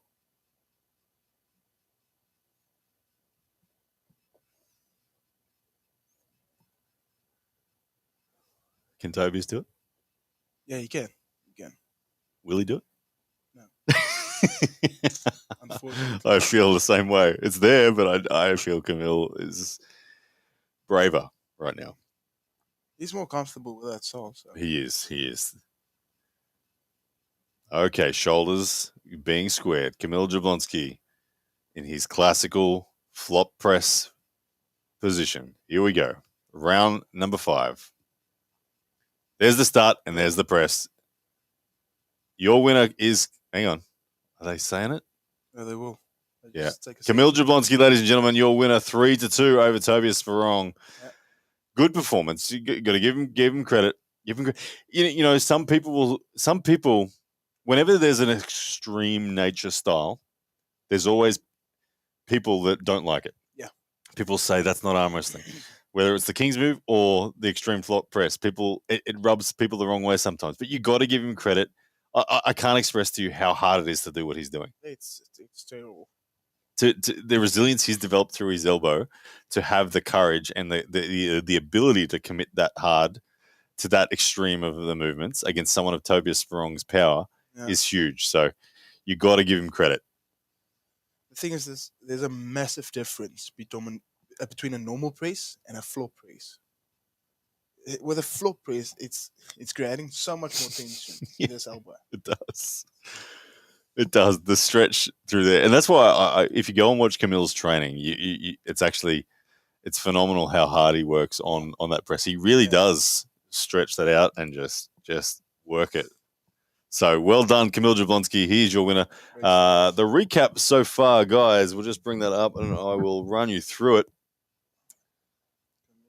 4-0, eh? No, 3-2. 3-2. Oh, good. What do we got? So we kicked off tonight with Brandon Elessa up against Stoyan Golanov, and it was Stoyan winning 3-0 in a very good performance. Just denied Brandon Elessa really any ability to connect. Then it was Betkali up against Talget, and Betkali Oniani looked outstanding. He was center control. His hook was very impressive. Talget did get into the round in round 3, but it was never looking like it was going to go his way. Round number 3 was one of the amazing matches tonight.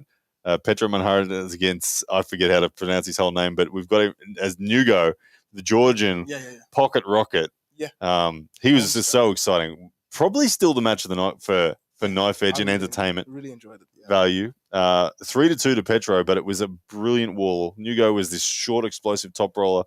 Petro was hand control. It got dug down into wars. It was amazing. And the heart and the energy that came out from them was perfect. We then had Sedus up against Ibrahim Sagov. And Ibrahim Sagov causing the upset. Sanders went into this one as like a 70% favorite, but it was Ibrahim Sagov who won 3-0. And it was Sanders searching for top rolls that just kept on getting turned in. He finally went into hook in round 3 and had an amazing round. Yeah. Almost pulled it off. Was a crazy round. But Ibrahim dug deep and got it for the 3-0 victory. 3-0 victory.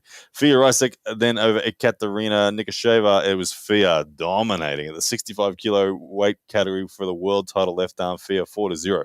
We then had Schoolboy against Leonidas. Never happened. And then we had Schoolboy Leonidas. We thought it was going to happen again. Didn't happen. So maybe it's up next. But anyway, we've been bluffing you with Schoolboy and Leonidas all night. But we did have Mindaugas Tarasaitis up against Adam Makarov, and it was Adam Makarov taking the world title from Mindaugas Tarasaitis with a 4-0 victory. Well fought. Mindaugas almost showed the comeback, but it was just a power difference. Adam Makarov too strong, got the down pressure on, got the hook in, and it was done. And then we just had Kamil and Tobias. That, my friends, is where we are up to. And now we await the next match, which I have no idea who it is. Could be Schoolboy and Leonidas. I'm too scared to say it. It's probably not going to be. At this point in time, I think it's going to be someone else. Just because every time I say it, it's not.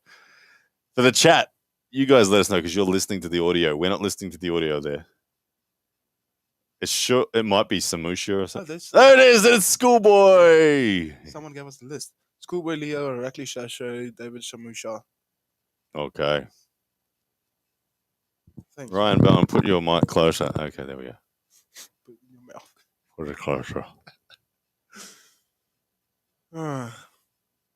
This is a big one. Tell your friend to put the closer. Right. How's that? Is that too close? Yeah, I can feel it. Yeah, that's too close. Touching your hairs on your chin. Yeah. All right, ladies and gentlemen, I've asked this question a number of times. I'm going to ask it one more time. I know your answer. I know it, but I'm still asking it, all right? Who takes it? Who takes this one? Schoolboy should take it. Yeah, he should. He should. And he will. You think? I got faith in the arm wrestler. Well, not that Leonidas isn't one. Yeah. Let's say it gets turned into a hook. What do you think? Leonidas. Okay. You see, that's if it goes hook on hook, it's Leonidas. Yeah, that's what I'm seeing. Okay. But the inexperience of Leonidas. No, I can't actually say that. Oh yeah, he's experienced. Look, no, he's not experienced on the stage. On the big stage. Okay, under real, and he's only pulled Larry for real. Yeah. And Larry is just another version of himself. Look, this is his first test against a genuine against a genuine arm wrestler. Yeah, on the big stage. We know he's strong enough. He has the horsepower. He definitely has the horsepower. Can he execute? We're about to find out. Leonidas Arcona of Germany, one of the most promising new talents in arm wrestling. He's come from the background of powerlifting and bodybuilding. He is an absolute stud. To be honest, the dude is really impressive. Watching him pull with Devon when it's just on the practice table, it was very evident early on that he has the gift of natural conditioning, hand, wrist, elbow, pronation connects. Look at the weight there. 125 kilos. Leonidas. Wow. 121. 55 centimeter biceps. Big biceps. Crazy. Big biceps. 23 years old now is Schoolboy. Ah, okay. There we go. He's and 25 for Leonidas. Okay, here we go, ladies and gentlemen. Big match. It's surprising, that Leonidas is only 25 years old. I thought he was older than that. Oh, Leonidas only 25. That's what it said. 25. Okay, round number 1, best of 5. Here we go. Let's see where this one goes. Alexander Bezyaskov, a.k.a. Schoolboy, School Bus, whatever you want to call him, up against Leonidas Arkona. Russia v. Germany. Here we go. Negotiations are on at the moment. It is Leonidas looking more stable as he is rising up and taking control of center. It's Schoolboy who is searching for connection to his pronation. Yep. You can see the bicep strength of Leonidas is being utilized for him to protect center. He's not going for the hook, eh? No, Leonidas is loading that back pressure up. He's going to try to top roll. Schoolboy looking at Leonidas's eyes there. I think the Schoolboy has a little pocket of control that he's not demonstrating yet. Yep, there it is. Ooh. Alexander Bezyaskov had the pocket of control that I suspected he did. He found a contact, and then he actually backed off on his pressure. And when someone finds contact and backs off, that's a dangerous thing because you no longer are getting a live update as to what their potential is. Yeah, that's true. And then when the go happens, that it all comes crashing in again. But that was a pretty good explosion, eh? It was the bicep of Leonidas that made him safe. But you could see hand control, high hand control from Schoolboy looked outstanding. And I wasn't expecting Leonidas to go backwards. I thought he would jump into the hook. Well, I think he respects Schoolboy's top roll enough that he wants the strap. But now that the strap's on, I expect, Leonidas to take a much deeper approach. Like Leonidas can hook, but I don't think he's actually a hooker. I think Leonidas will drag top roll, but when it gets gets turned into a hook, that's when he's happy. You can see good high knuckle position from setup, Leonidas. Actually. Very high. I can see Schoolboy kicking back his wrist, pronating his thumb as he's trying to actually load. Oh, I like Leonidas's position there. He's really got control of the thumb and the pronator of Schoolboy. Schoolboy is uncomfortable. He's not liking it right now. Right now, Schoolboy I cannot see him top rolling Leonidas from this setup. This looks very good for Leonidas. Yeah, 100%. Because Schoolboy doesn't look like he's gonna. Schoolboy doesn't look like he can get to a hook from there either. Schoolboy, right now, I am hating the setup of Schoolboy. Yeah, that looks terrible. Like it looks like it's all like Leonidas. A Camille setup. Yeah, and Schoolboy has taken it to ref's grip. He's not settled. Evidently, you can see Schoolboy looking over his shoulder to his corner there. There's worry in the eyes of Schoolboy. Leonidas looked fantastic. Now, the ref script's going to give him a chance to reset there. But Leonidas has a connection to the strap that he is happy with. Schoolboy, can he get the top roll away? Leonidas looking for hand control. There's the start, and Leonidas has hand control. Oh, big side pressure, though. Oh, my goodness. We need a replay of that. They're awarding that the win to Schoolboy. This match is not over by a long shot. Look, ladies and gentlemen, to describe what just happened, this was brutal. As Rickard loses a lung. To describe what just happened, okay, Leonidas took hand control, but not full hand control. He took the majority of hand control, but then from a position where from where Alex Bezyaskov was not connected, he started savagely attacking on side pressure. Yeah. And I think he actually needed to do that. And he actually punched through with side pressure, like frantic side pressure, and got a pin. But right now, if you're Schoolboy, you're worried your hand control is going to not last. Yeah, that's true. But the thing is, this is when you're facing a really good top roller like Schoolboy, and Leonidas has a big bicep, don't join him on the top roll because that's going to happen. Well, just then, it honestly looked like Leonidas was the better top roller. You think? It did. I think if they only setup wise, eh? Well, he had the high ground. Schoolboy's pronation got left behind. He turned side pressure on without pronation. Okay. And he went side pressure through the palm. Desperation stuff. It was messy. If I'm Leonidas right now, I'm okay. Okay. I'm not worried. I actually feel, even though I'm 1-0 down, I'm confident I can win. Okay. If I'm Leonidas right now. Alexander Bezyaskov, Schoolboy. Didn't look good. Messy victory, but nonetheless, he is up 1-0. Round 2, let's see if the arm fatigue, that side pressure has taken any damage for Leonidas. Schoolboy knows now that he can turn if all things are just secure in the hand, he can turn that side pressure on. This time it's Leonidas trying to slip, and Schoolboy holds onto the thumb for a moment, and then recognizes, okay, I will let it go, and off to the straps they go. Pretty balanced. It is very balanced match so far. Interesting stuff, guys. We are at 4,900 viewers. Oh, and YouTube is fighting back strong, as we suspected. It's coming. Twitter, 2,557, still your leader. YouTube fighting back strong, 2,254 now.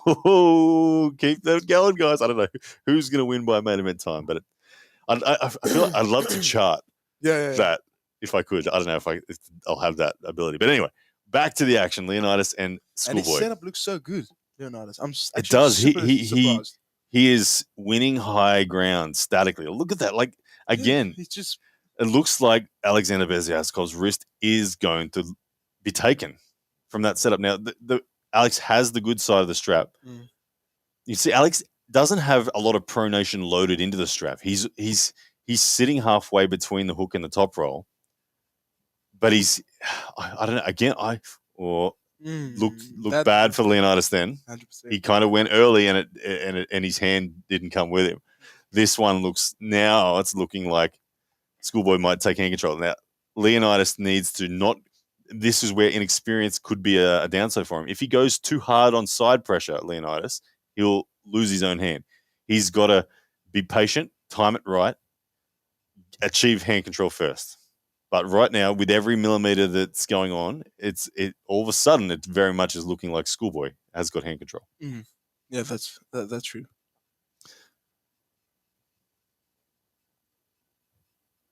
Fascinating stuff here. Round number 2.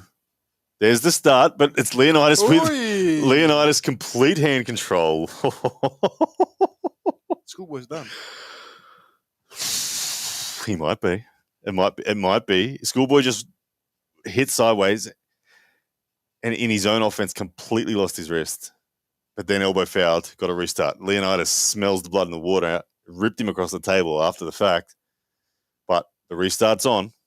Schoolboy in trouble. Leonidas looking good for hand control. Here we go, round 2. There's the start. Schoolboy comes forward with the press this time. He recognizes it. Leonidas holding the press up, committed, full Kamil Jablonski style there from Schoolboy. Gets the pin, 2-0. Long way from being finished this match. Yeah, I'm sorry for that. My goodness, Schoolboy. And that's the difference between being a professional arm wrestler. You can switch up things so quickly. Absolutely, yeah. So this is a classic case of right now. Leonidas actually does look like the stronger man. Stronger top roller. But it's 2-0 to Schoolboy, isn't it, right now? And look, if you're Schoolboy, you are worried. Yeah. Because you're like, oh, man, I have to do my that top again. Roll's done. Yeah. I've just shown him that I have to flop, and I don't know if he's like Schoolboy's not a flop presser. But he's obviously got it in his game. What does Leonidas do right now? If you're in his corner, how are you telling him? How are you coaching him? Shoulder commitment. You got to tell him, man. You're stronger right now. You're actually winning the endurance battle. You have to win some center. Yeah, you have to win some center. Because the thing is, either get some down pressure on in a drag hook, but immediately like. He just needs to win some form of center. But at the moment, Schoolboy's decision-making is what's keeping him alive. He's ahead of the curve on the decision-making, and it's proving very valuable right now. Yeah, because we'll see the setup of Schoolboy. Is it going to be a press, top roll? Yeah. I don't know. Do you think he'll will he just full Kamil? I don't think he will set up like Kamil. I think if it was me and that just happened, I would try that. I think he's going to try to set a hook, and when it fails, he'll commit to the press. I don't think, Schoolboy's hand is gone. There's no top roll left in Schoolboy, which is fascinating. Yeah, it is. It's fascinating, isn't it? That his top roll has blown out on him so quickly, and he leads 2-0, but he's won it without his hand. What's going on here? 1-1. What are the referees saying?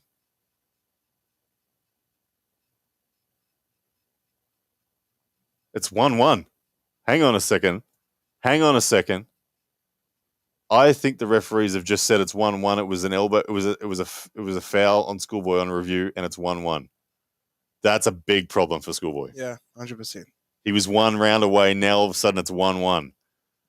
Leonidas just got a very, very lucky call. Lucky call. Yeah, but it's really made the task hard for Schoolboy now, whose hand is in trouble. It's given Leonidas the freedom to lose another round if he makes an error. It gives him an opportunity to increase the gap in strength and endurance. Right now, Leonidas Arcona looking good, having had that score equalized. Schoolboy is going to slip for the straps here. He looks. Oh my goodness! Elbow foul.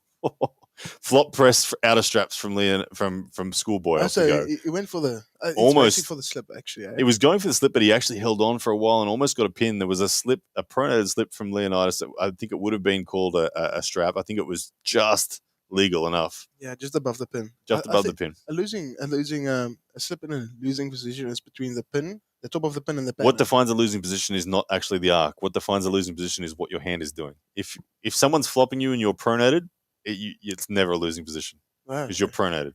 It's only if you're like this, if you're bailing in your grip, and it's on the bottom third, that's the losing position. Okay. But if you're holding on and it's your opponent flopping on you, it'll never be a slip in a losing position. Okay, off to the straps this time. This time, I think that was actually Schoolboy just saying, "I can't." Worse for him. It is. His wrist is just going. He's worried. You can see the look on Schoolboy's face is concern. And Leonidas is just getting more motivated. Yeah, he's like, "Yep, let's go. Let's tie us together. I got this." Leonidas is. If you had if there were live odds right now, and I was the bookie, I'm giving 80% likely Leonidas wins this match right now. That's my gut feel. When it was 2-0 Schoolboy, it was 60% Schoolboy. I felt like he had the heart still to just say one more, I can do it. Yeah. But now that it's 1-1, it looks like Schoolboy is really concerned about how he achieves it. I don't think he can see the pathway to 2 more pins. And he's lost the heart because of that, potentially. I can see the pathway, but it's what is the pathway? Is it a flop? Is that the only one? Okay, here we go. And it seems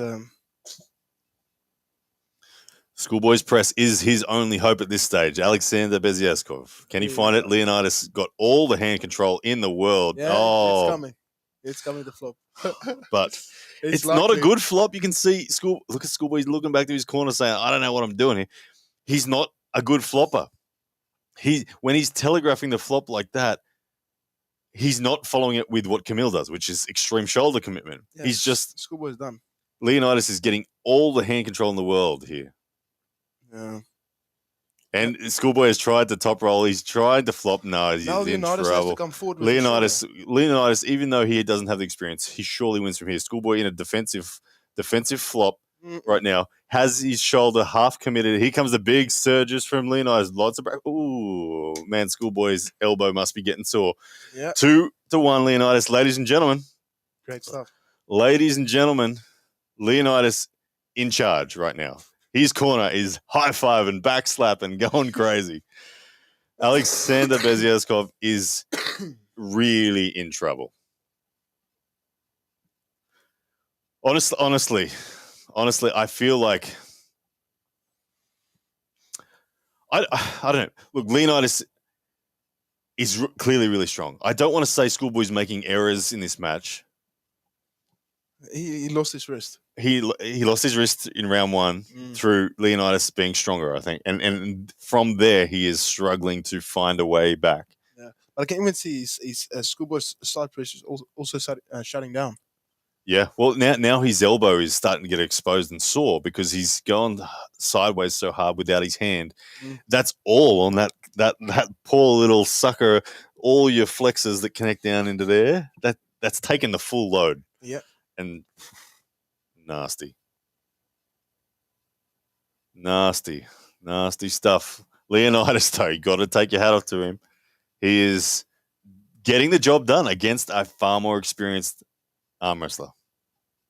Leonidas belongs, no matter what He does. he does. Makes Larry Wheel feel good. Yeah. Larry's feeling good now. It's like, yeah, that's right. Larry got more into the match than Schoolboy is, to be honest. That's true.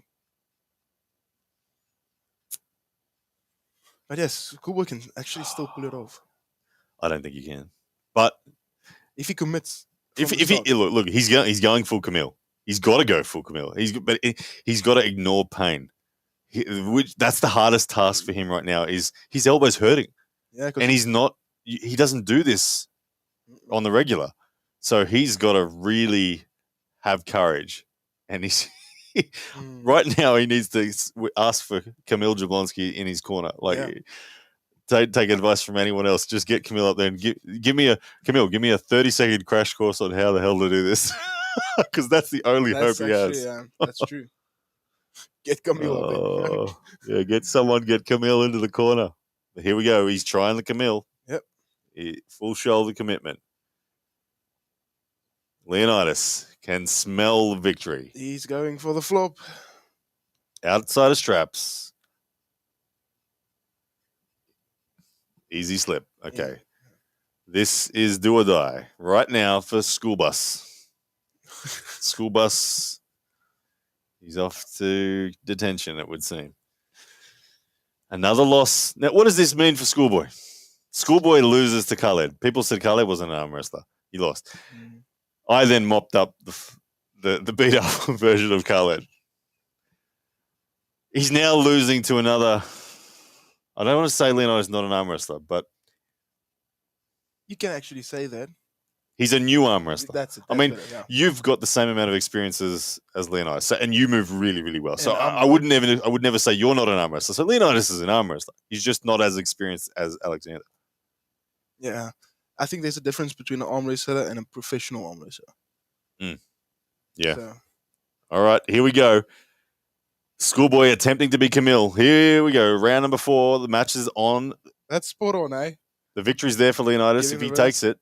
Here we go. Full committed flop press from Schoolboy, and he's got purchase behind it. He's there, and he's pulled off the Camille. It's 2-all, ladies and gentlemen. He's found the lane. Leonidas now confused. He doesn't know how to deal with that. Well done, Schoolboy. Well done, Schoolboy. And it looked good. Schoolboy takes this one. Yes. Now it swings, doesn't it? He showed there that actually he has sufficient power to do this. Yeah. With the properly committed Camille. So Leonidas now has to go back to his corner, and his coach needs to quickly teach him how to deny a flop press. Yeah. It's exactly the same. Side pressure and wrist flexion. Yeah, wrist flexion, center control. That's all he needs. But, my goodness, what a fascinating match this one is. This one, crazy. Back and forth, down to the wire. Now, all of a sudden, if I'm live odds, Schoolboy's now the favourite again. It looks like momentum is back with him. Yeah. And, that actually, I felt like that actually was inexperience from Leonidas there in not recognizing the flop was coming, and he still he overpronated, stuck with the top roll and caught on his own bicep. Yeah.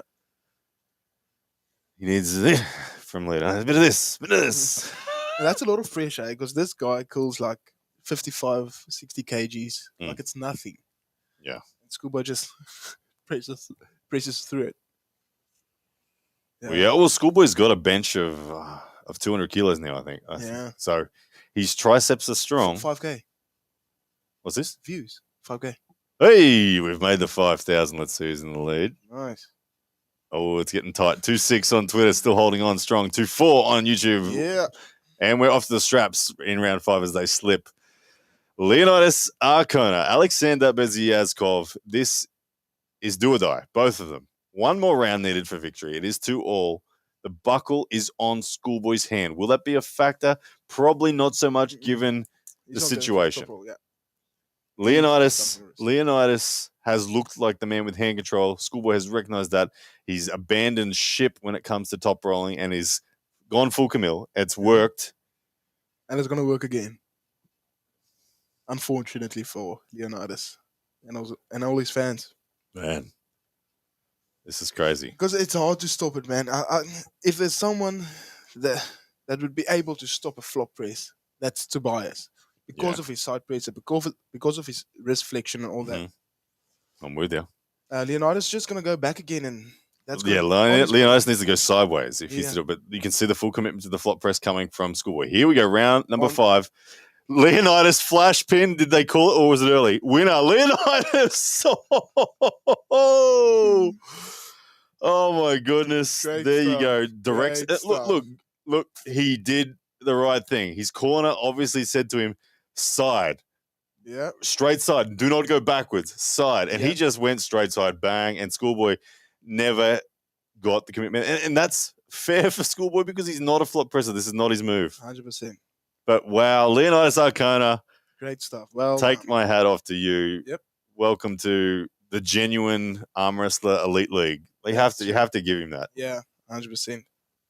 My goodness. It's not easy to deal with a flop. Even if it's just not even a guy that like a Camille flop presser or a Jerry flop presser. A flop press by any arm wrestler. If you get your shoulder behind your arm, it's tough. Yeah. Look, great effort. Both guys are going to be sore after that one. Especially Schoolboy. He's going to be real sore. He just fought hard in a lane that it's not his choice to ever go there. I don't think he ever wants to be in that position, but that's where he found himself. And look, well fought from Schoolboy. He fought hard, but Leonidas really damn strong. And I think there's a lot of improvement in Leonidas still. Yeah. A lot to come because there's still so much refinement in his movements. He still looks clunky. Yeah. But clearly strong as an ox. Scary. Schoolboy. Man. Schoolboy becoming the punching bag of new elites. That's true, eh? The punching bag of new elites. Yeah, that's 100%. It's well done, Leonidas. My goodness. Okay. Ladies and gentlemen, there we have it. Big win there. Check that bicep, eh? It's pumped. Massive bicep and shoulder. All right. Who's up next? I think it's Monster Michael Todd. Oh, that's so cool if it is. But just hold on. Yeah, I'll hold off on putting the poll out. I'll hold off, guys, as they're just interviewing Leonidas. Man, look at that bicep. It's insane. My goodness, mate. I'm getting so hungry, eh? Yeah. You go grab whatever food you want out of the fridge, man. Take your time, don't rush. Have a feed, come back when you gonna eat the chips? Yeah, would you like to? I'm good, man. I'm good. All right. Rickard's gonna have a feed, ladies and gents. He won't be gone for too long. We got 5,500 people as the crowd is growing in here. It's a good night so far tonight. We've had a lot of epic matches. We are getting down to the pointy end of this experience, East vs. West 12. And, of course, we're all waiting for the main event. Devon Larratt against Levan Saginashvili is the reason why we're all here. It's the reason why we're buying the pay-per-view buy, which you can get from app.coresports.tv/sign up. We've been having our own little battle tonight between Twitter and YouTube. Who's going to reign supreme for the viewers? At the moment, it is Twitter in the lead at 2,724 viewers. YouTube very close behind, 2,630. I have no idea who's going to win that super match right there. But you guys, I am so grateful for all your support. Then for the podium between Facebook and Twitch, you guys are pretty even as well. Facebook at 65, Twitch at 47. But no matter where you're watching, guys, thank you so much for your support. I really appreciate all the shares, the retweets, the likes, all that sort of stuff. Thank you so much. Leonidas there with a big upset victory over Schoolboy. Schoolboy was an 80% favorite in the polls as we went into that one. And, Leonidas, the man from Germany, takes it. Now, they're going to an ad break at Core Sports on the coverage now, so we have to wait in suspense to see who's coming up next. I think it's going to be Michael Todd, as Rickard mentioned. 10-minute break, is it? Okay. People are telling me it's a 10-minute break. That might have been announced by the people on the coverage. So if that's the case, we'll do the same. We'll have a 10-minute break as well. Rickard's having a bit of an eat. I might go make us another coffee or something once Rickard's had a bit of a snack. Are you drinking soda? Yeah, I'm drinking soda. Pepsi Max. Ryan Blue Bowen, how would you fare against Schoolboy? This is the question. That's a good question. Look, I've watched Schoolboy up close in person against Khalid, and I thought he was going to win that match easily, and he didn't. And the reason he didn't on the night, I thought he made technical errors and he didn't trust his top roll, and he went way too deep into the hook and gassed himself out. Tonight, I thought Schoolboy was going to win. I thought he should win. I thought it was his match to win. No disrespect to the power of Leonidas, but I thought that Schoolboy was going to be too much. Schoolboy's a lot bigger than I am. We've been pulling the same amount of years. He's been pulling 12 years. I've been pulling 11 years. He's 125 kilos. This morning I was 103 kilos. That said, I think I'm a better arm wrestler than Schoolboy. I don't think I would make the errors that he's making. Schoolboy appears to gas fast. I think if I could get tied to Schoolboy, I'd hold him out. So, I don't know. I think I could do it. I think I could do it. I think I could make Schoolboy have another loss. Anyway, what do we got coming up next? Ryan, you suck. You can't even compete with these guys. Yeah. That's right, Colin. You're the reason why I can't compete too. I'm sure you'd beat me, Colin.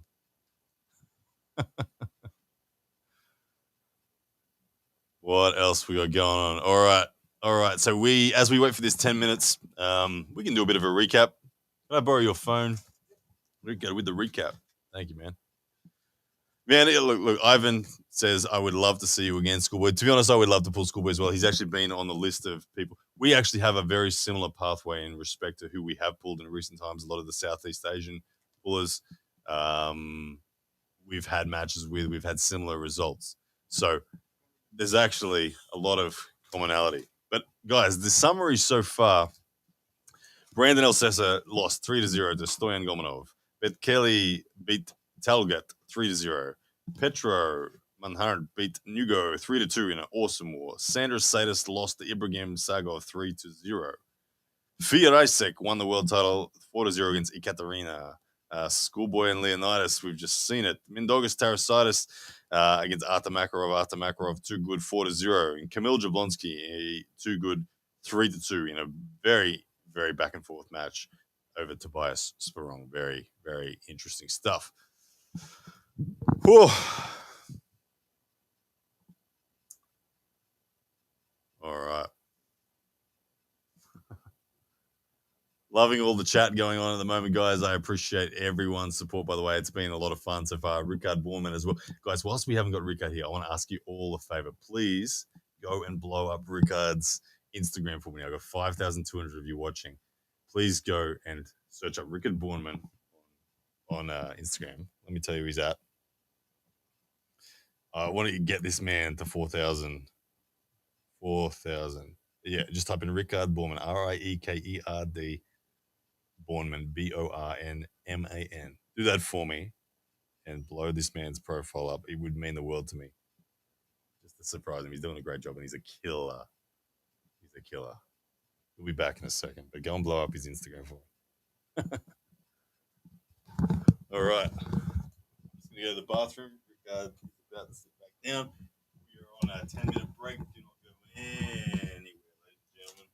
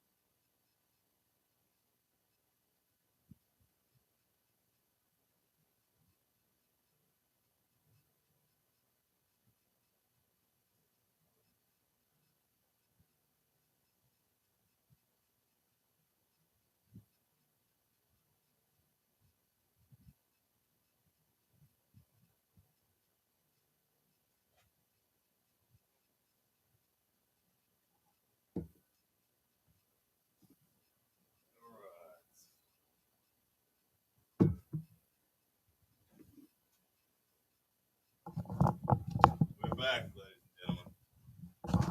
We're back.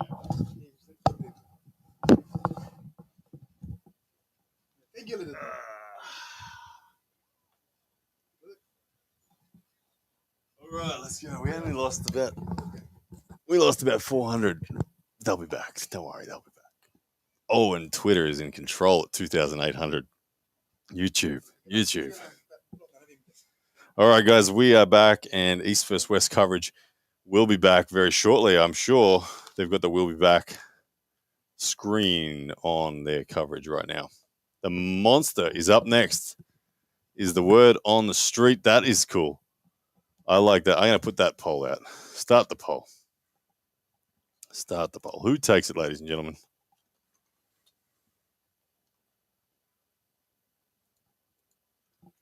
Michael Todd. Frank Lamparelli. Frank's way bigger than I realized. Yeah. Yeah. He's a pretty nice guy, eh? He looks lovely. Did you look did you watch the No, you told me about it, but I haven't seen it. No, the the press conference? Yeah. I didn't see their moment, no. He couldn't be serious. He was just laughing at Michael. He's like, sorry, man, it's can't be like that. Okay. 65% so far. I believe Michael will win this match. Yeah, it's probably another 6 matches, eh? Yeah, we're getting close. We are getting close.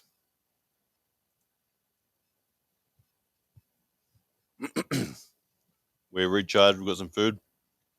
We've got coffee. We've got some water again. I want to thank everyone for being here. All 4,928 of you. We've had way more come in that as well that we want to thank you. But the best is yet to come. Okay. How about Leonidas, eh? Yeah, crazy, eh? Crazy. You called it. You said you picked him to win. I thought surely not, but you're right. I didn't expect him to have hand control like that. Yeah. I thought that if the match didn't go into a hook, I thought it's going to be a really hard day for him because Scuba's a top roller. Yeah, I did not expect basically Leonidas to out top roll Schoolboy. Yeah. As the shorter armed, smaller hand man. Even his setups looks so good. And I think on that first one, Schoolboy lost his wrist a little bit, but he just pushed through. So yeah. Well, that was a weird first round. Yeah. That just savage side pressure broke through the arm eventually. But it did come at a big price, didn't it? You could see straight away after round one. Like you called it after round one. You said Schoolboy's done. You saw the hand and you thought it's over. He then showed that he had a little trick up his sleeve with the flop press. But my goodness, Leonidas in the end, perfect side pressure hit off the go. Yeah, that was and just too much pain in the elbow. I think Schoolboy would be really sore. Michael's not losing. Yeah, that's what Michael's built his career on, not losing. And hence the King's move. He says he hates losing, and the coverage, ladies and gentlemen, is back. Neil Pickup is on the stage and welcoming everyone back. He will be announcing the next match. Michael Todd and Frank Lamparelli. This is a big one. It's an important one, isn't it? Yeah. Like Frank's story is not as well known as Michael. It's obviously 100%. important for Frank as well. Yeah. He's emerged sort of back into the scene in the last couple of East vs. West and that looking good. But Michael has a really big, long story, isn't it? He's a battler, Michael. And he's just coming back now. So And he's been at the very pointy end of the world ranks at his best. He's he lost his super matches to Pushkar and Saplenkov, but he took 2 rounds off them, and it was absolute wars. He's been very nearly the best guy in the world multiple times. Perhaps he was the best guy in the world at one moment. I don't know. I don't know. Like there's enough people out there that say there's enough people. The fact that there are people that believe Michael was at one time is evidence enough. There's not a majority, I'm sure. But anyway, here he comes, the man we're talking about, Michael Todd. The beard is getting longer and longer. The grey streak down the middle, showing his age. I think he's in his 50s now. 50s. Yeah, he's in his 50s. That's crazy. He is. I admire Michael's resilience, mentally, physically. He has put himself through a lot. and he still has never shown even the slightest sign of giving up. No. I think he loves the sport so much. Eh? Yeah, he does. Yeah. He does. And there he is in his corner, his wife, Rebecca. Paul Lynn there. See, Paul Lynn really believes in Michael. You can see that belief through there. As we wait now for Frank Lamparelli to be called to the stage. Yeah, this guy will come out all smiles. You'll yeah, see it. He's got his massive grin on his face in the posters, everything. he's in Matt Mask match was actually a pretty cool one, eh? Yeah. I really enjoyed watching that one. It's just both seriously good top rollers, eh? Do you expect Michael Todd to go on into the King's move? Yeah, 100%. Straight up? I don't know, straight up. He'll probably do that because he's most comfortable with that. But I expect of him, if it goes well, to start off with the press as he did with Pablo. Yep. And if it stops, he'll just shoot back into the. He just goes boom boom. Yeah. Just transitions. He's one pretty to the good other. at that, eh? Yeah, he's very fast at that. Michael's actually a rather explosive guy. For given how defensive he is in his nature as an arm wrestler, he's actually very explosive as well. Yep. Mr. Frank, he's a big guy. All right, age, 50 years of age. There you go, Michael Todd. Okay. 44 for Frank, 115 kilos, both guys. Michael with a 52-centimeter bicep versus 45, and then 44.5-centimeter forearm compared to 42. Both 190 centimeters, Michael Todd, and 191, Frank Lamparelli. So that's your height, 191? Yeah. There you go. Yeah, it gives you some perspective. All right. Look of determination and focus in the eyes of Michael Todd as he approaches the table. Frank Lamparelli, the much more freer spirit, and expect him to have a little bit more relaxation. But I say that, but he looks deadly serious. That's good, boys. Let it start the match. Yeah, they're both guys being very well behaved. Start the match. That's good. There it is, the start. Nice. Ooh, and we are off to the strap as expected. Yep. It's hard to hold on to Michael Todd out of straps. Yeah. Very hard. And this is the part that I love. It's when that two hands slip off and you know. Yeah. It's not escaping it now. When that strap comes on. Yeah. That was, for me, my last match against Ron. Yeah. That's the same thing. Ron avoided my hand the whole lead up. He wouldn't shake my hand, and he'd do it left-handed, but he wouldn't give me his right hand at all. And that first slip settled so much nerves. It's like, okay, all right, we're here now. I felt it. It feels all right. We're in the match. So the nerves settle, everything calms down. But here we go. Michael is on the good side of the strap. He does. So. He's got the good side to start with, which is an advantage in this best of 5. Yep. Frank Lamparelli needs to be aware of that too. This looks dangerous, man. Michael's pronation looks like it's going to be established. Here we go, round number 1. Michael looks pretty good. I like Michael's setup as well. I agree. Moments from the go. There's the start. Side pressure from Michael. He's lost a bit of his wrist. Yep. Frank Lamparelli also lost his wrist. Both guys with their pronation still secure. And Frank Lamparelli now adds the side pressure, brings the match back to center. Michael Todd's beginning the climb. The finger walking from both guys is on. Lamparelli keeps elbow foul. Who was it on? Elbow foul and Lamparelli, but this is a match. Oh, it's a match. It's definitely a match. Oh, look, the shape is, I can see it. The shape is going to go Michael Todd, King's move, stand-up press. Yeah. Lamparelli, stand up, boom. Lamparelli's wrist is back, but his pronation is still good, and he's using side pressure. And he has a big hand, eh, Frank? He does. That's a massive hand. Michael Todd, though. Good start so far. Slight edge towards him as they restart now for round number 1. Frank Lamparelli needs a little more hand control before he adds that side pressure, if he can get it. Here we go. Bang. There's the start. Once again, similar position. We've got the wrist back on both guys, but both guys' pronation still secure. Side pressure from Frank is good this time. He's got much better hand control. This time, Frank winning the high ground with the regrips. The regrips are on now. Frank in a great position. Michael in a defensive position. Pure defense now. His pronation is still alive, but it is underneath the wrist flexion now of Frank Lamparelli, who is taking his time. He knows not to surge too soon. He's setting his shoulder up. Oh, awesome climbs from Frank Lamparelli. Big side pressure surge. Elbow foul Michael. Very much needed, to be honest. Yeah, 100%. Lamparelli was going to win that round. Yeah. He had perfectly positioned height. He'd climbed up nicely. It was the next surge would have got it, I think. Tactical elbow foul there from both guys. This is a big first match for Michael. It's big. Well, impressive stuff from Frank Lamparelli on that one. It looked advantage. Michael's coming for a press. Michael's coming for a press. There it is, the flop press from the beginning, but caught and prevented, almost a pin. But now Michael goes to his defensive position. But Lamparelli has complete height and control. Michael needs to be very, very careful as to how he navigates this. And there's the pin. Frank Lamparelli climbs, adds side, done. 1-0. Interesting.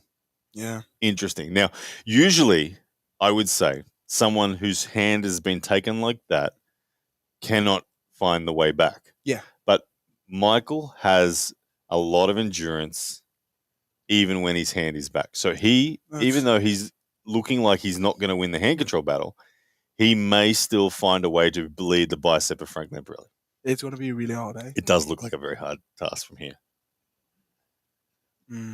Frank navigated that very well. Very well. I don't think Michael should go to the press straight off again. I think that actually cost him now. I don't think he's going to get through. Yeah, because he's already losing his wrist. Yeah, he made it much worse for his wrist. I think he needs to protect his riser, protect his height, and be in the long top roll v top roll battle. That he can win. Yeah, and he's brilliant in climbing. Yeah. So yeah.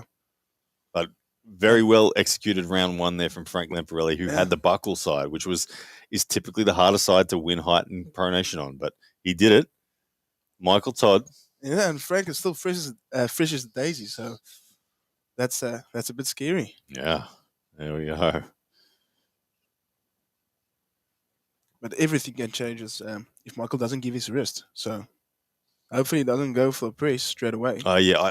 If he goes for a press, I think that's a nail in the coffin for him. I don't think that's a good one. I hope that Michael still fights for height. And look, like I said, Michael's pronation through the base of his wrist has a lot of endurance. And I think that's where he needs to take the fight. He needs to really rise and pronate, be almost Michael Todd of old, stick to the King's move exclusively. And Michael cops a lot of heat for the King's move.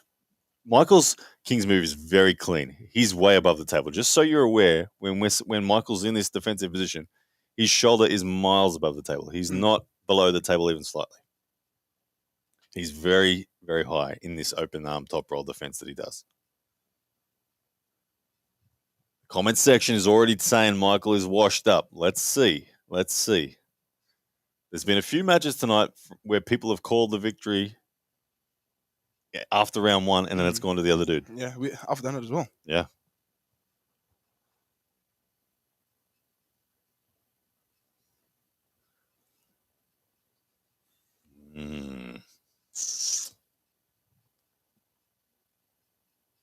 Looks like some people are having dramas with the Core Sports page. Give it a refresh, guys. That tends to fix it up.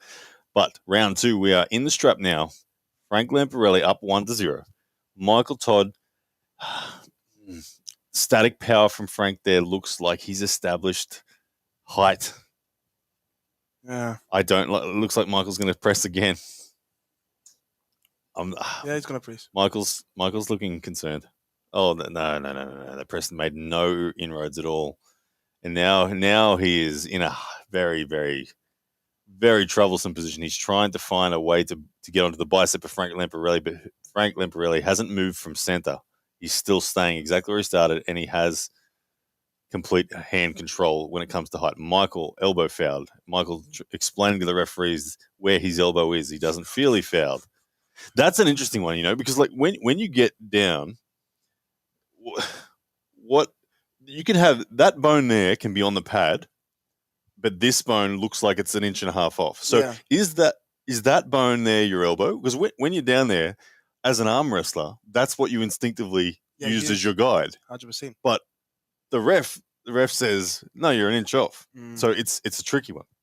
He's going for the press again. Oh, Michael, stop going for the press. Come on, top roll, mate. It's Michael's in trouble. He's going for the hard now. He is. He's committing properly. And he commits properly to the press, and Frank catches it, and Michael's back to the King's move defense. Michael in trouble. Hand control and height, Frank Lamparelli's at the moment, who is being very patient. No offensive surges from Frank yet. Just to climb and hold it center. He's going to transition to the press. when it comes time. At the moment, he's interested in just bleeding the hand control of Michael Todd, who is giving it his all, but is in no position to make any ground at all. He's just waiting for the slow death to happen as Frank Lamparelli continues to walk, adds some side pressure, and Michael does get a stop. But Frank now recognizing where the path is, it's to cup his wrist over the thumb of Michael Todd, which is what Frank is working on. Frank adding some side in the top roll nature, which to me is a mistake from Frank's behalf. He shouldn't be working on that. Michael Todd, Frank's wrist starting to flatten. Frank's considering trying to flop press. Michael has a window of hope here, Michael. This is where Michael is experienced. Yes, Frank backing off from the shoulder, looking to reset. Frank is gassing. Michael sensing it, and Frank causes the elbow foul. Sneaky one. I agree that was caused by Frank Lamparelli. A little cheeky press caused Michael Todd to pop off the back. Interesting. This is what I mentioned before. Even though the hand control's gone, Michael has an ability to find fatigue in his opponents from that underneath position. Yeah, that's crazy. Like no hand control on Michael Todd at all. None there. Yet, Frank Lamparelli deliberately fouled to get out of that match. That's true. Are they calling it a restart? I think that's a restart. Yeah, I think that they're just allowing it to go back to their corners because they're being nice to them. But I think that is a restart. Definitely a restart. My goodness me. Like, I think if you're Frank right now, you're calm. You're like, I'm cool. I got this. But you felt something that was like, hang on. I can't do that. Where do I go against that? Because one of the worst things you can do against a King's mover is try too hard too soon. That is the way that you gas yourself. When you've got control of a King's mover, slow movements and making your cup deeper, making their thumb go under and under and under is the real secret to it. You pull the trigger too early on almost any direction. And you put yourself in a bad position. Yeah, and we saw it then. Frank went to go sideways and he flattened his own wrist out. And all of a sudden, Michael was like, okay, I can start climbing again now that your wrist is back. But Michael working really hard here. This looks like it's Frank's match to lose. But Michael is, like I said, he hates losing. He's built a career on just never giving up. I don't like the fact that Michael's going to press from the start again. You can see it. He's going to do it, and I don't think he should. He should just keep some degree of height. But anyway, Michael knows Michael better than I know Michael, and he's going for the press off the go. Frank Lamparelli will get hand control once again. Waiting for the start. Oh, that's a pin. Okay. See, Mike knows Mike better than Ryan knows Mike because Mike is just flash flop pressed Lamparelli. There you go. That bicep is tired. The bicep is tired. The bicep of Frank Lamparelli is tired. There we go, ladies and gentlemen. We have a match. I feel so much for Rebecca Todd. Rebecca Todd. She's a great wife. She is. She's such a good woman. And she has ridden this wave of this whole journey. She's been there. And I think she feels every bit of the nervous energy and emotion from these performances. And you could see the relief and a little bit of hope return to her face then as they went to the quarter. But Michael's face says, "Business. I'm going to do it it's again. On. It's on. And again, and try to stop he believes now. He believes he's put enough work into Frank Lamparelli's bicep that press option is on. Now, Frank Lamparelli still looks relaxed, and he should be. He shouldn't be panicking right now after being there. He just needs to know that he needs to guard that at center. Yeah. I think he just didn't. So I think he underestimated it, and I don't think he muscled up fully. He was playing the just get into the groove match. Yeah. If he gets aggressive at go, he'll deny that press. Okay, and then it will be back into the top roll V King's move. It's on. Look! It's anyone's match. If I'm 55% Frank Lamparelli right now, on my gut feel. I'm 70% Michael. Yeah. Okay, split decision here. Where's everybody? Let us know in the chat where you're at. We got almost 6,000 people now as we've cracked 3,000 on Twitter, you legends. 2,700 on YouTube, fighting back. But Twitter being like Devon Larratt, just pythoning, just hand control. Every time YouTube surges, they just pop it. Nope.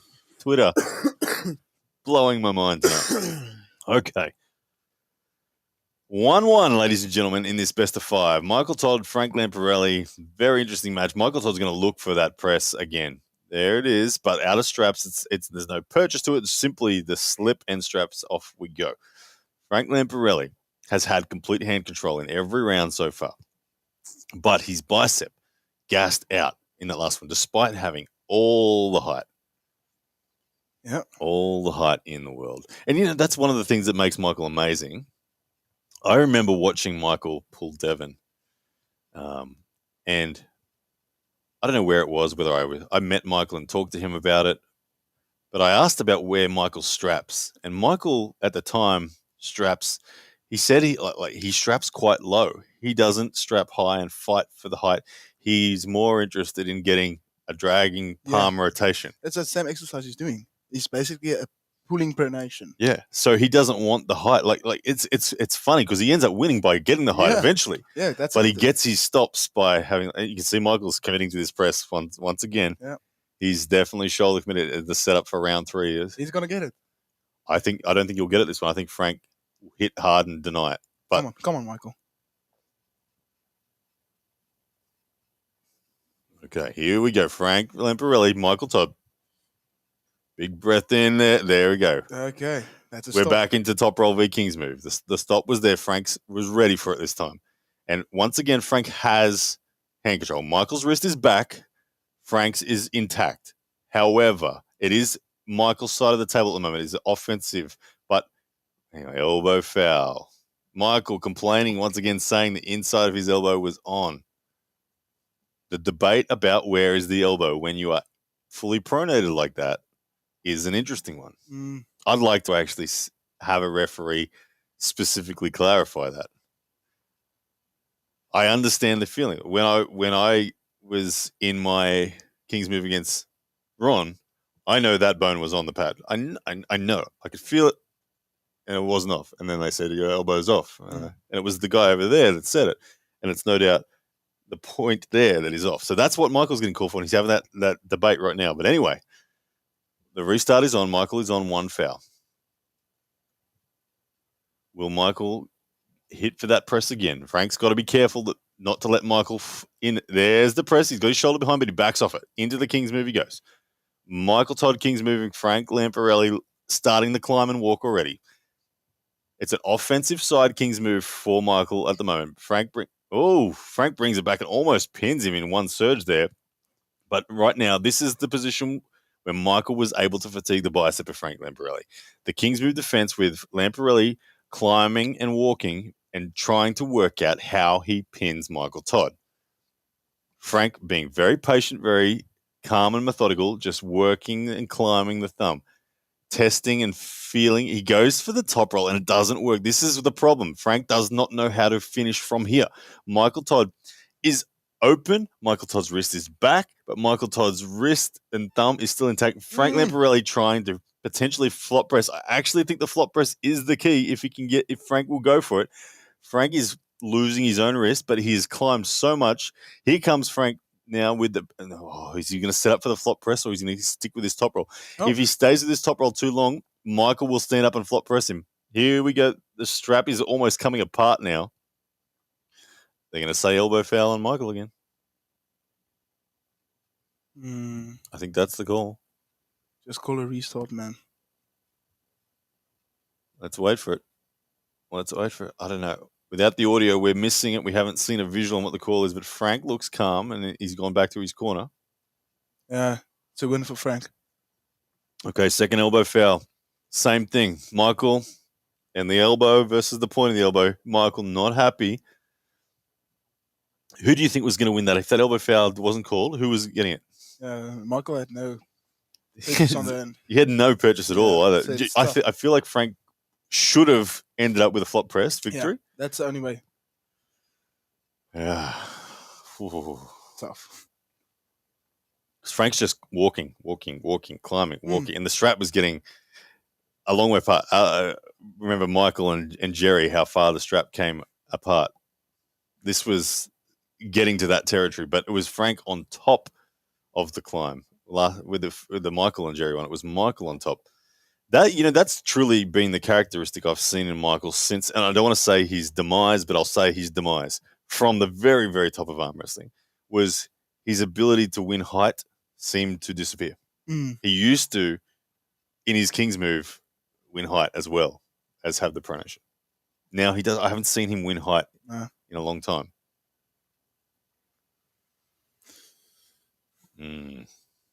So it's 2-1 right now, guys. Frank Lamparelli is your leader, 1 win away, but he didn't pin Michael Todd then. And he is showing signs of concern in his own bicep, but it feels like to me now a 70% likely Frank Lamparelli wins this match. You? I don't know, man. I can't see. We need to see Michael committing more to the flop because he has to get his shoulder behind it. Yeah, if he just stays, he might, even if you can't pin someone, just stay there because the bicep gets getting tired. Yeah, so stay there and say, "What's up? What you got to get out of here?" Because Michael does jump back to the Kings. Yeah. But if he stays, he might surprise himself. Hey, Nacho, you just got yourself a ban. See you later, Nacho, for sharing an illegal free stream of East vs. West. See you later, Nacho. Frank Lamparelli and Michael Todd. 6,000 is going to crack any moment. We are about to crack the 6,000. And it's, YouTube fighting back as soon as we write them off. As soon as we write off YouTube, they fight back 2,800. Goodness me.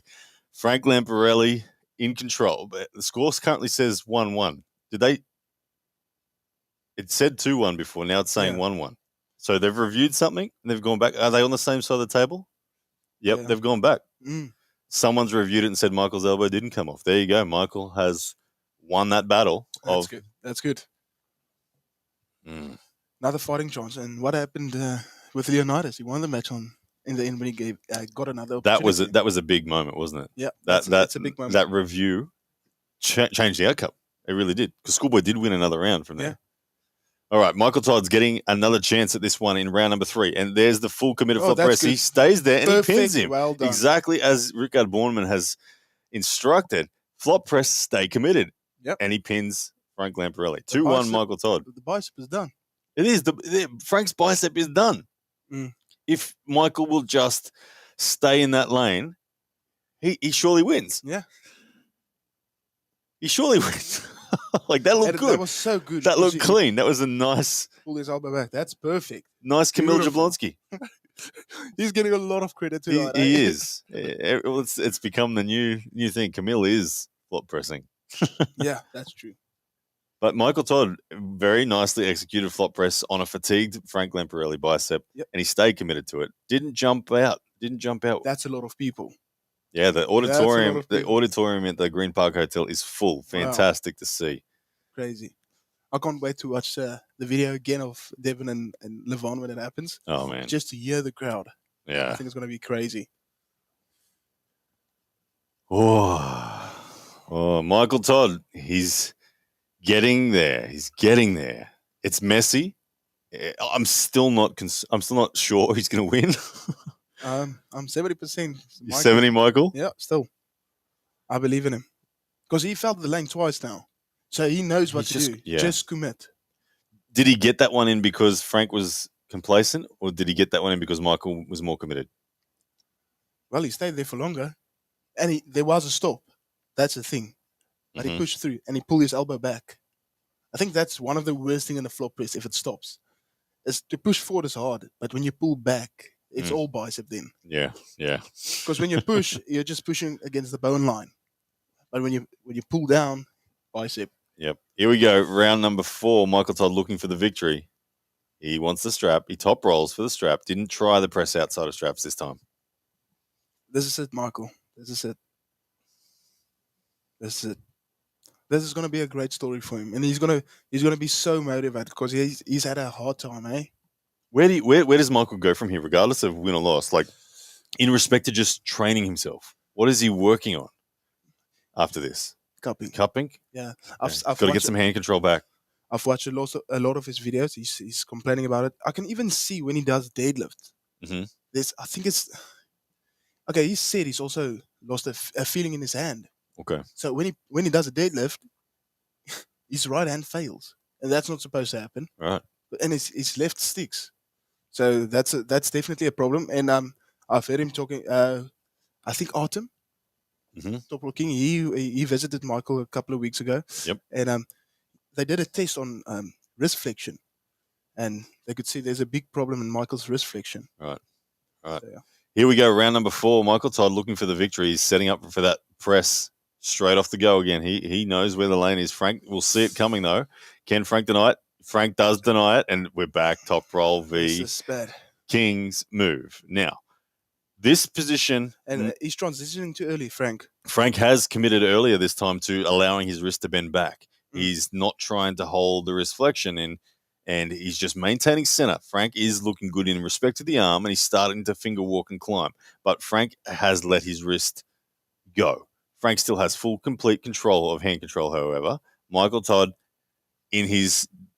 It's like a defensive position that's in the offensive half of the table. He's fully defensive, as now Frank implementing a slight squeeze and a deliberate elbow foul from Michael there. He wants out, wants to restart. He has to be careful now. Very careful. He has to get super thin ice. He has to fight for. This is actually the combo, though.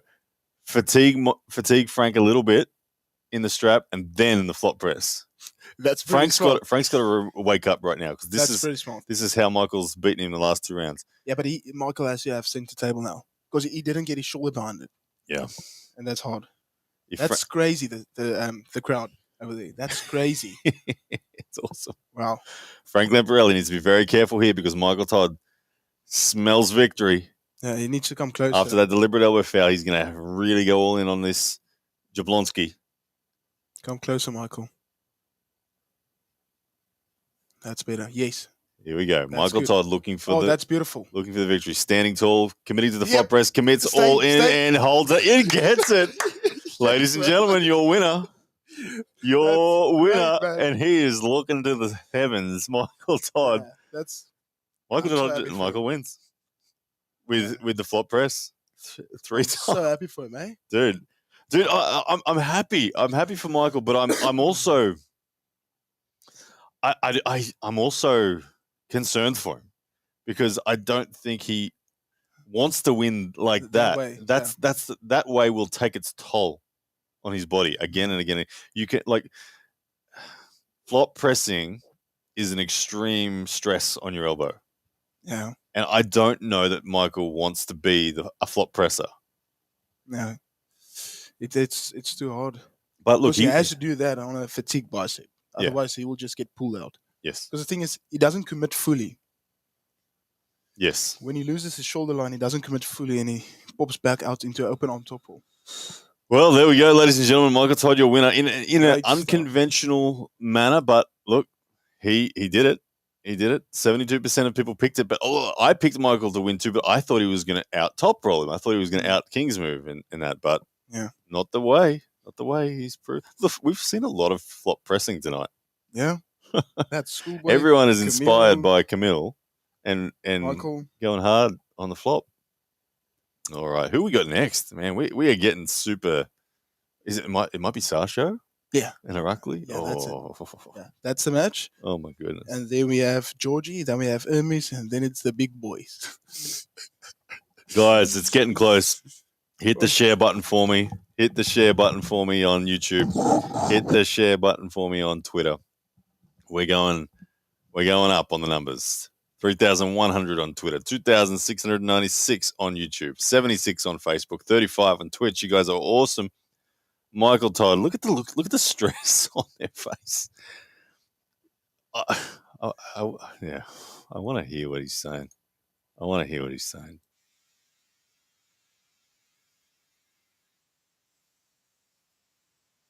Michael's real emotional.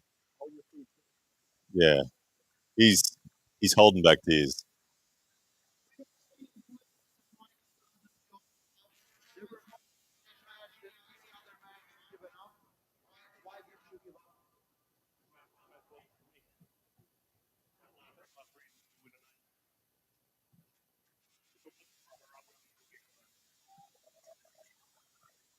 There you go.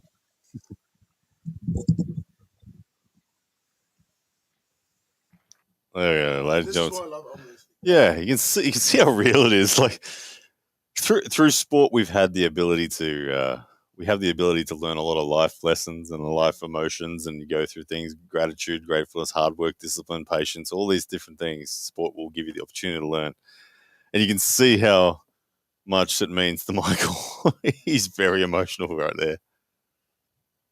He worked hard for that one. Very hard. Michael Todd won, ladies and gentlemen. Those asking who are just tuning in. We are getting down to the pointy end of East versus West. 12. The next one is really exciting. Is the next one Sasha and Irakli? It should be, yeah. I think, okay. Okay, ladies and gentlemen, get ready for a world title match of the highest caliber, 95 kilo class. Irakli Saginashvili challenging for the world title against Samushia and Andreiv. That is up next. And I'm going to get this poll running. Who takes it? Ooh, I like this match. I'm going to say Sasha. You going Sasha? I think Sasha too. I don't think Irakli. Sasha is not just a regular hooker. He's the best. He's the best. And like you said earlier, that guy uses his dimensions perfectly for that style. Biomechanically, he's the shortest arm wrestler there is. Oh no, it's Nerdalet Adakin against David Samushia. Oh, that's another world title. Yeah. Okay. Sasha and Irakli up next. Nerdalet. Okay, this is the 85 kilo world. So it's a few more matches actually. David Samush. Nerdalet. Okay, David is the most prolific East versus West champion in the history of East versus West. This man has never lost a match. David. Okay, first impression poll on this one with Nerdalet up against David. Let's see what people think so far. 79%. After 100 or so votes saying David will defend. Look, he's been untouchable, but he's facing a Kazakh. Kazakhs, to me, are scary arm wrestlers. They have a very well-oiled machine in the way they produce champions, and they produce a lot of champions. Yeah, the way they train it's insane. They even implement running into their training. Yeah, there you go. That's insane. What was the outcome of the exact score of Michael and Frank? 3-1. 3-1. Hey, we got a super chat in. Thank you very much to Francois Desk. He says, great combo, you two. Thanks for sharing your passion and knowledge. Blessings from the Netherlands, Frank Decker. Thank you, Frank. Truly appreciate it, man. Thank you so much for joining in and the super chat, man. Awesome stuff. Really appreciate the support. It's fun, isn't it, man? Yeah, it's I really good. enjoy it, actually. And when you, support like that means a lot. Yeah, it does. It does. Thank you, guys. All right, here comes David Samushia out onto the stage. Laughing at some of the comments. All right. David Samushia, the world champion. I don't know. Is it how many times defended? I don't know. 8 times. 8 times defended. I think this is the 9th. I think so. Turtle says, I got David winning by murder. There it is. David is 30 years old. Nerdalet 26, 84 kilos and 85 kilos respectively. Biceps 45 and 43, and I missed the size in the forearm, but they're very similar size at the end of the day. Now, David Samushia, outstanding hook arm wrestler. Outstanding. Very, very strong defensive hooker. David is a Georgian, eh? Yes. Yeah. Another Georgian. Now, this is 2 big arm wrestling countries, Georgia and Kazakhstan. Massive. All right, yeah, here it is. All right, round 1. Let's see where this one goes. David Samushia, knuckles up position for him. He's ready to set that hook.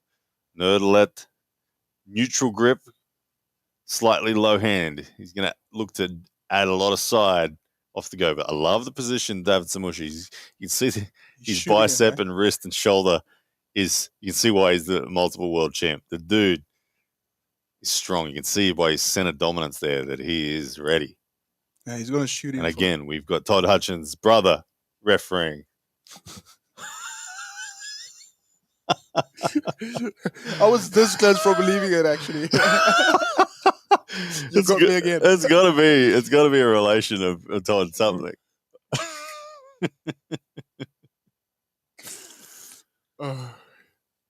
Okay, round one. We're almost set, good to go. David Samushia looking to set the hook, and it looks like he's going to, for me, off the what I'm seeing, the signs so far. But referee Todd Hutchins' uncle not happy with something David is doing. So he's been promoted from brother to uncle. I don't think so. Todd's too old for this guy to be his uncle. But anyway, Mr. Hutchins not happy. Calls the warning infringement on David Samushia.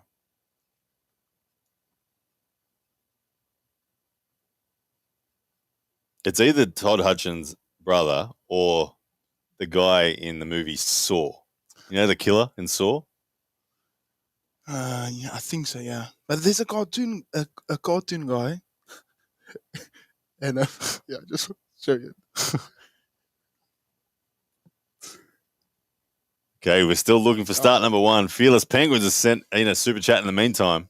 Thank you, Fearless Penguins. And they're a start. And there's the side pressure from Nerdalet. But the catch from David Samushia scoops him in just below or just above the pin. And then Nerdalet with a deliberate elbow foul. But back to the super chat. Thank you. $2 Canadian. A ghost of our hippo character floats in front of the words game over. Another one of those stickers that has been turned to text. Thank you very much, Fearless Penguins, for the support. Jigsaw Hutchins. I love it. Jigsaw Hutchins. That's his name. Yes. Combination of Todd Hutchins and the murderer from the movie Saw. Jigsaw Hutchins is your referee tonight. And I did not expect that. That's lucky for David Samushia not to be called That's as a pin. That I think if they asked for a replay on that, he might have just pinned David Samushia. But it looked like off the go, Samushia had containment and it stopped the match. But then all of a sudden, he put at it. Nerdalet found a variation to the lane mid-match, and the wrist of David Samushia blows open. And let's see. I don't know if we're going to get a replay on that, but that was... The strap doesn't lie, my friend. That looked like it was almost a pin. They might be reviewing it because the corner of Nerdalet may have asked for the review because in real time, it's close. It might have been a pin. Yep. I think they're checking it. I would have called it a pin. I think instinctively I would have too. It happened so quickly that Georgian flags. Yeah, I think they are reviewing it. Okay. They're pacing back and forth Nerdalet with the surprise. It's a big Jigsaw Hutchins checking the review. I wish I could get that photo, man. Which photo are you after? It's just a bald cartoon guy. Oh, that looks like this dude. It's basically almost exactly. Can you picture Jigsaw from... No. I got to show you Jigsaw whilst we're waiting. Jigsaw.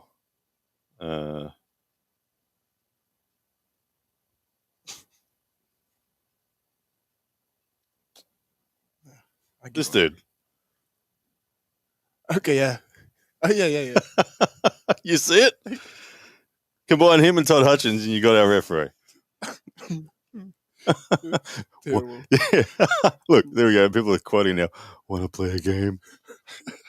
That's what the murderer says. Anyway, we're back. It's 1-0. Nerdalet Adakin awarded the win. There we go. Oh, okay. The review has confirmed it. And yeah, a shock to us all. It looked like David Samushia was in control, but all of a sudden the wrist gets blown apart. Now all of a sudden, David Samushia is probably going to slip for the straps. I'm going to guess. Oh, I don't think so. Oh, Nerdalet. That's another one.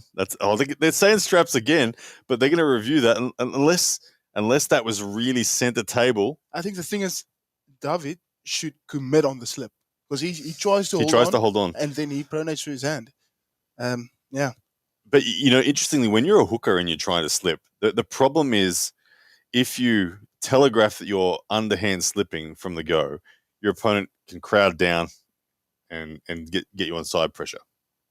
You have to put a genuine thread in to get the top roller to lift, and then you can slip under. Yeah, that's true. But anyway, we're in the straps. Yeah, because you can't basically force him into a hook and then because he's going to join you on the hook and just from there on drag per neck. Yep, 100%. And then you have to go underneath that. Well, all of a sudden, Nerdalet is looking real good. He's up 1-0 and he's looking like he's dominating and he's on the good side of the strap now. And you can see a look in his eye of all of a sudden, I got this. And it's the opposite for David Samushia. All of a sudden, focus, concern, and really making sure he's got the things. He can try and get early start there as Jigsaw Hutchins reprimands him one more time. Nerdalet, there's the start. Missed the jump, but super interesting here. David Samushia, okay, they're going to go again. David Samushia went early.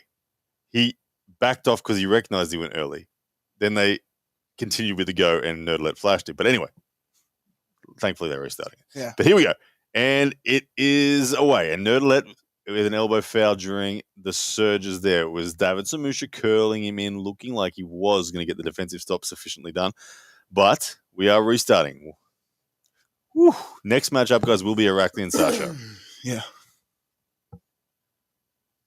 And it is Twitter in the commanding lead of 3,286 live and YouTube at 2,400. And here we go. Good position this time. The hook definitely set, but now rotation for David Samushia needs to be his main concern because Nerdalet has a good position, but the side pressure and the wrist flexion now of David Samushia starting to work and do its thing. This is what he does is he goes on a side pressure counter attack because it was Nerdalet who was starting to chip through and David Samushia wanted to get it back to the squeeze. They're back at center in the hook. This is David Samushia's territory now.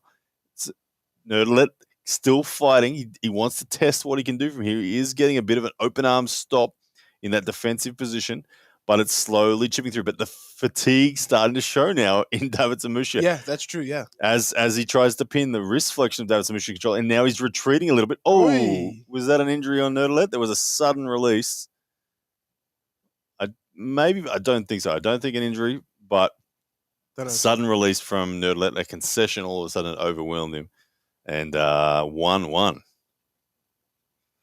Well done, well executed by David Samushia. You can see that sudden release. That all looks nasty. That's what bicep tears look like in terms of the body. But, yeah, no, I just think I'll let go.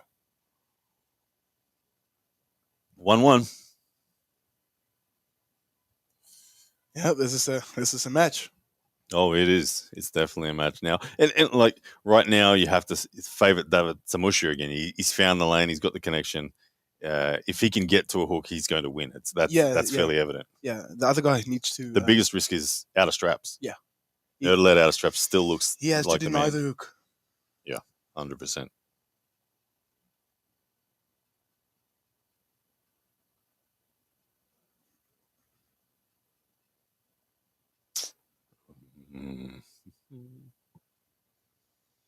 People saying Nerdalet is toast. David is got it from here. Look, only if it's strapped and in a hook. There's many variations possible here. Nerdalet, very experienced arm wrestler himself. Plenty of variations to how this match can go. Out of straps, I'm still favoring Nerdalet. But David, undefeated in East vs. West, intends on remaining that way.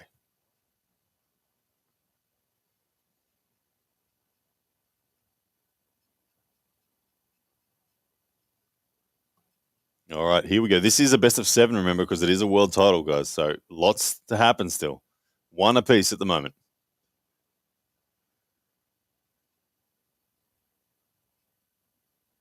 Who won between Lamparelli and Michael Todd? It was Michael Todd, Damien. 3-1. Came in the form of the flop press.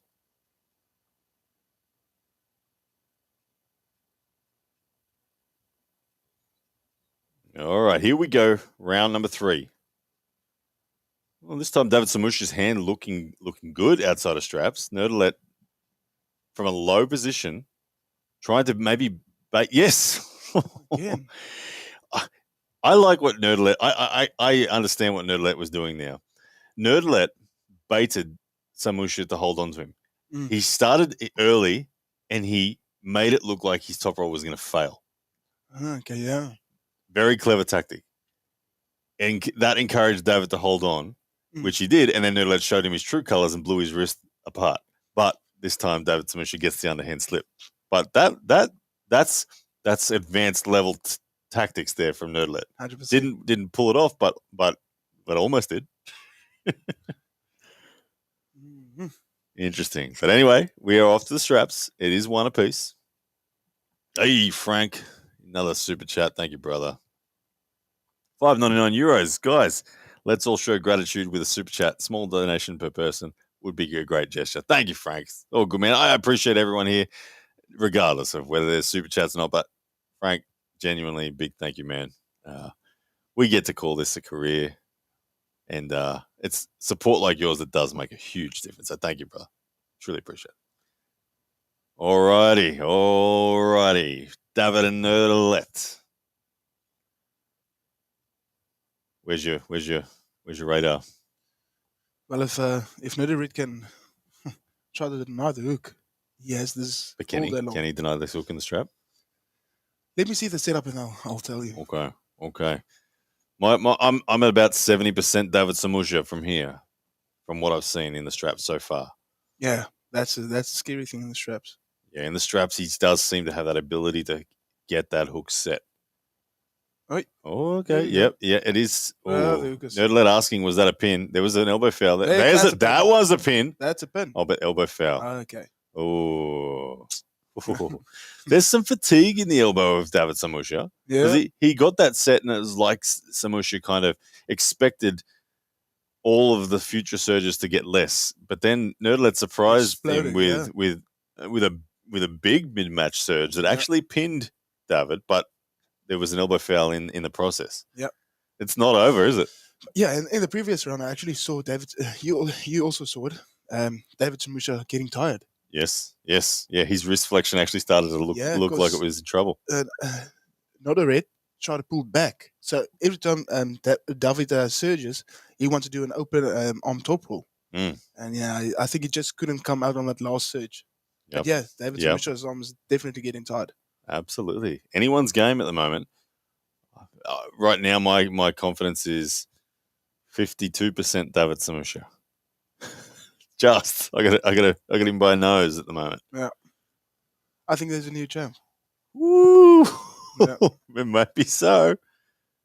Right now, what we saw in that round, it looked like Nerdlet actually has more endurance in the side pressure lane. Those mid-match hits were pretty savage. Yeah, he just has to try to deny that hook. Hey, Alex Mazzi comes in with a super chat. Thank you, brother. Says Devon is number one. Great job commentating, guys. Thank you. Thanks, buddy. Alex. Devon may well be the oldest world champion ever. Like he's formally the world champ right now. But he wants to be the champ. But yeah, the winner of tonight is truly the champ. Yeah, 100%. There's no questions asked. The winner of tonight is the best arm wrestler in the world. And if Devon pulls it off, he's the oldest man to ever do that. If Devon pulls it off, yeah, no words. Thank you, Alex Mazzi, for that one more time, brother. Concrete elbow. Sweden Arm Wrestling is showing the live match. I doubt it. Surely, Sweden Arm Wrestling's been around way too long to do something silly like that. Anyway, I'm not getting involved in drama. Right now, it's round 3, and it's anyone's game. David Samushia, Nerdlet, Adakin. In the straps, Nerdlet looking to get that top roll and that side pressure engaged. David Samushia wants to dig it down into a hook. And there is the stop, the side pressure lane now. What can Nerdlet do? Mid-match hits last time we saw were pretty savage. David has got the hook set, but Nerdlet is waiting for the surges. There's one, but it doesn't get through. Yeah, Nerdlet's on the east side of the table. That's pretty good. Yep, Nerdlet is winning the battle of drag. David is at the front of the pad. Tries to go sideways, can't. But he's going to lose his wrist. Nerdlet's pronation is currently too much every time David surges. Yep. It's surviving, but he's still stuck deep in the hook. Yeah, here we go. The wrist goes back. David Samushia, you've called it in the regrip now. Samushia now flop defense. And he's getting a flop defense in. Here we go. This is a phase we didn't expect to see, but here we are. He just has to stay on the east side of the table. Nerdlet.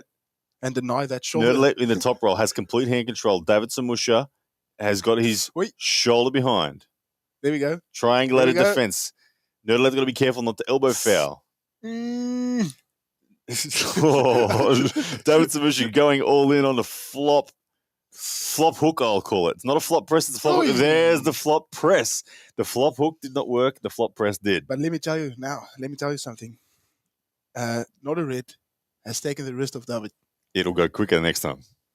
So the match is not going to end center table. We're seeing more flop pressing. It's scary. It's scary. What's going on? I've never seen so much flop pressing in an event. But there we have it, another round won by a flop press. Now, does Samushia commit to the flop press from the beginning? Or is he going to try to set another hook? That's the big question, eh? That's a tough choice for David Samushia right now. Because the thing is, his wrist is gone now. Yeah. But the bicep is fatigued on Nerdlet too, so there is the opportunity. But I think he gave it up, eh? Because I can give this. What is the score right now? 2-1. 2-1. For David. Yeah, but it's first to 4. Okay, yeah. See. It's a world title match, so first to 4. And this guy, Larratt, he seems to be very clever. His table IQ is pretty good. Table IQ is high. So maybe he took the chance on playing some different cards. I don't know who to pick from here. I honestly don't. I'm going with the new champ. I'm still going 52% Samushia. Okay, fair enough. I'm sticking with that one for the moment. My goodness.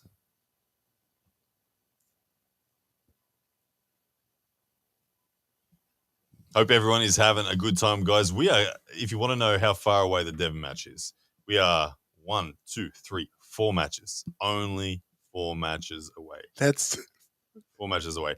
The East vs West 12 card has been going for 4 hours and 20 minutes so far to get to his point. But do not go away now. Start telling your buddies. Start sharing it, saying, guys, it's getting close. You want to tune in now. 4 matches away. All right, back to the action here. Best of 7. David Samushia looking for another world title defense. Nerdlet Adakin, though, is right in this fight as Jigsaw Hutchins adjudicating so very well tonight.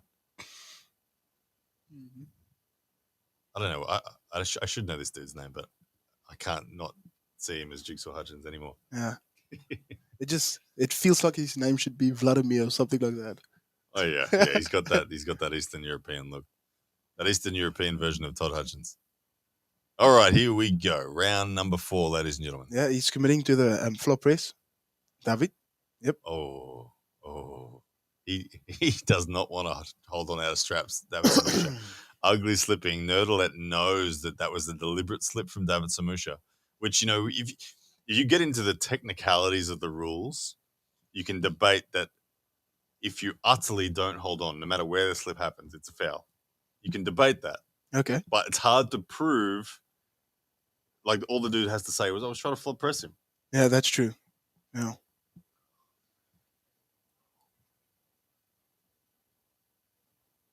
What did we miss? Very nice. Thank you very much. SB Beastie says, I'll be honest, out of all the commentary streams, you guys are the most entertaining. Pretty nice. Keep it up. And also, what does Lekman Rickard? Nice, man. Very good. But lekker is it's a nice saying. Nice. Yeah. If something is really nice, you just say lekker. Awesome. Yeah. Awesome. Thank you very much for the support, guys. We're having a good time. We are having a good time. It's almost time. We're only 4 matches away from the big moment that we're all waiting for. Yeah, I would like to see more South Africans in here. Eh? Yeah.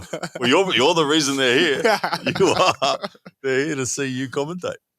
Mm-hmm. There's Engin Terzi with a pensive look on his face. I'm not sure what's going on in the room. We're not listening to the audio. They must be checking something because all the arm wrestlers are standing back waiting. You see the pump on the arm of David Samushia there. Even before. This guy's pump, yeah, right? A lot of pump. A lot of red.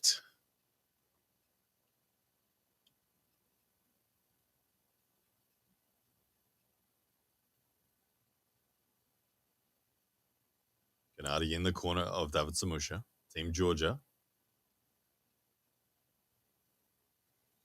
You know where we're at now. I'll tell you, I've done commentaries like this for a bunch of them. We are in the hardest part of commentating right now.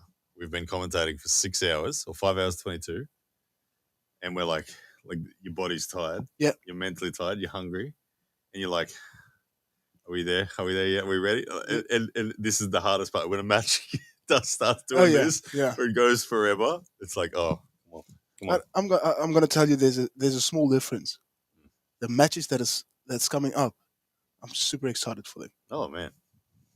I can't wait to see Georgie versus Georgie Alex. and Alex Kadecha, yeah. That's massive. Yeah. And Hermes Gasparini, that could be a big match.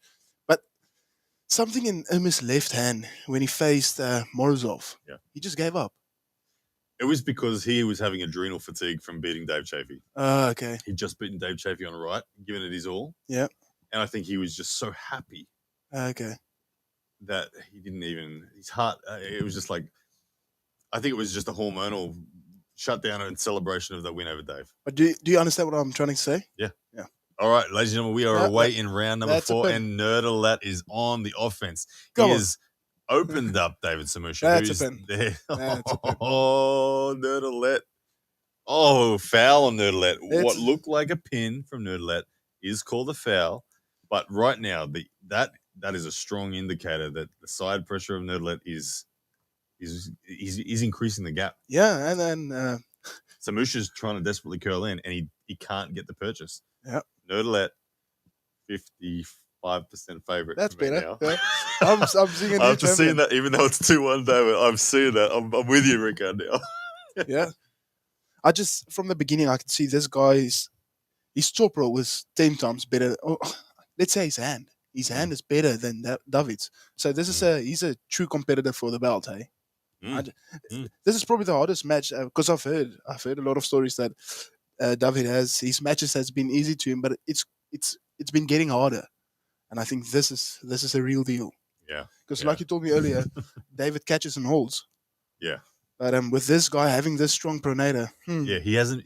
Yeah, and that's what's going on. David is failing to turn the pronator down. Yeah, he's containing the pronator, but he's not turning it down, and subsequently, it's then becoming about side pressure, and David is separated. Yeah, he struggles to force the hook 100%. Absolutely.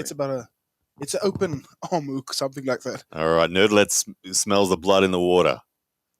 He just wants to stay go. He's calm, he's quiet, he's composed. This is going to be a flash. Check it. Oh, we got the call of the flash. Let's see if it happens. Yep.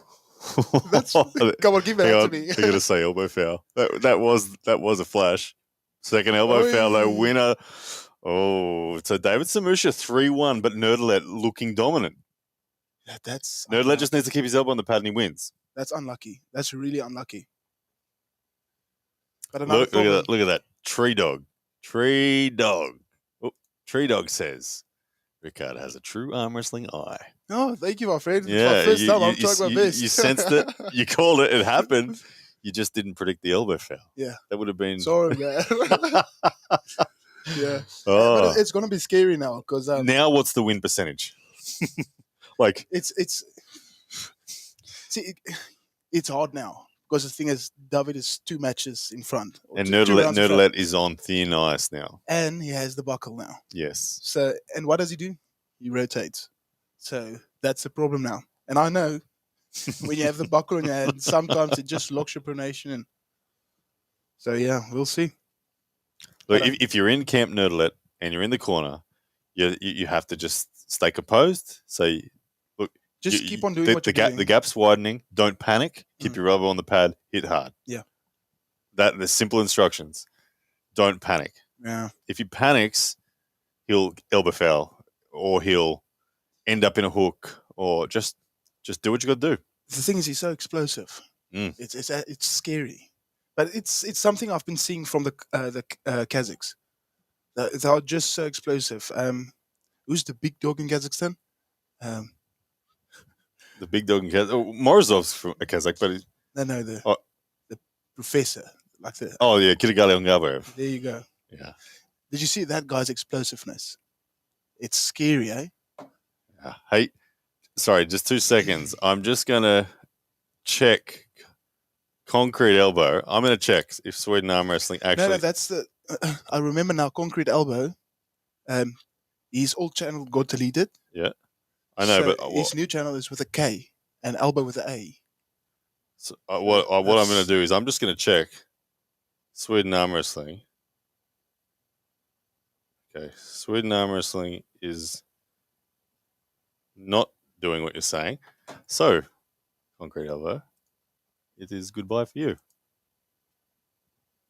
Yeah. For trying to bait stuff like that, no go. Let me show you something. This is what Concrete Elbows with a K. Yeah, I agree. Did you see? Yeah. So that was anyway. Behave in the chat, guys, otherwise I'll block you. Oh, anyway, we're back to the action. Or if you're, what was his name before? Rye Guy. or try to help me out and I'll accidentally block you. Poor Rye Guy. Anyway, guys, this is a really interesting match. This is a really interesting match because the man who's dominating physically finds himself down due to fouls, and it's become, I'm not sure what's going on in the room, but it's very drawn out between rounds. Usually what is a 60-second break is seemingly becoming a 180-second break, or I don't know. But there's a lot of walking around on stage, not a lot of arm wrestling going on at the moment. And I don't know if it might be Engen reviewing things, rules, calls, whatever. Like, I know for a world title, you want to make the correct calls. 100%. You don't want to make the incorrect ones. So someone in Nerdalet camp has probably said, hey, that wasn't a damn elbow foul. Yeah. As if it was. So we've seen a few reversals. And it's been successful, the challenges. So, yeah. To be honest, there has. Yeah, there's been a lot of. It just shows you how important that round was. Because he would have lost now. Yeah. Literally. If they didn't call that round. That's true. So let's see. Is it no foul? No foul. He's on the same side of the table. No foul, is it? Yeah, he's on the same side of the table. Okay. So it's going to be a restart. Let's see. Would it not just be a pin then?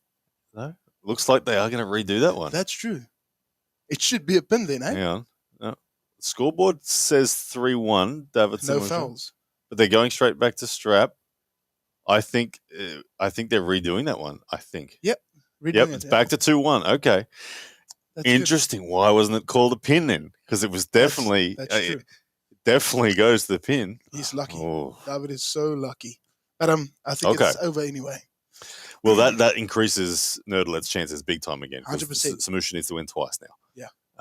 Nerdalet only on one, but looking like the more dominant man in a strength and endurance sense. I'm actually giving him 85% now. 85. I'm not going that much. I'm going 70% Nerdalet. Okay. Only reason I'm going 85 is he doesn't have the buckle right now. Yes. He's had a 3-minute break, so his explosiveness is back to where it used to be. Okay. So yeah. Yeah, Lee, I appreciate it, man. All good. We got rid of the dude talking nonsense.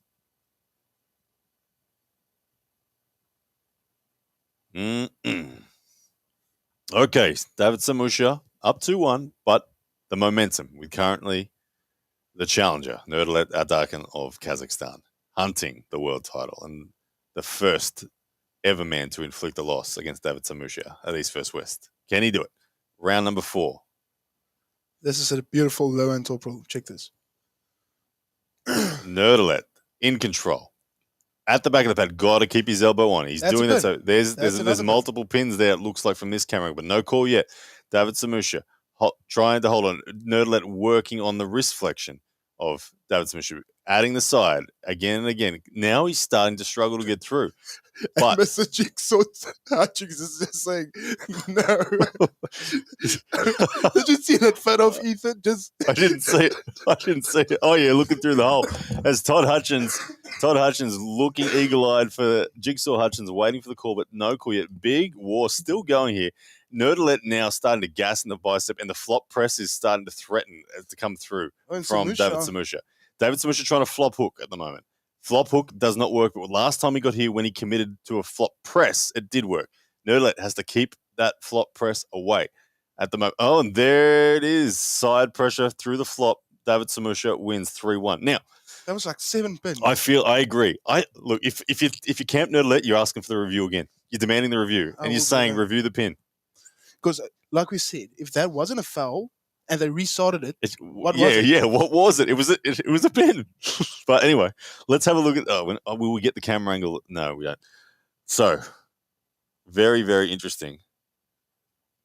Got a feel for Nerdalet because he's potentially, if the call was missed, he's done so much unnecessary work. Yeah. And now his biceps looking vulnerable again. But the thing is, he's losing his shoulder line, and David is just gaining it.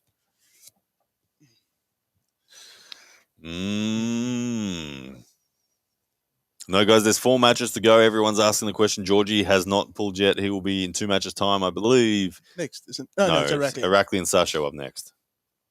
Yep. And the quarters. Don't be sharing links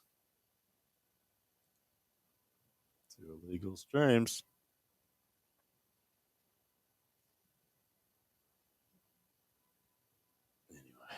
All right. Oh, man. Now at 3-1 with all the fatigue, as I see it, it's back to anyone's game, isn't it? David's, yeah. I'm not giving him the win, but it's there for him to take in the form of a flop. Unfortunately. The flop is the move of the night, I tell you what. And the thing is, he's not even... Is Devon going to flop Lavan? Hey? Can you see? Yeah, if Devon stops the match, that's the way he's going to win. 100%. You think with a flop? Yeah. Oh, not a flop, even just a press. But I don't think Devon will be afraid to lose his wrist while doing it. Yeah. But that's the way. If Devon stops the match, how does Devon finish most of the time? He brings that shoulder. Even with Georgie, high hook rotation comes in, and then the person gives up and he slams Imagine he pole drives Lavan. Imagine that. Imagine he makes Lavan quit. Imagine you see this of Lavan. Boom. I'm going to cry. I'm going to cry. You're going to cry. Oh, man. Oh, man. Anyway, that's all to come, guys. It's getting close. Don't go anywhere as we are locked in this world title match. David Samushia up 3-1 in somewhat controversial fashion. They're reviewing. They are reviewing again. Yeah, they have. They might go back and call this 2-2 in a second. Those first 2-3 surges look like pins from our perspective. And I'm glad the Nerdalet team is demanding this review. And it's really good. And I think David should respect it. He should, yes. He should. But I've seen the Georgians, they could get pretty upset, eh? Look, I had this against Brett on the weekend. We didn't have a down ref, and I feel like surges can be missed, and you end up being sucked into a war that you shouldn't be in. What's the ruling? Let's have a look. Yep, 3-1. 3-1. Okay, they're calling it. The call was made correctly. All right, we'll trust them on that. He's going to go for the pin outside straps now. He will. He's going to try his best because he knows that David's hands. David is struggling outside of straps, but here we go. Round number 5. Yeah, there's a pin. Surely that's a pin. You know who's elbow foul. This guy's really lucky. Wow. Nerdalet with complete hand control, but Samushia somehow bringing it probably to center, and I think they probably ruled that it was down in the center of the table. They fouled Samushia. But it's not a slip, eh? What did they foul him for? Elbow foul, they're saying. Yeah. Okay. So elbow foul before the pin. But it's not going to be a slip. Nerdalet knows that he has the hand control. He's not letting David Samushia slip. And that's the right thing. Yeah. Look, getting a victory here by David fouling out on the slips. Perfect for Nerdalet. He's lost around as well on that, isn't it? Yep. Yeah. Okay, here we go. David Samushia not home yet. Nerdalet looking hungry to control this match out of straps. And he's going to get the pin. Rickard calling it for the pin. Start almost ready to go.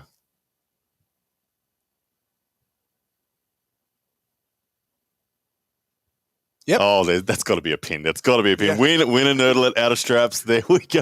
I love it that both of our arms are up. We're refereeing. 3-2, ladies and gentlemen. 3-2 and out of straps. Importantly, out of straps. Boys. If you can do that again, the buckle side's not going to matter in any way, shape, or form. And that was the bad side for him. Yeah. So he's got the good side if it does go. Now, Nerdalet on. But I think it's going to stick with the same game because he knows David's going to bail. Yeah. Just keep on doing that. That works. That looks good. That looks efficient. David Samushia trying to get the underhand slip, and it's just been the win to Nerdalet. Yeah. Jigsaw Hutchins agrees. Game over.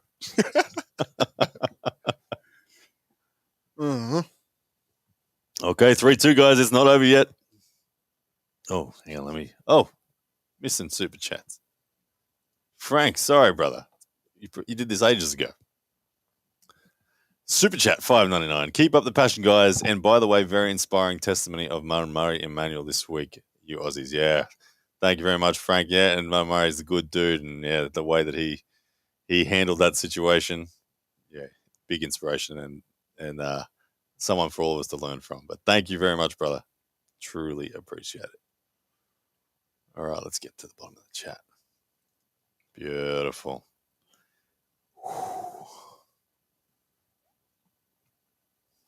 I can't believe this. How's the battle of Twitter and YouTube going? Twitter extending. It's insane. I don't understand what. 3,500 people on Twitter watching on live. Twitter.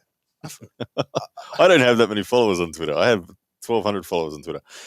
Boom. Anyway, all right, here we go. We're in round 6. David Samushia. Calling it 3-3 in a flash. Nerdalet in control, looking good. What do we got? Elbow foul on David Samushia. Nerdalet. Now he has to be really careful. So it's either Nerdalet is going to force the foul on David, or because it's not a slip. So it's without the straps again. Yeah, so they won't be in the strap here. Absolutely. Nerdalet in a great position right now. Despite being down 3-2, he's just got to walk the walk. He's just got to not stuff this up. But the power, David Samushia is fatigued enough that he can't. Yeah, but we can see David is committing arm on arm now. So this is a problem. Here we go. Second start. Yeah, that's a pin. That's good. Second elbow foul on, and there is the winner. We are locked at 3-3. Nerdalet coming home with a wet sail. Tristan H with a super chat. $9.99 US. You guys are champs for commentating this marathon event. Great job, fellas. Thank you very much. Thanks, brother. Thank you, brother. Thanks. Thank you, man. Time is flying. It goes fast, then it goes slow. Yeah. Look, now that Nerdalet's getting the roll on, it's starting to speed up again. It's like, hang on, yeah, we're going to get through this round real quick. This is the longest match of the night, but ladies and gentlemen, it's down to beautiful arm wrestling. Yeah, and I do respect it. The calls they had to make, the TMO. So yeah, it's good to see. And all both right. parties are respected. Right now, it feels like it's 90% likely Nerdalet wins this match. For me, the 10% that exists is in a full, I dare say it, a full flop press commitment. It's the only he can't try this hook slip. He has to do that. He's got 110% shoulder commitment. Again, the Jablonski. He needs to pull a Jablonski. Yep. If he's to win. But Nerdalet is in control currently. Yeah. My goodness me. Okay. People are going to get... You watch. I'm going to make a prediction. Watch once this match finishes, the bump on the numbers. Like, people are... This is what happens. Every match that gets closer, it bumps. Yeah, the word gets out there. Oh, much closer. I don't know. But all the Aussies is waking up now. So. Yeah, Australia's about to jump on. So that's cool, man. Okay, here we go, ladies and gentlemen. 3-3. This is the final round for the world title. David Samushia has never lost in East vs. West. Nerdalet looking to be the first man to do it. And the thing is, I don't think he's going for the flop. No, if it's going for the flop, he's too far outside his shoulder. Yeah, he needs to be more upright, eh? He's not a flopper. He's a hooker, and he's going for the hook right now.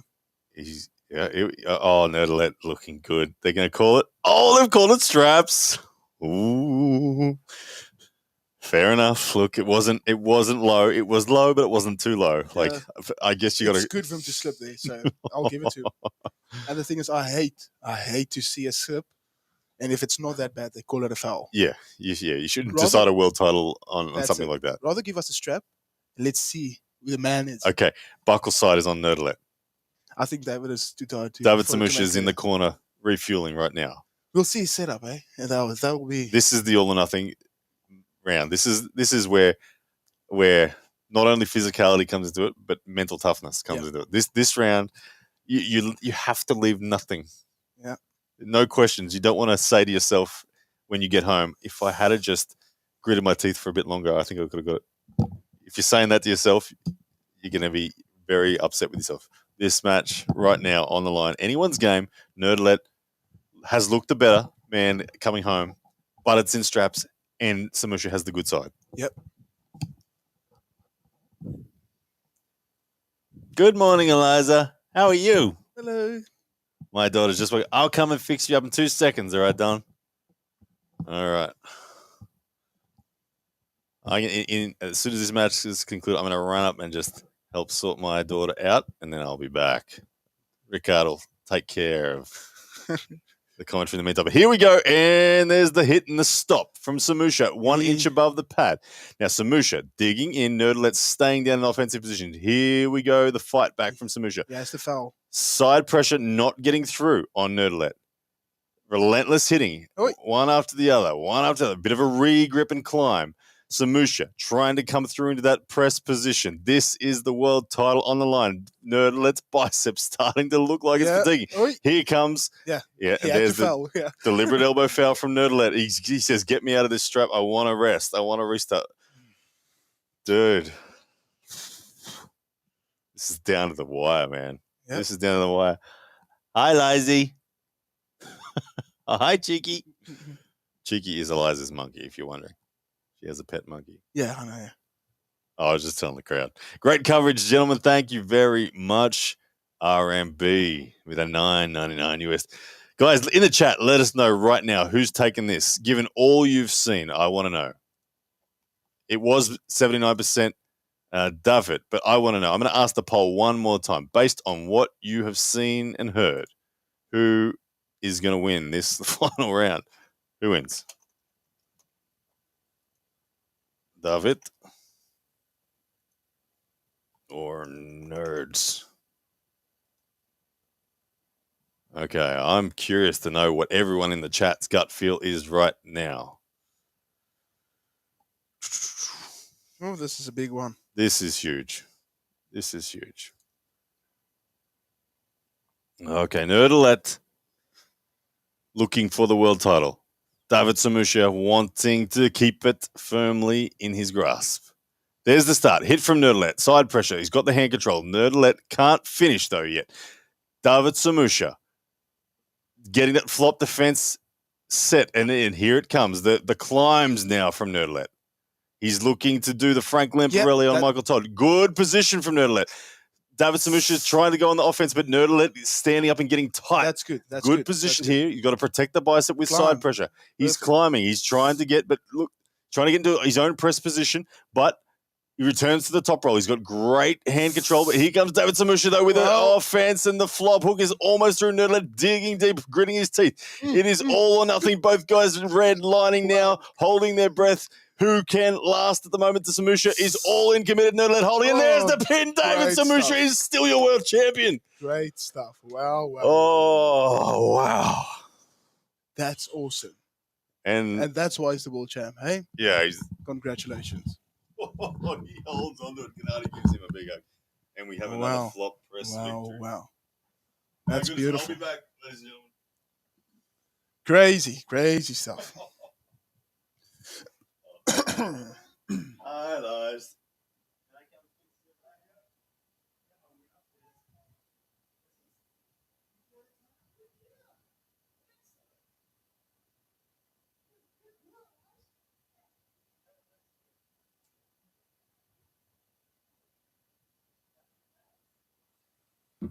Wow. That was great, guys.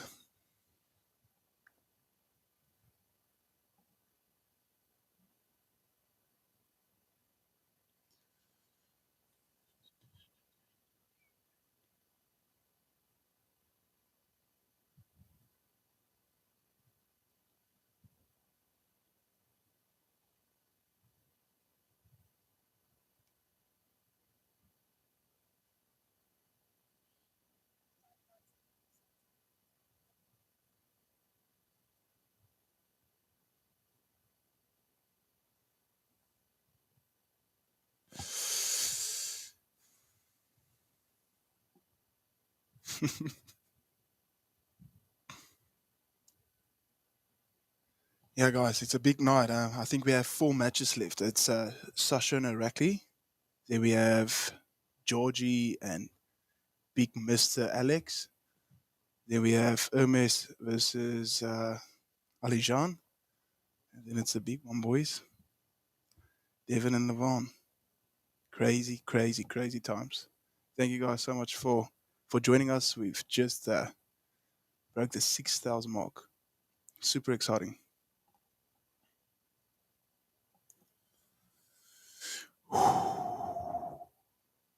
Yep.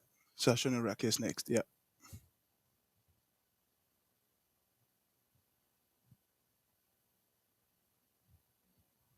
I should probably put this in my notes. Delete.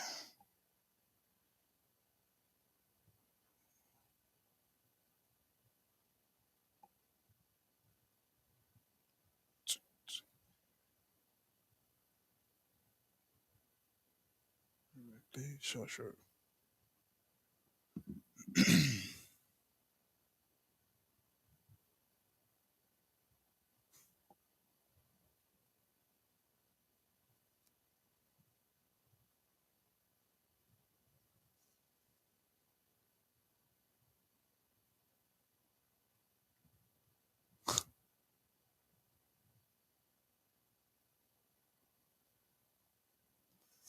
Brother, it's gonna be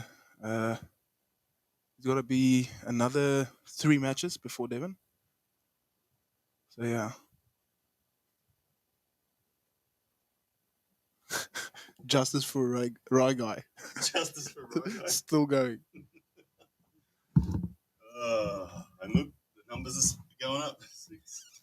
Yeah, we just broke it, yeah. As soon as the match had ended, it happened. The word gets out there. Yeah. All right, we're back. I think it's probably YouTube. Okay. Let's have a look at the numbers. YouTube 2.5, Twitter 3,500. It's crazy times. Oh, man. Hope everyone is enjoying the coverage. We are getting very close. Up next, one of the matches I was personally most looking forward to, Samushia and Andreiv and Zerak is really for the 95 kilo world title. It's going to be a good one. All righty. Justice for Rye Guy. Yes, indeed. I love it. The people that are talking about Rye Guy, high five to those, because that means they've been here on this coverage. That's true, yeah. All night. Yeah, thank you guys so much. Yeah, if you know what the story is about Rye Guy, legend. Thank you. But for those who don't know the story, we can tell it quickly. Poor old Rye Guy. We made him a moderator on the channel. He helped out to get rid of a dude that was just trashing the chat.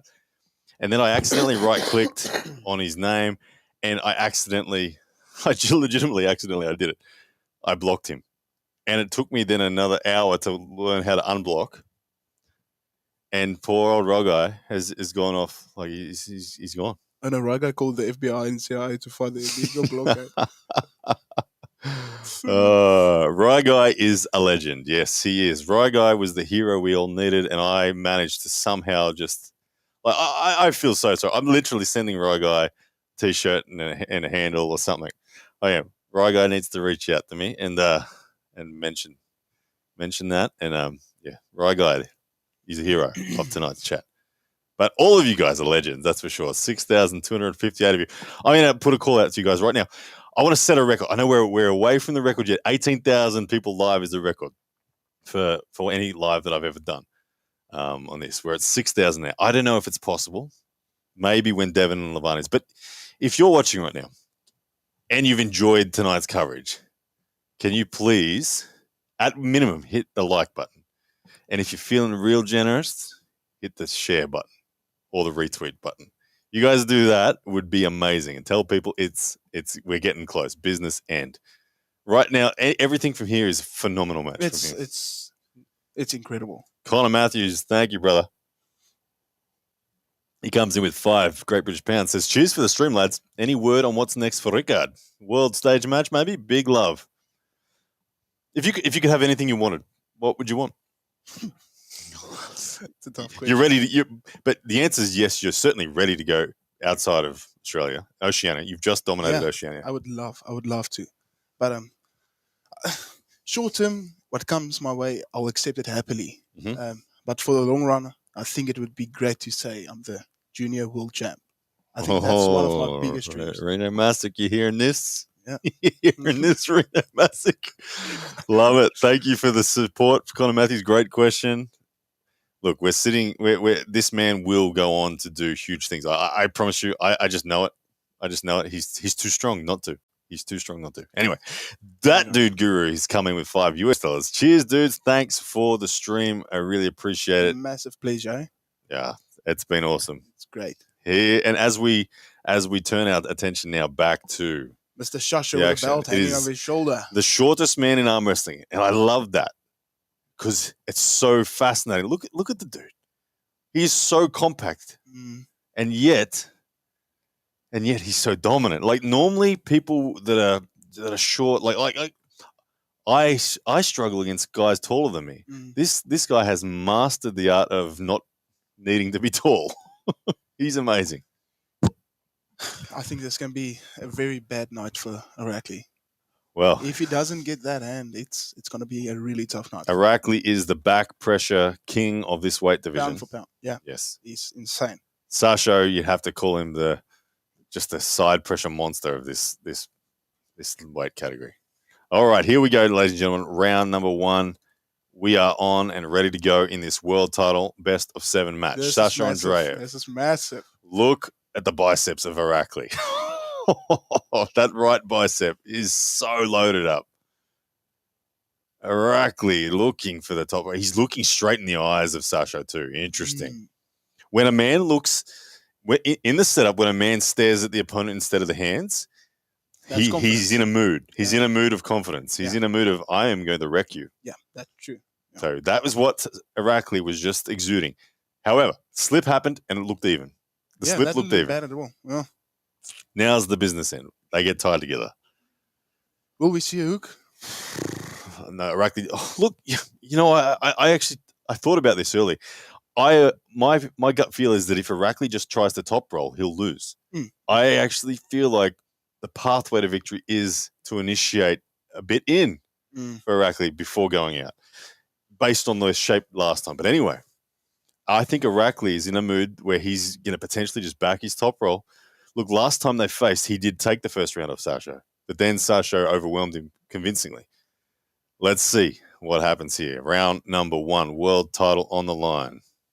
Gardner with a $4.99 US dollar. Thank you, Gardner. Legend. No comment, just the super chat. We appreciate you, brother. Here we go. Okay, let's end the poll. Sorry, thank you for reminding me. I'm going to quickly put up the poll. Who takes it whilst we get this one going? They are strapped up, getting ready to go. Thank you for the reminder.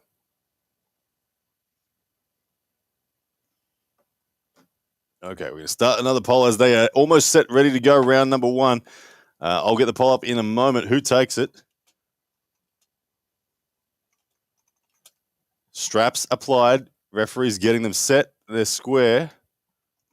Sasha. Boom. And there's the side pressure from Irakli. Pulls out the pin. Round 1. Oh, my goodness.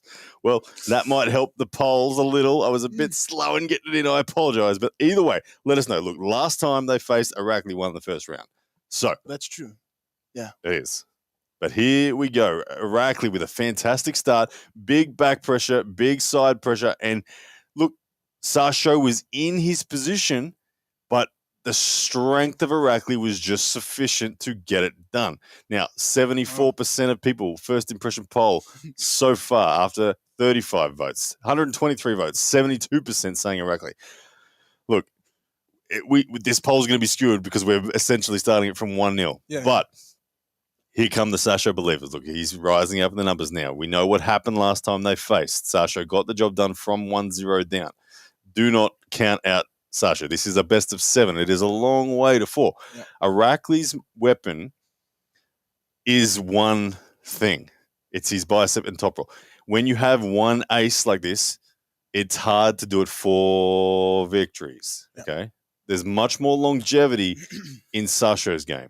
But anyway, we are off to a good start if you're Team Georgia. Here we go. Irakli looked pumped, didn't he? Yep. Pretty stoked with himself. Yeah, now that was on the hard side of the buckle too for Irakli. So that speaks volumes as well. I think this round, it might go the same way. But I think round 3 and 4 is when the stop happens. Okay. I think Sasha should try to come around Iraqi's hand more. But he's trying his best. I can see him. Let's see what the eyes of Irakli say to us before this go. Last time he looked straight at Sasha. Let's see if he returns that favor. He's trying to get it around. Really good. Sasha Andreiv standing tall, ready to commit that shoulder. Irakli ready to hit. Round number 2, best of 7. There's the start. Good surge and a good clean pin. Sasha Andreiv down 2-0. Irakli one surge, and look at him. He is full of energy. He's not celebrating yet, but he's flirting very close with celebrating a win. This is very important. Look, if Irakli loses this match, and I'm not saying he will, if Irakli loses this match, the lesson he will take is mentally focus until the job is done. Focus, yeah. The best athletes in the world will talk about that. They'll say, literally, you must stay calm and focused and on every single millimeter until the job is done. Yeah, until the end whistle. Yeah, that's also a big story in rugby. Yep. Do not job until the end whistle. Do not think the job is done until the job is really done. Goodness me, but good signs for Team Georgia now. I'm going to be totally honest. I think Iraqi has the title now. You think he's got it? Yeah. Well, this is the round where Sasha has the good side. This is the round where if it's going to turn, we'll see evidence of it. Yeah. Sasha must get value in this one. If he doesn't, it's over. Yeah. Because the next round is the good side for Irakli. And he's a top roller, so yeah, it makes sense. Okay, here we go, ladies and gentlemen. They're being strapped up, tied together. Round number 3, best of 7, 2-0. Currently, Irakli Saginashvili in control.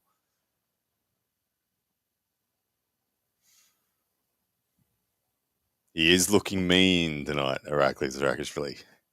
Everything about him looks ready. His bicep looks enormous. His back pressure, phenomenal. But I like Sasho's adjustment. Sasho has gone a little higher in the hand this time. Wanting to contain, I'm expecting him to really supinate hard off the go. Here we go. Round number 3. Irakli with the pin. Yeah. Look, the higher grip from Sasho, it appeared to have some degree of value, but then as soon as Irakli turned the side pressure on, it was Sasha's hand collapsed. Yep. So the change in strategy did not work there for Sasha. Irakli has leveled up, 100%. It would appear so that we're about to have a new 95 kilo world champion. Crazy stuff. Wow. And a dominant one. A dominant one. He's really dominating at the moment. Well, that center stop actually had me thinking for a while. Yeah. Okay, something changing here. Yeah, the higher grip from Sasho did cause Irakli to think for a moment. He secured hand, but then as soon as he added side, it was his domain. And because it was a higher grip, Sasho couldn't get the shoulder behind in the defense. So it actually was an easier pin in the end for Irakli. You can see a bit of a smirk on his face there as he felt that. He felt that it was easier too. He was like, oh, hang on a second. That was nice. All right, ladies and gentlemen, we are one pin away from Irakli taking a clean sweep and becoming your new world champion. Well, Velexoi reckons 4-3 coming. He reckons the big comeback's on. Man, you must be a Bulgarian fan, but that's a long stretch. That's an absolute Hail Mary miracle pass. It's too tough, my friend. Yeah. I reckon he made it look too easy. And he has the good side of the strap. It's hard to see it. I expect Sasha to return to what he was doing rounds 1 and 2. Deeper grip, supinated, try to get the bone line on. Yeah. But with the buckle side, this is going to be difficult. And it's hard to even get fatigue on Irakli because Irakli's just dominating with that back pressure right now. Sasha, foot up, ready to go. Expect committed side pressure from him. That's everything he's got. Irakli, 1 moment away from the world title. Yep. Early start from Sasha doesn't matter. Easy pin. Irakli is your world champion. Great stuff. Well done. Team Georgia with another world title to their name. And that looked too too easy. That was very easy. There's no stress in Irakli on that. It got easier. And Sasha's not a joke at all. No, Sasha is a beast. There we go. The gap widened as the rounds went on. It didn't go the way that it did last time. Yep. Very impressive stuff, Irakli. The first of many, I feel, at 95. Who at 95 is coming to knock that dude off? You know what I mean? Not quite sure, eh? Yeah, nor am I. Oh, the Georgians are taking over. Absolutely. Fantastic stuff. All right, ladies and gentlemen, next match is a... This is a nice one. This I'm one's super cool. excited for it, yeah. Georgi Svetkov will look to get some revenge. Not that he's against the Georgian, but for Team Bulgaria, Georgi Svetkov up against Poland's Alex Kudecha. Yep. This is the big boys. The big boys coming up. And then Hermes Gasparini after that against Alazan Maratov. And then the one you're all waiting for, Devon Larratt, Levan Saginashvili. We are only 3 matches away, guys. 3 matches away from the main event. Whew. That was brutal. The dude guru, I agree with you. Brutal indeed.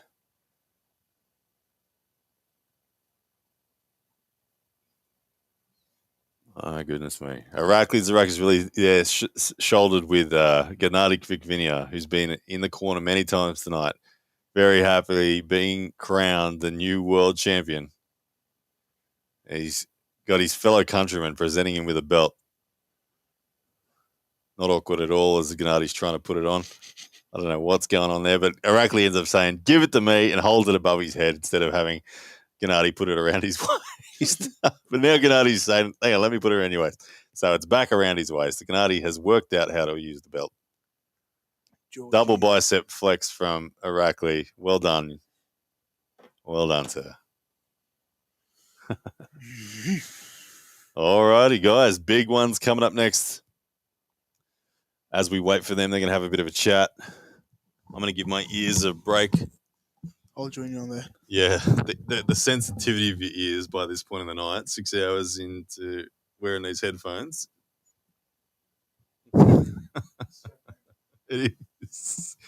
It is. All right, guys, I'm going to turn my attention to the chat. So if you got anything cool to say or ask, now's a good time. We can feature your comments and all that sort of stuff. But there we go. The debate is starting to rage in the chat. I can see people talking about, look, I promised Devon's winning. Devon's been declaring 4-0. He's in a mood. He's in an aggressive. There's the table. 4-1, Devon. With Lavan taking the first round, but his wrist cracking as he pins.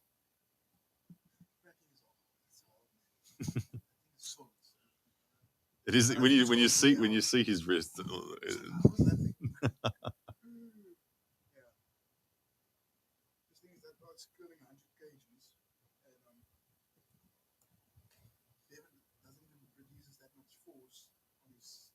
Mm-hmm. So it's difficult to imagine. I know this force is more into the fingers than into the tip of the fingers than into the middle of the fingers. I don't understand. So that could be the difference. Absolutely.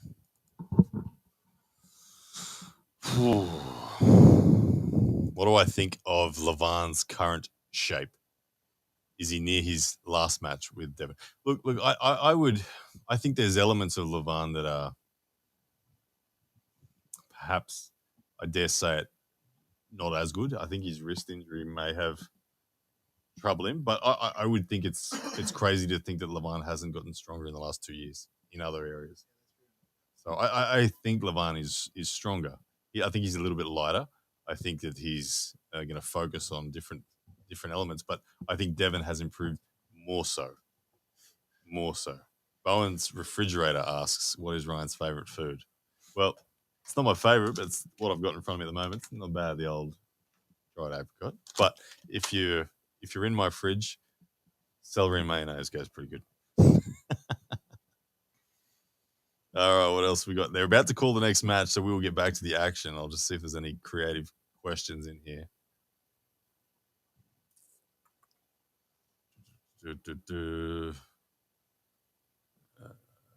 if Lavan defeats Devon, that's a nonsense question. This question gets asked all the time. People asking how do I go. Anyway, we're back to the action. Here comes Georgy Svetkov. The lemon. The lemon. That cat had to have come from Devon, yeah? Yeah. I think so. All right. This is a match that a lot of people have been waiting for. Georgy Svetkov, look at him. He's lumbering his way up. Is he injured or something? He injured his foot at Armwrestling. Yeah, okay. I heard Neil talking about it. Right. Okay. Because there's definitely evident there that he's got a foot injury or something. And it's like really bad. Neil thinks like it's broken or something. Okay. Fractured or... That's interesting when it comes to movement on the table. Having a lower limb injury, it doesn't help. But I mean, it's not directly affecting your hand and wrist. This looks terrible. He looks like a 62-year-old. He does. He's coming out of the retirement village the way he's walking up. But don't underestimate this man. Luckily, it's his left foot, so he can still. So the pressure's not on that one. Yeah, that's the knee that bends when in a right arm wrestle.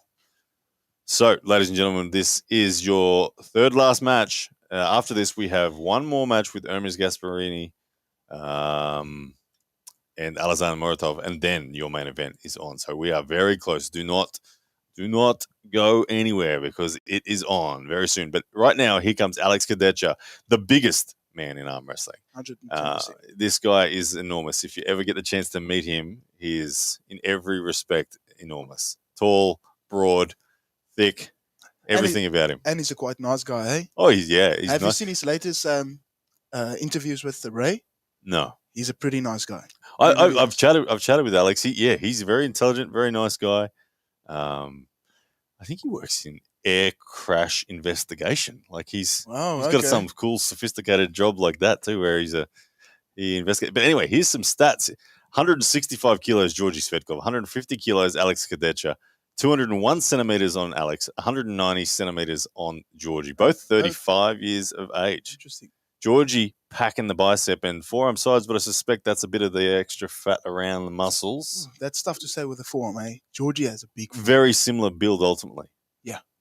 Yeah, and it is tough to say with the forearm, but look. And I'm going to be totally honest, hey, depending on how this match goes, I would love to see Georgy and Lavan. Oh, man, he'd give it a crack.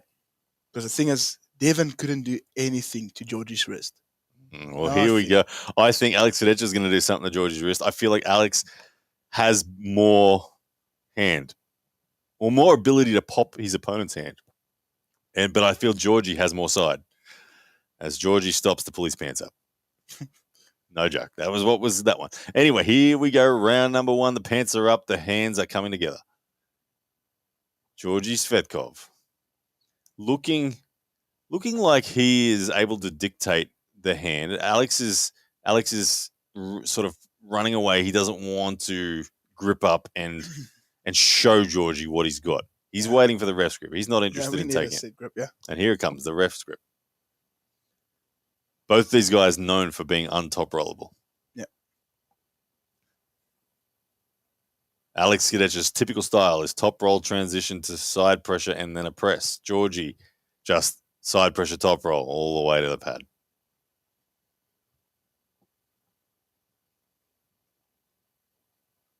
They said you forgot the bowl. Oh, man. Thank you. I'm terrible with these polls now. Oh, it's too long. Can I get it in before the first go? That's the question. Yeah. Last time I got it in after. Start a poll. Who takes it? There's a slip. All right, we got time. Georgy. Alex. Let us know, ladies and gentlemen. Poll is on its way. Okay, so we got a slip so far, so there's no real information to really learn from so far. No. Pretty casual, pretty mutual slip going on there between the two. Who's got the good side at the moment? Alex has got the good side, right? Yeah? Yeah. Okay. That will play a factor in the top roll v top roll. Always does. 2 top rollers collide. Buckle plays a factor. Now, Georgy giving some directions to the referee there about where he wants that strap placement.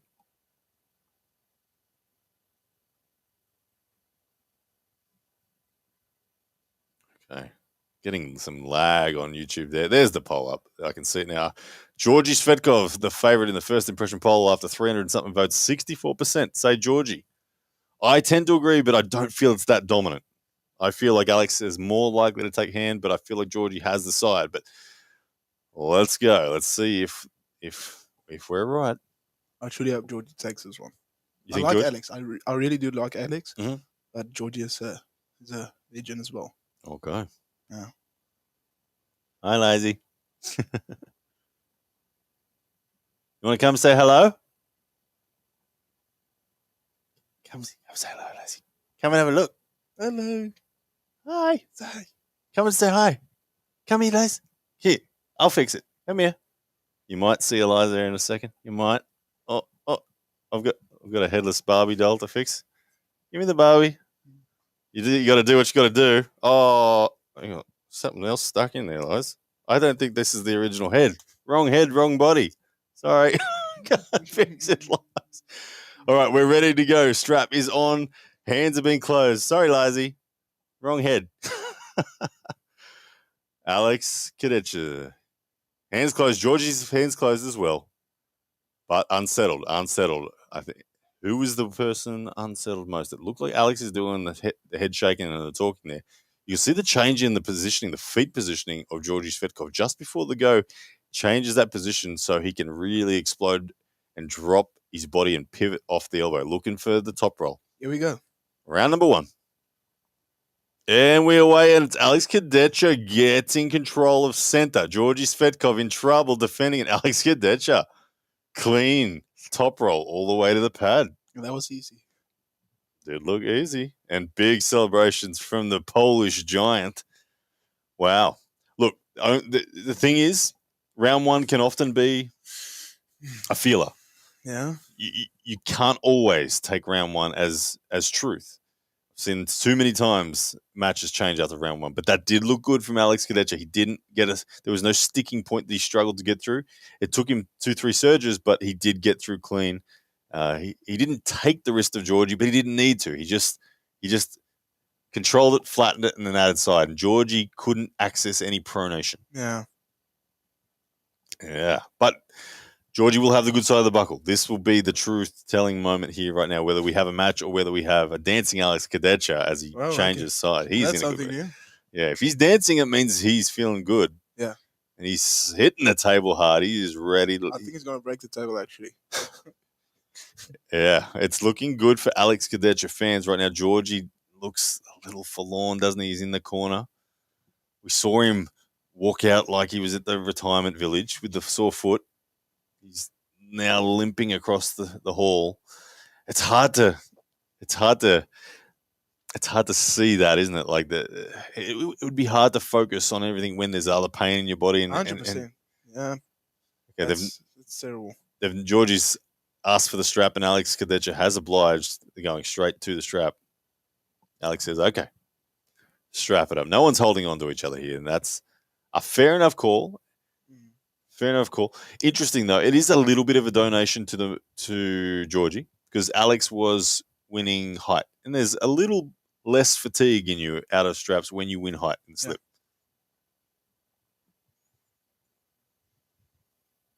Okay, 6,500 of you guys in the chat, and it's Twitter at 3,700, extending its lead over YouTube at 2,600, guys. We are getting close to the main event. Only 3 matches to go. This one right now, it's 1-0. Alex Kadecha over Georgi Svetkov in this best of 5. Georgie, you can see he's in pain. General pain through his foot, broken foot, whatever it is. But Alex Kadecha looked fantastic in that round number 1. Yeah, it didn't even look hard at all, eh? No, it looked very, very comfortable. Okay. If you're just joining now and you're wondering if Devon and Lavan has happened, they have not pulled yet. Rest assured you have not missed the main event. It is coming up very soon. But right now, best of 5. Georgi Svetkov, Alex Kadecha. It is 1-0, Alex Kadecha. This will be the true round that tells us if George is in this fight because he has the good side of the strap in this top roll v top roll scenario.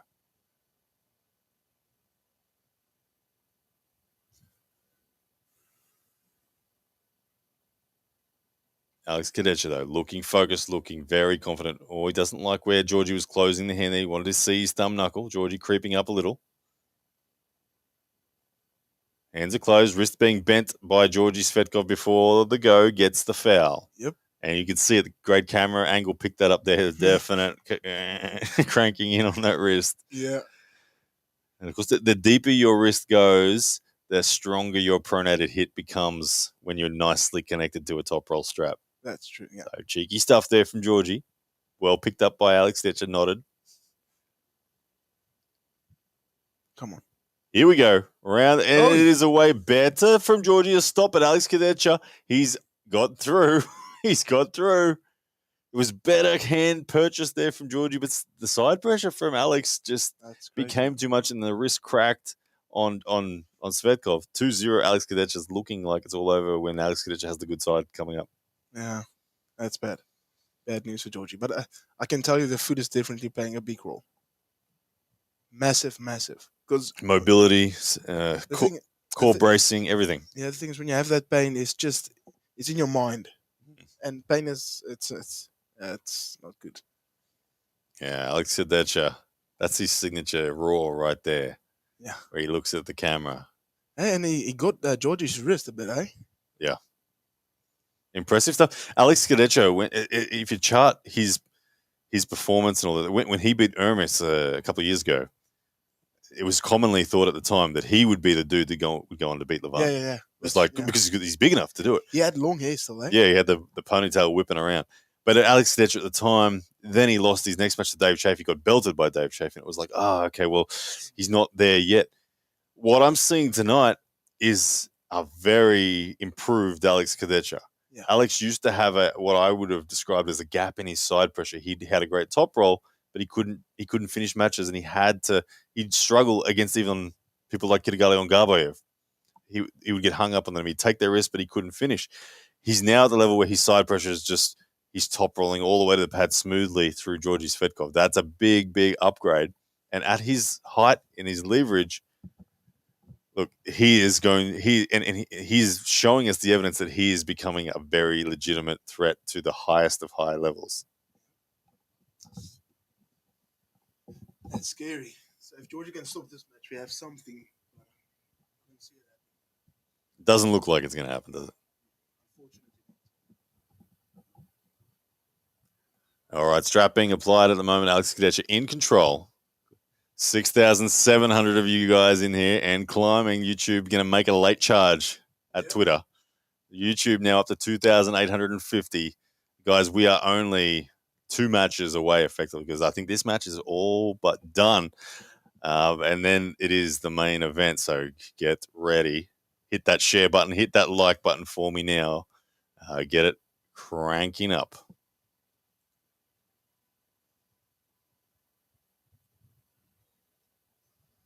All right, round number 3, almost ready to go.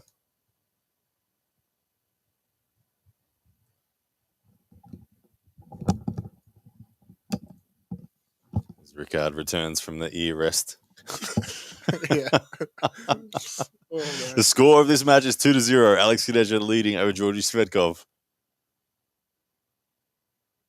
Hey, thank you for all the compliments in the chat about the coverage. We've had a good night, and it's going to end on a bang. I have no doubt. It's currently 2-0. Alex Kadecha, Georgie Svetkov.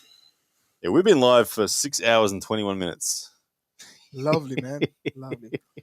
Love it. It's been a great time with all the people online, eh? Oh, it is. It's cool hanging out with the community like this and seeing the excitement that everyone's got. But right now, here's the ready go. And Alex Kadecha, one simple, smooth surge. That makes me worried. In what way? For what's coming next for Alex. Who do you give Alex Kadecha next? I would like to see him against Vitaly. That's a good test. It's a good problem for him because he's taller than him. So we'd need to see him technically arm wrestle. And look, the poll, we'll end it there. Georgie was the favorite going into that, and I had Georgie picked as well. But Alex Kadecha, way too good. Way too good. But I think the injured foot of Georgie, it's a big factor, man. It truly is. Yeah. If you're a professional athlete, everything that's not going straight, even just the food before the match, I think that can even play could play a big role. And even on your whole central nervous system and everything, like carrying an injury, as you said, it plays on the mind. Even if it's just a little niggling subconscious thing, it's there, isn't it? Yeah. Emotional, yep. All right. Good performance, though, from Alex Kadecha, making a strong declaration for a charge up that overall leaderboard. Who takes it, though? That's the question I'm asking you now for the next match, which is Hermes Gasparini up against, I've got to spell this man's name correctly, Alizan Muratov. Alizan.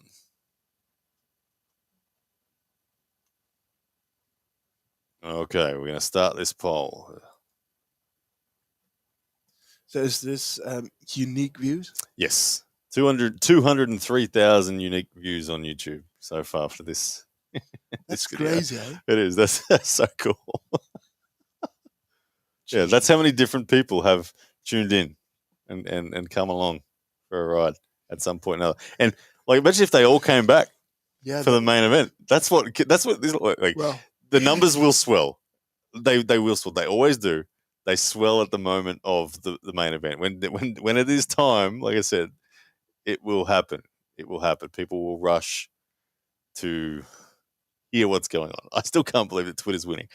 But anyway, we are back. And Alex Kadecha just being interviewed by Coach Ray. 2 matches to go, ladies and gentlemen. Right now, you need if you haven't bought the pay-per-view, look, let's be honest, the reason people buy pay-per-views are for main events. 99% of them. So you haven't missed it. Head to coresports.tv/sign up and you can grab it. Absolutely. It's going to be worth it. Just that match alone. But there is one more match to go. We've got the 115 kilo world champion in Alizan Muratov stepping up to face Hermes Gasparini to try and prove that he is worth the super heavyweight world title on the left as well. And then the main event. So the poll, let's have a look at where this poll is. Hermes, the 79% favorite. Wow, that's a strong favorite. After 500 votes, Hermes at 79%. Yeah, wow. Like, I'm going to say it. I'm actually in that 21%. I think Alizan can do it. That's true. Yeah. He is such a good left arm puller. But I'm going to be totally honest with you. I don't think Prudnik is a good example to take. Okay, and if that is true that Prudnik was a little damaged, then it's a false confidence that people have got in Alizan. But he's still a monster. Yeah. Don't get me wrong, but I just think Hermes is a bit more experienced, not on the left, but overall. Yep. And he's just bigger. And that's a problem. Hey, I got a question for you. I just saw someone comment, say, Devon in the toilet puking right now. What would be in the minds of Devon and Lavan right now when they know that they're somewhere between 15 minutes and 45 minutes away, depending on how much of a war this match is? Then that comment will be accurate. Jake Ward giving me a call. Let me quickly answer that one. What's going on, brother? Just thought I'd check in on your live stream. Clearly, you're live on speakerphone. On live stream, you've seen how you and Rickard are going. Man, we're having it. Man, our ears are sore, and we are having a great time, brother. But yeah, we're live. We got some surprise packets tonight. The live. We got a combined total of 6,700 people watching, but 3,700 of them are watching on Twitter. Oh wow! On Twitter. Yeah, we're at 2,800 on YouTube, having a blast, man. But we've had a good time. How about you? I peaked at 4,600 live on YouTube. Very nice. But I'm at 1,600 dead set legends now. But we're just having a ball over here, mates. Glad you and Rickard are killing it. Beautiful. Quick one. Who wins the main event? Man, I think Levan 51% for me. Oh, I'm gonna cry. No, man. You say Devon? Yeah, Devon 100%. Yeah, Rickard says Devon 100%. So Devon 100%. We're at 60,000 votes so far for the Devon Lavan match. Oh wow, 60,000 votes. We've had for the whole stream. Oh yeah, we've been changing it for every match. So, but there you go. 60,000 people have voted. That's crazy. My stats so far said 200,000 unique people have popped in at one time. So there are a lot of people interested in this match. Yeah, they are. It's going to be brilliant. All right, All right. man, I'll let you go. I thought I'd try and be cheeky and ring you on your live. All good, brother. You take care. See you, buddy. I'll speak to you later. Bye. Here we have it. The Aussie. Aussie arm wrestler, Jake Ward, having a blast over on his channel as well. Good to hear. There you go. So he had 4,600 people live peak earlier on and 1,600 now, and it'll grow everywhere too. So the sport's in a good shape. Here we go, though. Beautiful. Hermes and Alazan ready to go. Alazan weighing only 104 kilos. Wow. I thought he was going to be heavier than that. 132 kilos on Hermes Gasparini. Here we go. This is it, ladies and gentlemen. Match number 1. Round 1. Here we go. Best of 5 this one, as it's not a world title match, even though Alazan is the 115 kilo world title holder. Now look for him to he is from that school in Kazakhstan. Yep. He is the best, most dominant Kazakh puller on left arm by a mile. Look for him to force Hermes Gasparini. Hermes Gasparini, back pressure, pronation, wrist flexion, denial is his game. Rising. One thing about the Kazakhs we know, they're snappy off the go. They're very good at no-load starts. And I expect Alazan to look to try to hunt that. Hermes Gasparini has to be very sharp, very focused. Here we go, round number 1, into the ref script we go. Webbing being set even at the moment.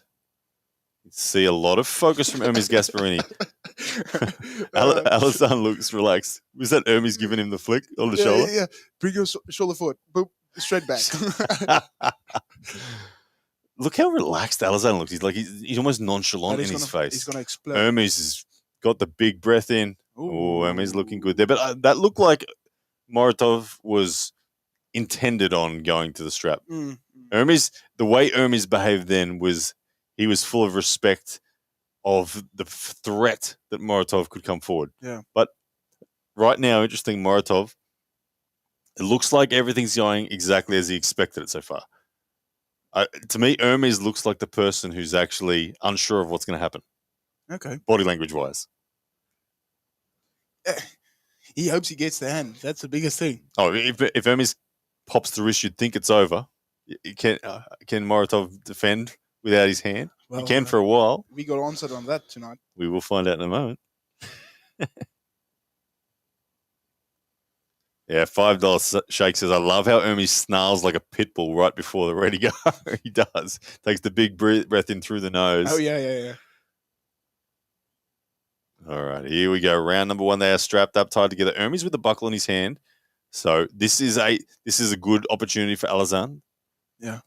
Here we go. Round number 1. Hermes webbing height looks fantastic from Hermes. He's managed to get very significant height. Alazan, you can see even the wiggle adjustment then from Alazan was down. He's coming forward, cutting off. He doesn't care for height. He's literally going to savagely press off the go and try to set an inside position. Here we go. Round 1. Hermes Gasparini. Uncomfortable. Yeah. Complaining about that wrist in the Super Nation from Alazan. Oh. I don't know what's about to happen here.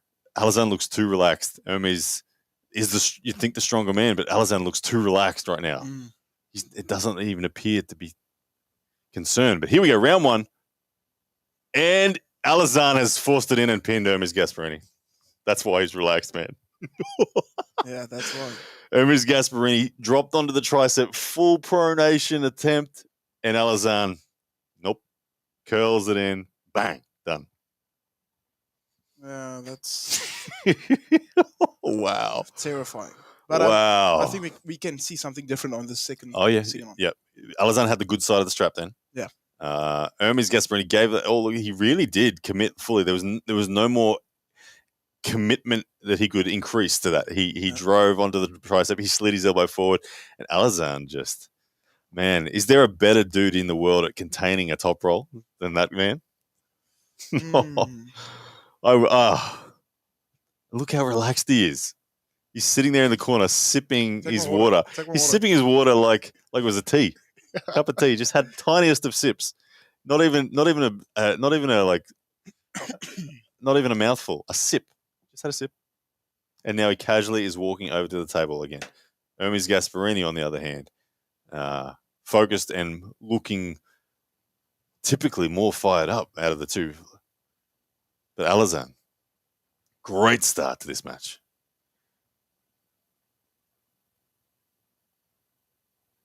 Outside of straps, we saw the slip happen last time. Let's see if Hermes tries to get some value outside and actually look to threaten Alazan. Force Alazan to actually have to work rather than getting the free slip. Will Alazan go forward or back off this go? Very interesting. If you're Hermes Gasparini, you're looking for some value right here. And, I can't believe what I'm witnessing, man. Yeah, that's terrible.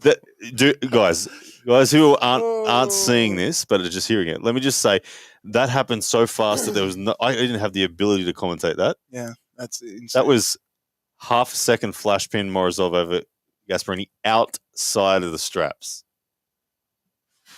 Outside of the straps. I thought outside of the straps, Hermes was going to be the man, and Alazan's wrist was going to be in trouble. Alazan just. Look how relaxed this man is. What level of power is he possessing in that left arm that he's doing that to Hermes Gasparini? Yeah, that's scary, eh? And I've heard Morozov saying he wants nothing to do with Alejandro. I can see why. It's unavoidable at this stage. The rate that he's going through. Wow. Phenomenal stuff. As they're showing that replay, beautiful arm wrestling, the ability to set that hook and then explode with side pressure. Crazy. The Kazakhs they've always been predominantly hook presses, the club. I think like 80% of them are hook presses. I like that about the sport, that each country has its lane, that it is believed is its best value. Mm-hmm. The Georgians back pressure, the Kazakhs supination and side pressure. I don't know. You could go through the American. What do the Americans do? The Americans are like kings movers, and but the Kazakhs are a special culture of arm wrestling. They have it really dialed in on this press hook game, and I don't know what Hermes Gasparini does right now. What does he do? He's running for the strap, hoping. I don't think there's anything he can do. I think Alazan's having his way with Hermes Gasparini right now. Goodness me. Let's see what the poll was at. I know Hermes was heavy favourite. Look at that. 83% of people, after 1,700 votes, said Hermes is going to win. It was 21% before the match when we first saw it. That 21% right now is enjoying it, aren't they? They're in a big, like... I told you. Guys, I just realised we've cracked 7,000 live and YouTube starting its charge. Guys, 3,200 people in the YouTube space now. We got 3,800 in Twitter. It's going to come down to the main event is next, guys. And at the rate Alazan is ripping people apart right now, it's Devon and Lavan have just been told, guys, get ready. It's happening like now because Alazan is on a tear. So tell your friends right now, Devon and Lavan on in about 5 minutes. Hermes Gasparini, though, can he do anything? Right now, his back is against the wall. He hasn't had a hope. He hasn't had a glimpse yet. It's been all Alazan Maratov and super dominant. Maybe the most dominant match tonight. Yep. Here we go. That's better. Oh, there we go. Hermes Gasparini. Better. Much better. Alazan went to hold on. I think Alazan went to hold on casually. And Hermes... That's the problem. Hermes did it with Devon as well. So he gets it, and then he regrips, and then he fouls. So just go for it, eh? Go for the straps. Yeah, so Hermes really balled the hand up in the pronation and did force Alazan to bail on holding on. Looked pretty good. Actually. And then as he bailed on holding on, Hermes grabbed the fingers, but then there was a foul on Hermes as he chased forward. Yeah. So I expect Alazan to get aggressive here and throw Hermes across the table, because I think he was casual in that last one.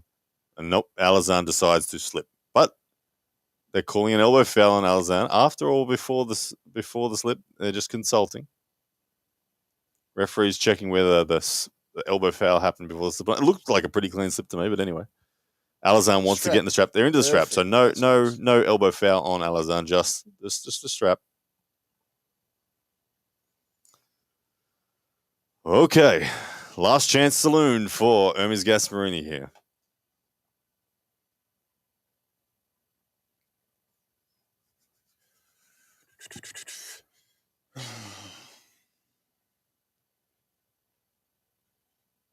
Alex, don't ask for free links. We'll put you in a timeout. Naughty boy, Alex Bernal. Timeout for you. Don't go looking for free links, guys. Support the sport. Buy the pay-per-view. app.coresports.tv/sign up. But we are in round number 3 now in this best of 5. Alazan Moratov is leading dominantly, but Hermes Gasparini in this round is showing a fight back, is potentially on. But still, the composure of Alazan, absolute Iceman. Alazan versus Camille. Oh, I think Alazan kills Camille. I just feel like he's a more complete arm wrestler. I could be wrong, but look, because Camille doesn't like hookers. Alazan's the best hooker there might be. Yeah, that's true. Well, I remember Camille got hammered by the Russian hooker. Left hand. The one match that Camille has lost in the last 6 months, he got belted. Yeah. By, what's his name? I'm going to tell you now. Just give me. Whilst we remember the name that I know you guys know, Hermes Gasparini is fighting hard. Last chance. Here we go. Ready, go. About to happen. There it is. It's in the hook, though. Look at Alazan smiling, talking to him, saying, come on. Alazan's having his way with Hermes Gasparini. The level of power once he is inside is off the charts. He curled Gasparini in. Matyshenko, Ivan Matyshenko. Very good. Thank you, Simeon Simeonov, answering us that question.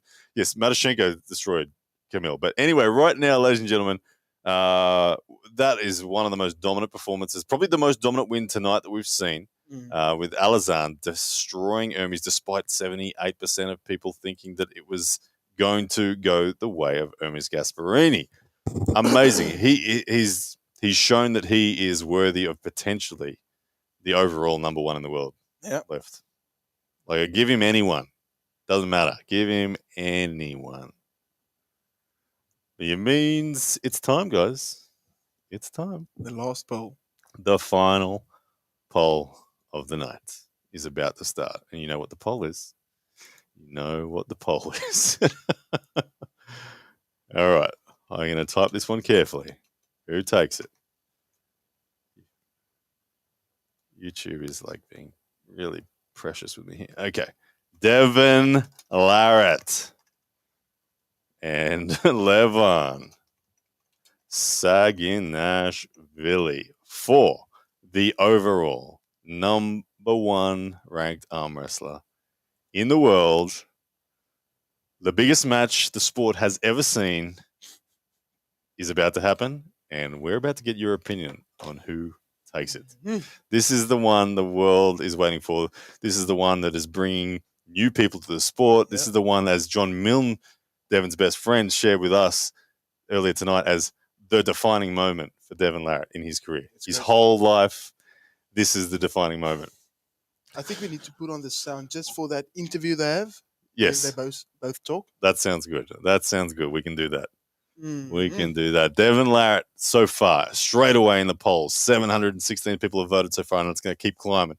61% of people believe Devon will get the job done. Did you see Devon is just getting bigger and bigger the closer it gets to the event?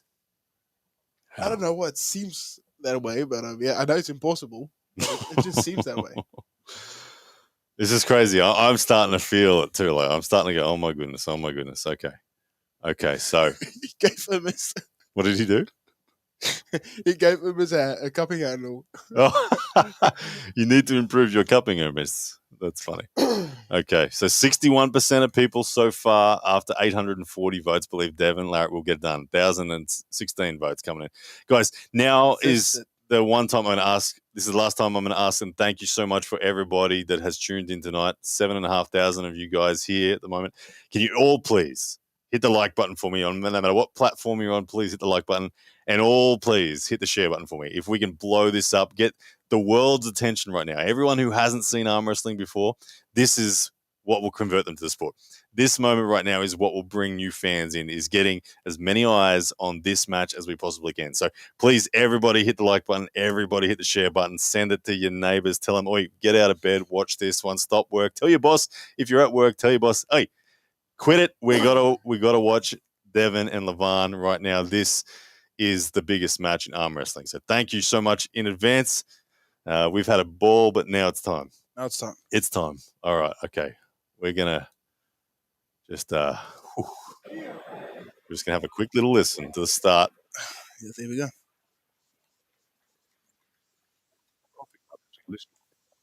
From Cool Sports. We don't want that from Cool Sports. All right, let's flip that back. Yeah. Oh, it is time, guys. We have an ad at the moment, and then the main event will kick off. Ooh. I wonder what it feels like right now for who's more nervous? Devon, Lavan. Who's got more to lose right now? Lavan. Lavan's got more to lose? Yeah, 100%. Yeah. I think Devon is the name. Devon is basically arm wrestling. Yeah. He's the face of the sport. And I think he's focused. He knows that he's working. He worked hard for this. I think Lavan goes into this. Lavan knows he's a big boy and he possesses a lot of power. But that wrist injury, that's one thing that gives me a bit of belief. To be totally honest with you. But Devon believes and he trusts himself and he's seen the win. So I think the only man that doesn't agree. Here we Devon's go. corner is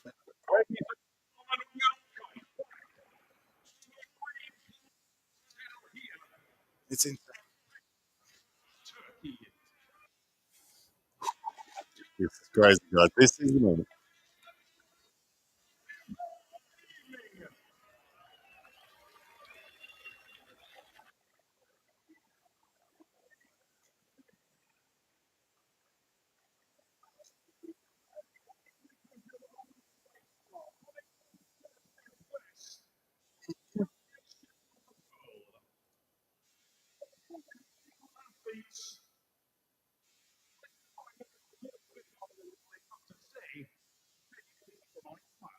Don't worry, Joe. We'll fix the mic. It's just we're just listening in to this intro.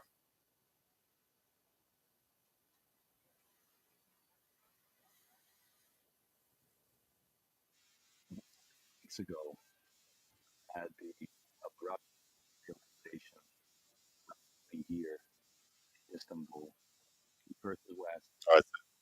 State. Just bear with us, guys.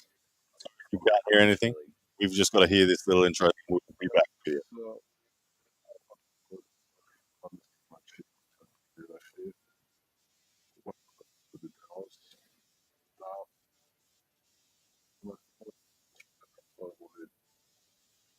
That's the first time I hear him. He knows he's up against something. Emotions, realize it. Be a crop from a Titan, probably a wrestler of the sport I've ever seen.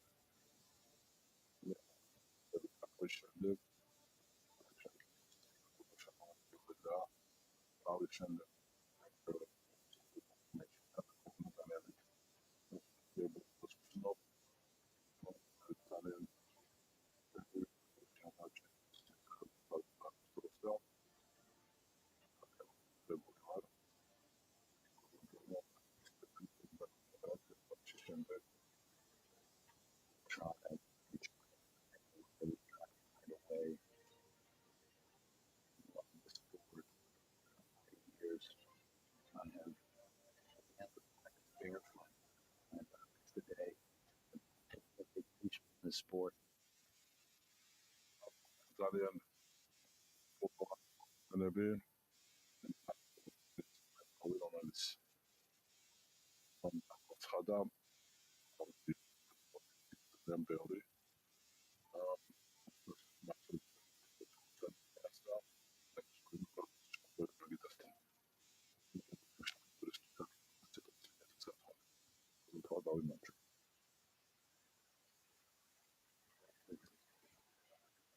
My greatest challenge.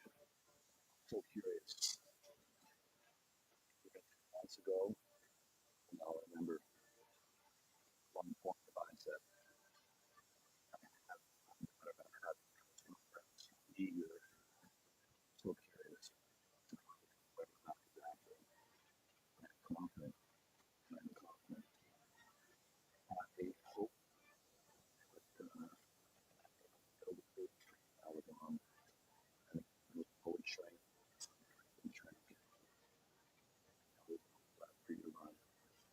Thank you. Opportunity and world title. First division. Opportunity.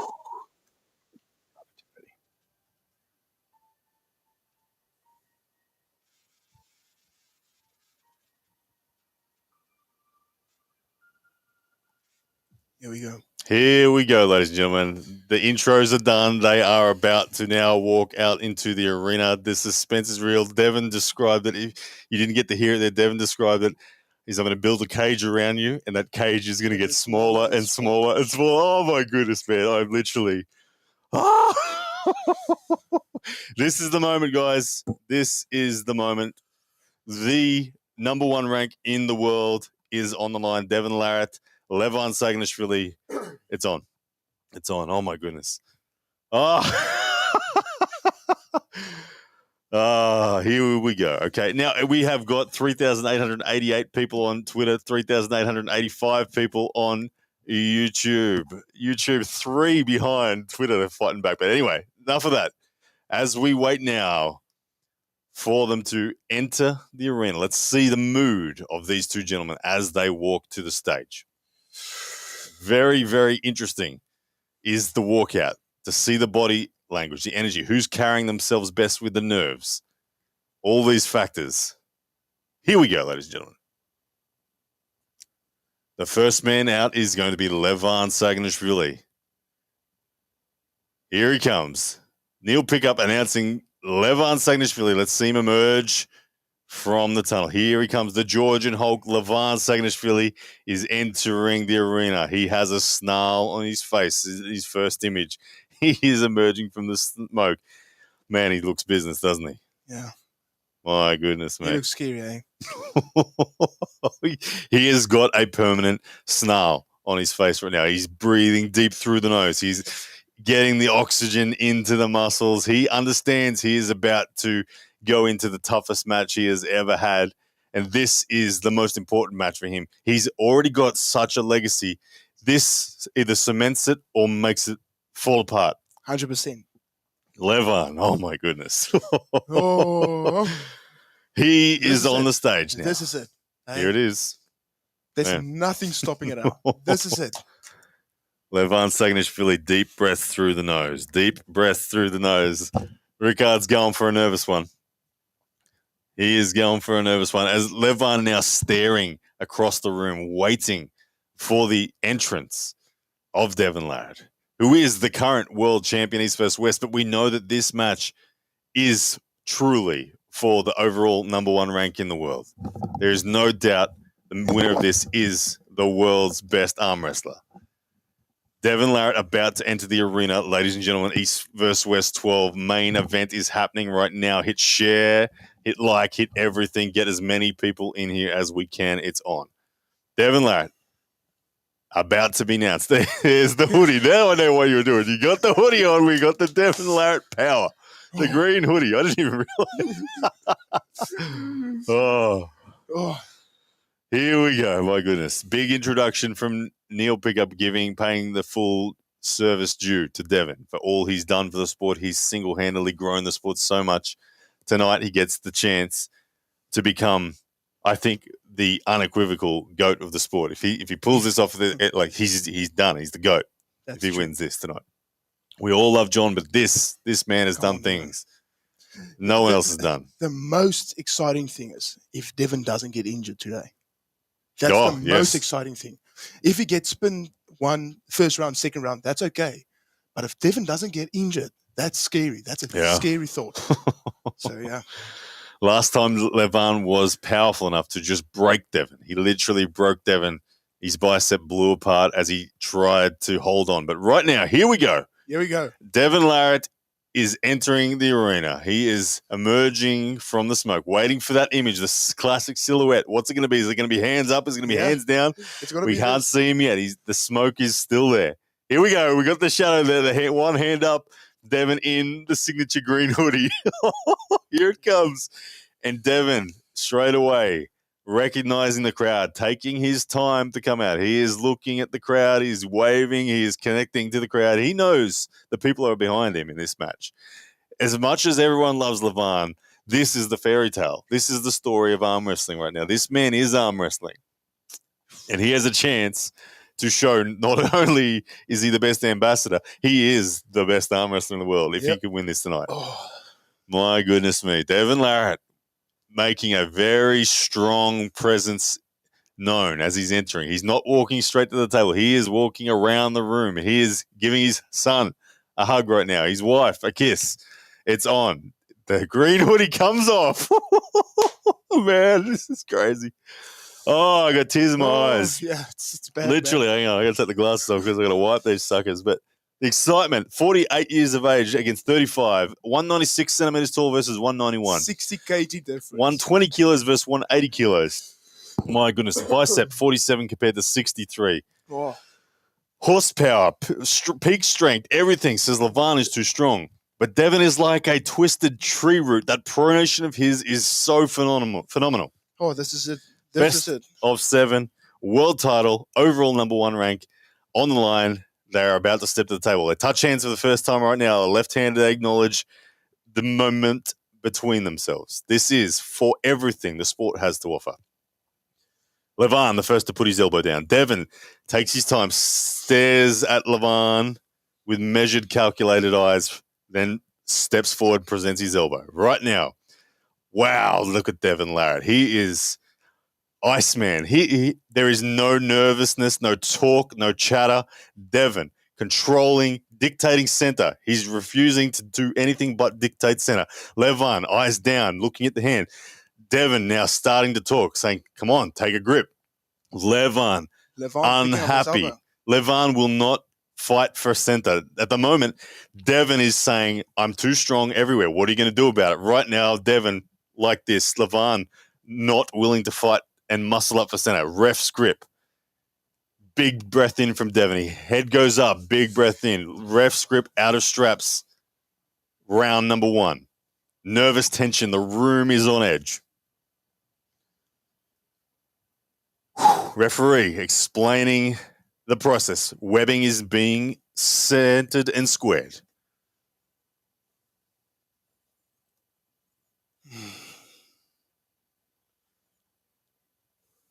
All right, webbing is set. Lavan, Devon Larratt, round number 1. Referees being calculated, controlled, making sure everything is perfect. Thumbs are going down. Lavan looks relaxed. Devon ready to explode into a top roll. Lavan a little unhappy. Devon called for supinating. Devon started to load forward, only casually, just warned. Lavan, rock solid, no movement at all so far from the big Georgian. Nervous tension, you could cut it with a knife. Devon Larratt still looks rock solid though. Mentally, there's no panic in anyone. Both athletes 100% backing their ability right now. Mentally, both look strong.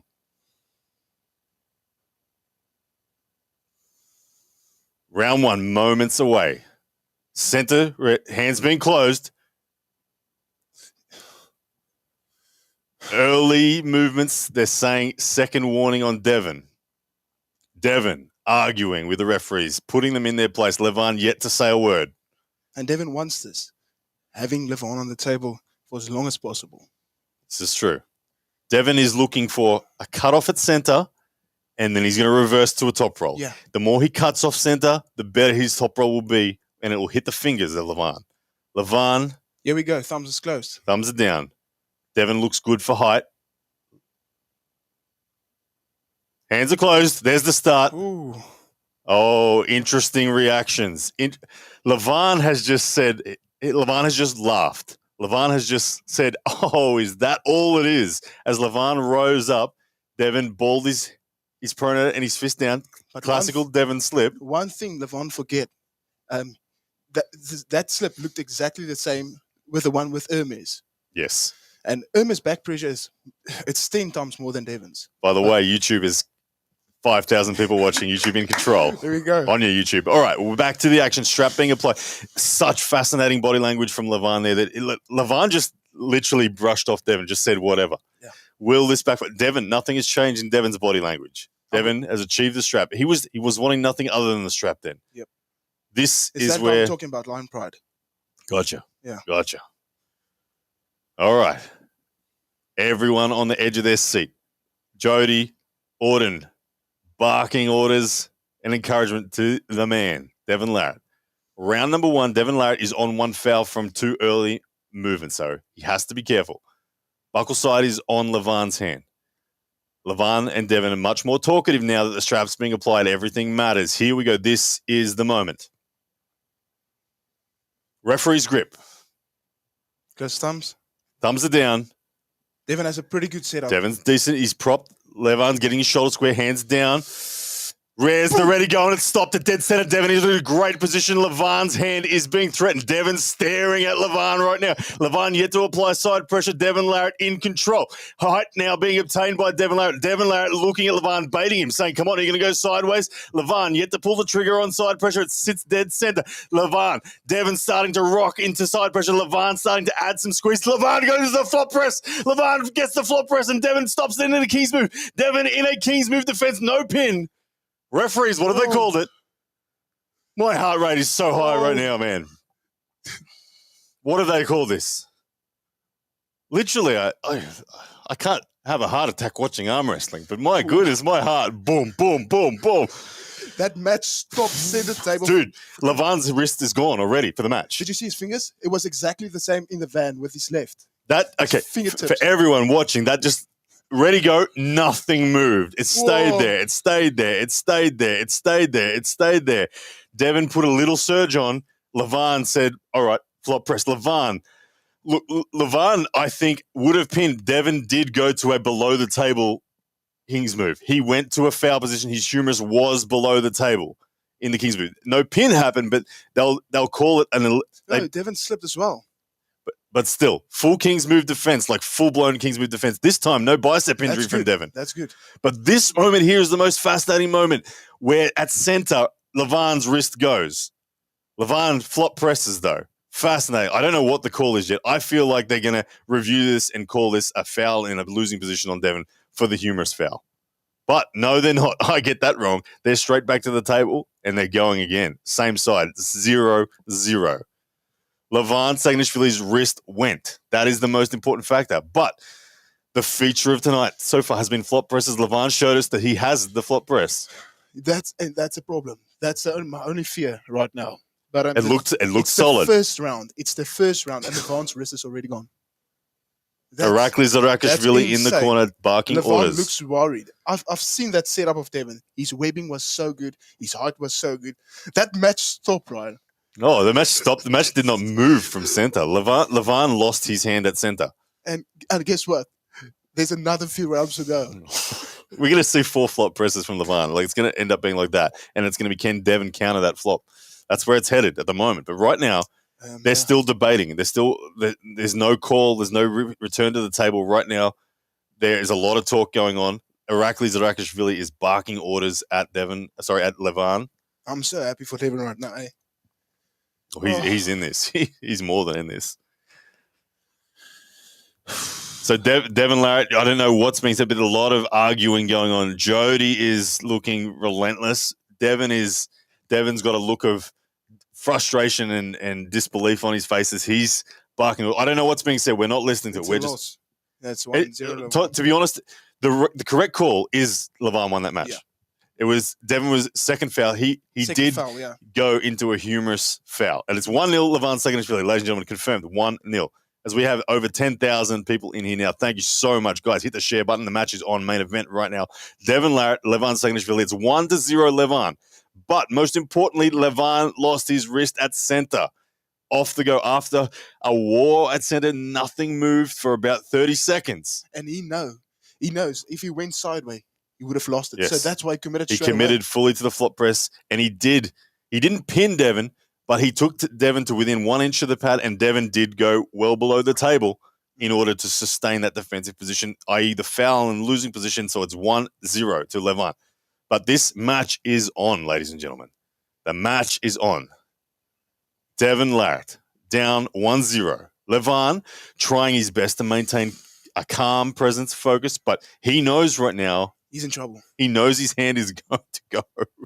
It's Levan's hand versus Devon's bicep in a fatigue battle right now. That's what this match is going to come down to. Devon is coming forward. Do you see that? He's coming forward. He's supinating in. I think he'll still. I'll be surprised if Devon came forward fully yet. I can see that in the later rounds, but right now, He's coming hands are forward. being closed. He's coming forward, Ryan. There's slip. This is crazy. I can't believe this. Devon is getting an easy slip on Levan. That's just getting a slip on Levan is crazy. Oh, man. I'm sorry, guys, but this is a big one. This is a big one. Okay. Now, interestingly and most importantly, this is the difficult side of the buckle for Devon Larratt. He did very well. Now, this is the next test. This is a 4-round match they're going to get. Whoever wins this match has got to do it twice on either side, effectively. Devon Larratt, this is the first time the top roll on the buckle side. If he can achieve the same degree of stop on this side, that's a very big step forward for Devon Larratt.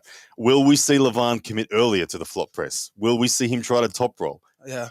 The thing is, Gennady is in his corner. Gennady is the only man in recent Devon time. laughed at Gennady when Gennady challenged him on the outside. And Gennady had to shoot inside. But I don't see how this could be a problem for Lavan. Well, the one thing so far that I'm seeing from Lavan that's impressing me is he's actually very composed. He's not getting aerobically blown up or anything like we've seen in matches gone past. He's calm. Anyway, round number 2 is about to get underway. The strap is on. Thumbs are going down. Lavan's hand closed first. Devon closed now. There's the top roll this time. Too much Lavan. Look, buckle side, big factor. That looked like round 1 last time. Exactly the same, yeah. That looked exactly like round 1 last time. Levan just took way too much. Devon unable to get a stop. Lavan roars in his face. 2-0 Lavan. No need for the flop press in that round. Look, the bicep strength of Devon is his weakness. Lavan found it then, and on that side of the strap, it was too much. Just the plain old top roll was sufficient. And look, Devon goes to try to get a cheeky pin or two, get some fatigue into Lavan, who has nothing to do with it. 2-0 Lavan. Oh, come on, Devon. The Devon fans are worried right now, and they should be. Look, that power difference then looked concerning. Yeah, 100%. It looked exactly the same. It looked exactly like round 1 in King of the Table. Now, the difference is Devon now has the strap, the preferable side of the strap. We saw the stop here last time. People in the comment section are saying it's over. The Levan fans are having a field day right now. They feel good after that round. Look, Devon is one of the most creative arm wrestlers. He will not die wondering, that is for sure. No. But he must take control of Levan's wrist like he did round 1. And he must capitalize on it. Devon Larratt, we know he has the ability to potentially hook as well. You saw it in the last round where he was looking at potentially coming forward outside of straps. If he could somehow force that scenario. And he's trying to do that in the setup again. He's now dominating center Lavan, having nothing to do with it. He's palm up, just not engaging with the battle, waiting for the ref script to occur.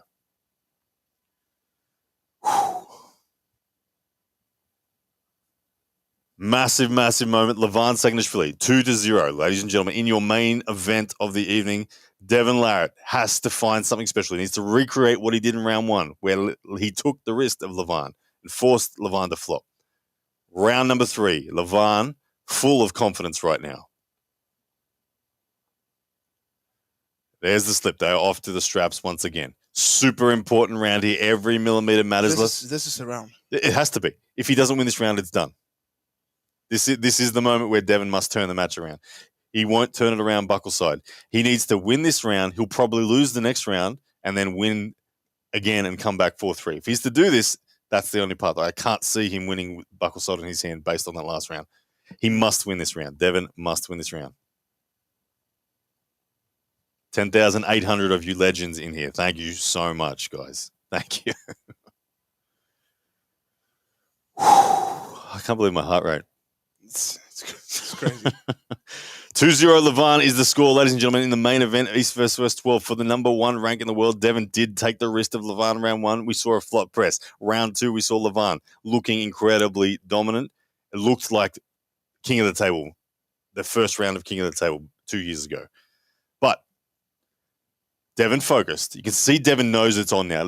There's no more show from Devon. There's no talk. You can see he's trying to muster everything. He's sweating. Lavan looks calmer, more calmer than the two. Shoulders being squared. It looks like Devon is coming forward again. Devon will hit the top roll. Devon can't come forward yet. It's too soon. There's no fatigue on the bicep of Lavan. He will top roll. He has to top roll. He has to take the risk. He's so deep into Lavan's hand. Yeah, he comes forward and gets deep so he can pronate out after the go. Early warning foul called on Devon. Devon looking for millimeters everywhere. Lavan.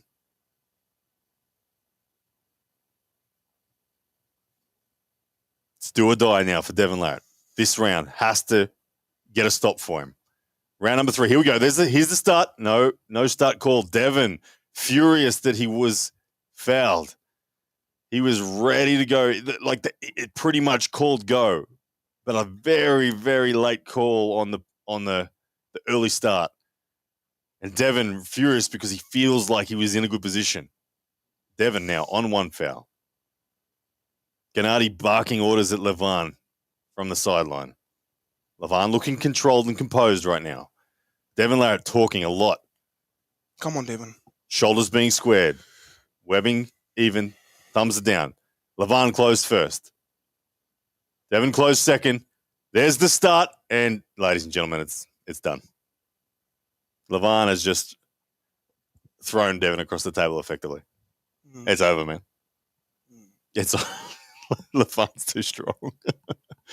Lavan's too strong. Devon had the good side of the table. It's over, ladies and gentlemen. There's too much power through the chain of Lavan. Lavan's hand was the hand battle was, let's call the hand even, but then the arm of Lavan, the side pressure of Lavan, way too much. For Devon to get the stop, he has to win the hand. Yeah. It's over. There's nothing that can be done. The next round is a formality. Lavan didn't even roar. Lavan smiled and laughed. Devon even smiled in acknowledgement. Without words being spoken then, there was a body language confirmation of you're too good from Devon to Lavan then. There we go. That first round was something incredible, eh? Oh, it's a big improvement on where he was last time. But right now, Lavan is 1 away from the confirmation of his legacy. Yeah. The confirmation that he is the best there's ever been. In respect to being the physical peak that has ever been in this sport, Lavan is about to prove it. There's not much that can go wrong for Lavan here. Devon's looking like he's out of fuel. Yeah. His peak force, he revved the engines as hard as he could in round 1, and it looked great. Jody looks upset on the sidelines. The emotion there in Jody, you can see it. She can sense there's nothing that can be done. That's a look on Jody's face I haven't seen before in a match. Normally she's barking orders, she's hopeful, but she can see it. She can see it. The room can see it. Devon is head down at the moment, waiting at the table. Lavan, business as usual, calm, collected. He's managed this very well. Energy levels are solid. He says a prayer as he steps to the table. One last time, one more for Lavan to clean sweep this match 4-0. Devon Larratt, he's going to try to go into the hook this time. He's going to do something different. Mm. He's going to try. His biceps gassed. He needs to make it about rotation and frame. But Lavan will probably eat that for breakfast. But here we go. Let's see if Devon can pull off a miracle. He's going to try something different.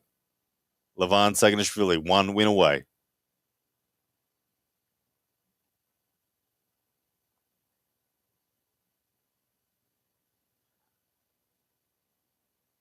Current score is 3-0. Levan Saginashvili. Devon needs a miracle. Big breaths in from Devon as they reset now, going back to a ref script.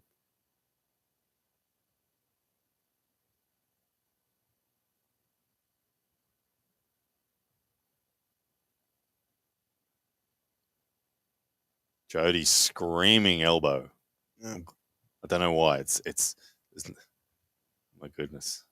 Anyway, here we go. Round number 4. Devon, look for him to try to set the hook. You can see he's going to shoot forward. No, they're giving him the strap. Benefit of the doubt there.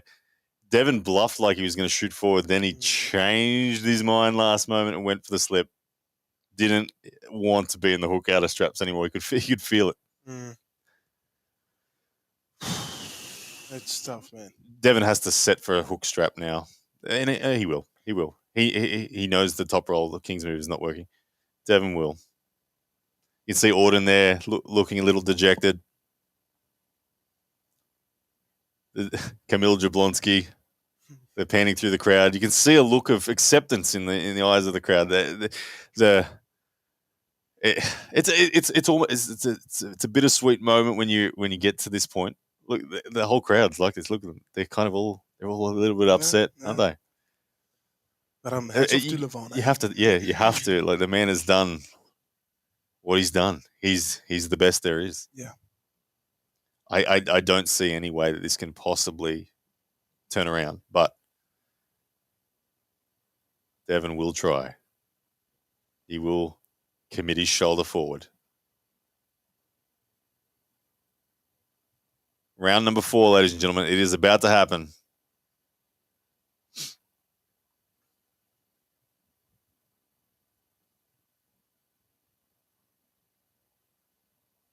Here we go. Ref script. Hands are closed. Devon does try the King's move one more time, and there's not even a resemblance of a stop. Nothing. It's over. Lavan smiles, gives him a hug there, embrace, words exchange, acknowledgement. Lavan is really strong, man. Yeah, that's scary. Lavan is your world champion, ladies and gentlemen. Arm wrestling world. I have to say, the rightful king. Yeah, 100%, returns to the sport at the top. Devon must settle for number 2 in the world. So close to the pinnacle there, as the Georgian team incredibly happy. The Georgian flags in the crowd are waving. Mm-hmm. The Georgian fans, they can say "told you so." Yeah, but there was a great look. Round 1, they're showing that replay right now. Round 1, the match stayed at center. Devon took the wrist of Lavan, and Lavan committed to a flop press and got the victory with Devon in a humorous foul. Humorous going into the negative angle. Right at that point in the match right there, it really looked like Devon was where he needed to be. But I don't know necessarily what changed in the connection. The buckle side seemed to be such a big factor that Devon was unable to take the wrist, and Lavan just threw him across the table in that round. And then there was too much fatigue on Devon's bicep then. He couldn't get any purchase. Yeah. Well, Rickard Borman, how are you feeling? Actually happy. I'm happy that it's over the anticipation to this match was crazy. Yeah. So yeah, I'm super happy for Devon. I'm super happy for Lavan. I think Devon, he knows that Lavan it's a next level. It's a 60 kg difference is something insane. Devon is 48 years old. To be at the top of your, you can still be on the top of your game, but not on top of the mountain. Yeah, that's tough. That's really tough. Yeah. But just the fact that Devon gave it his all and he believed in himself that much, that makes it possible for us that are starting young in the sport. What can we achieve in our futures? Yeah. So yeah, he's a massive example in that manner. But hats off to Lavan. Yeah, and good luck to anyone trying to beat him. I don't know how long Lavan goes on for, how long he stays hungry to be active in this sport. I think there'll be a few more years.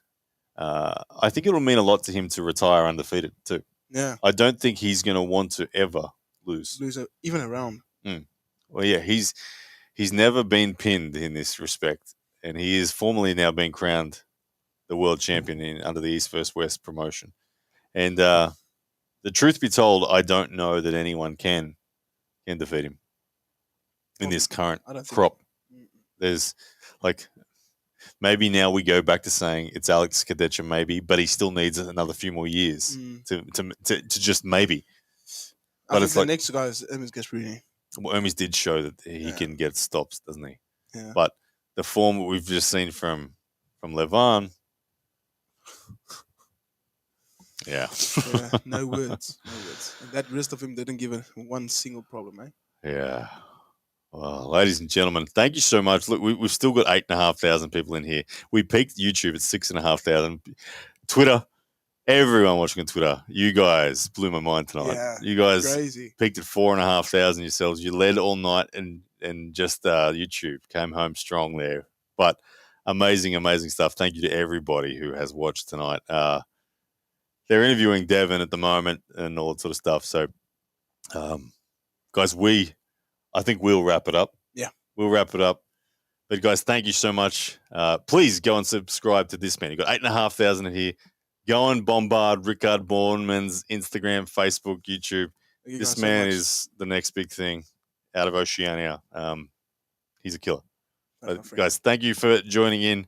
I had a blast. We've been live for 7 hours, 19 minutes. My ears are sore. Yeah. Time to go get a feed. I'm big. All right, guys. Thank you very much. Let me just end this one.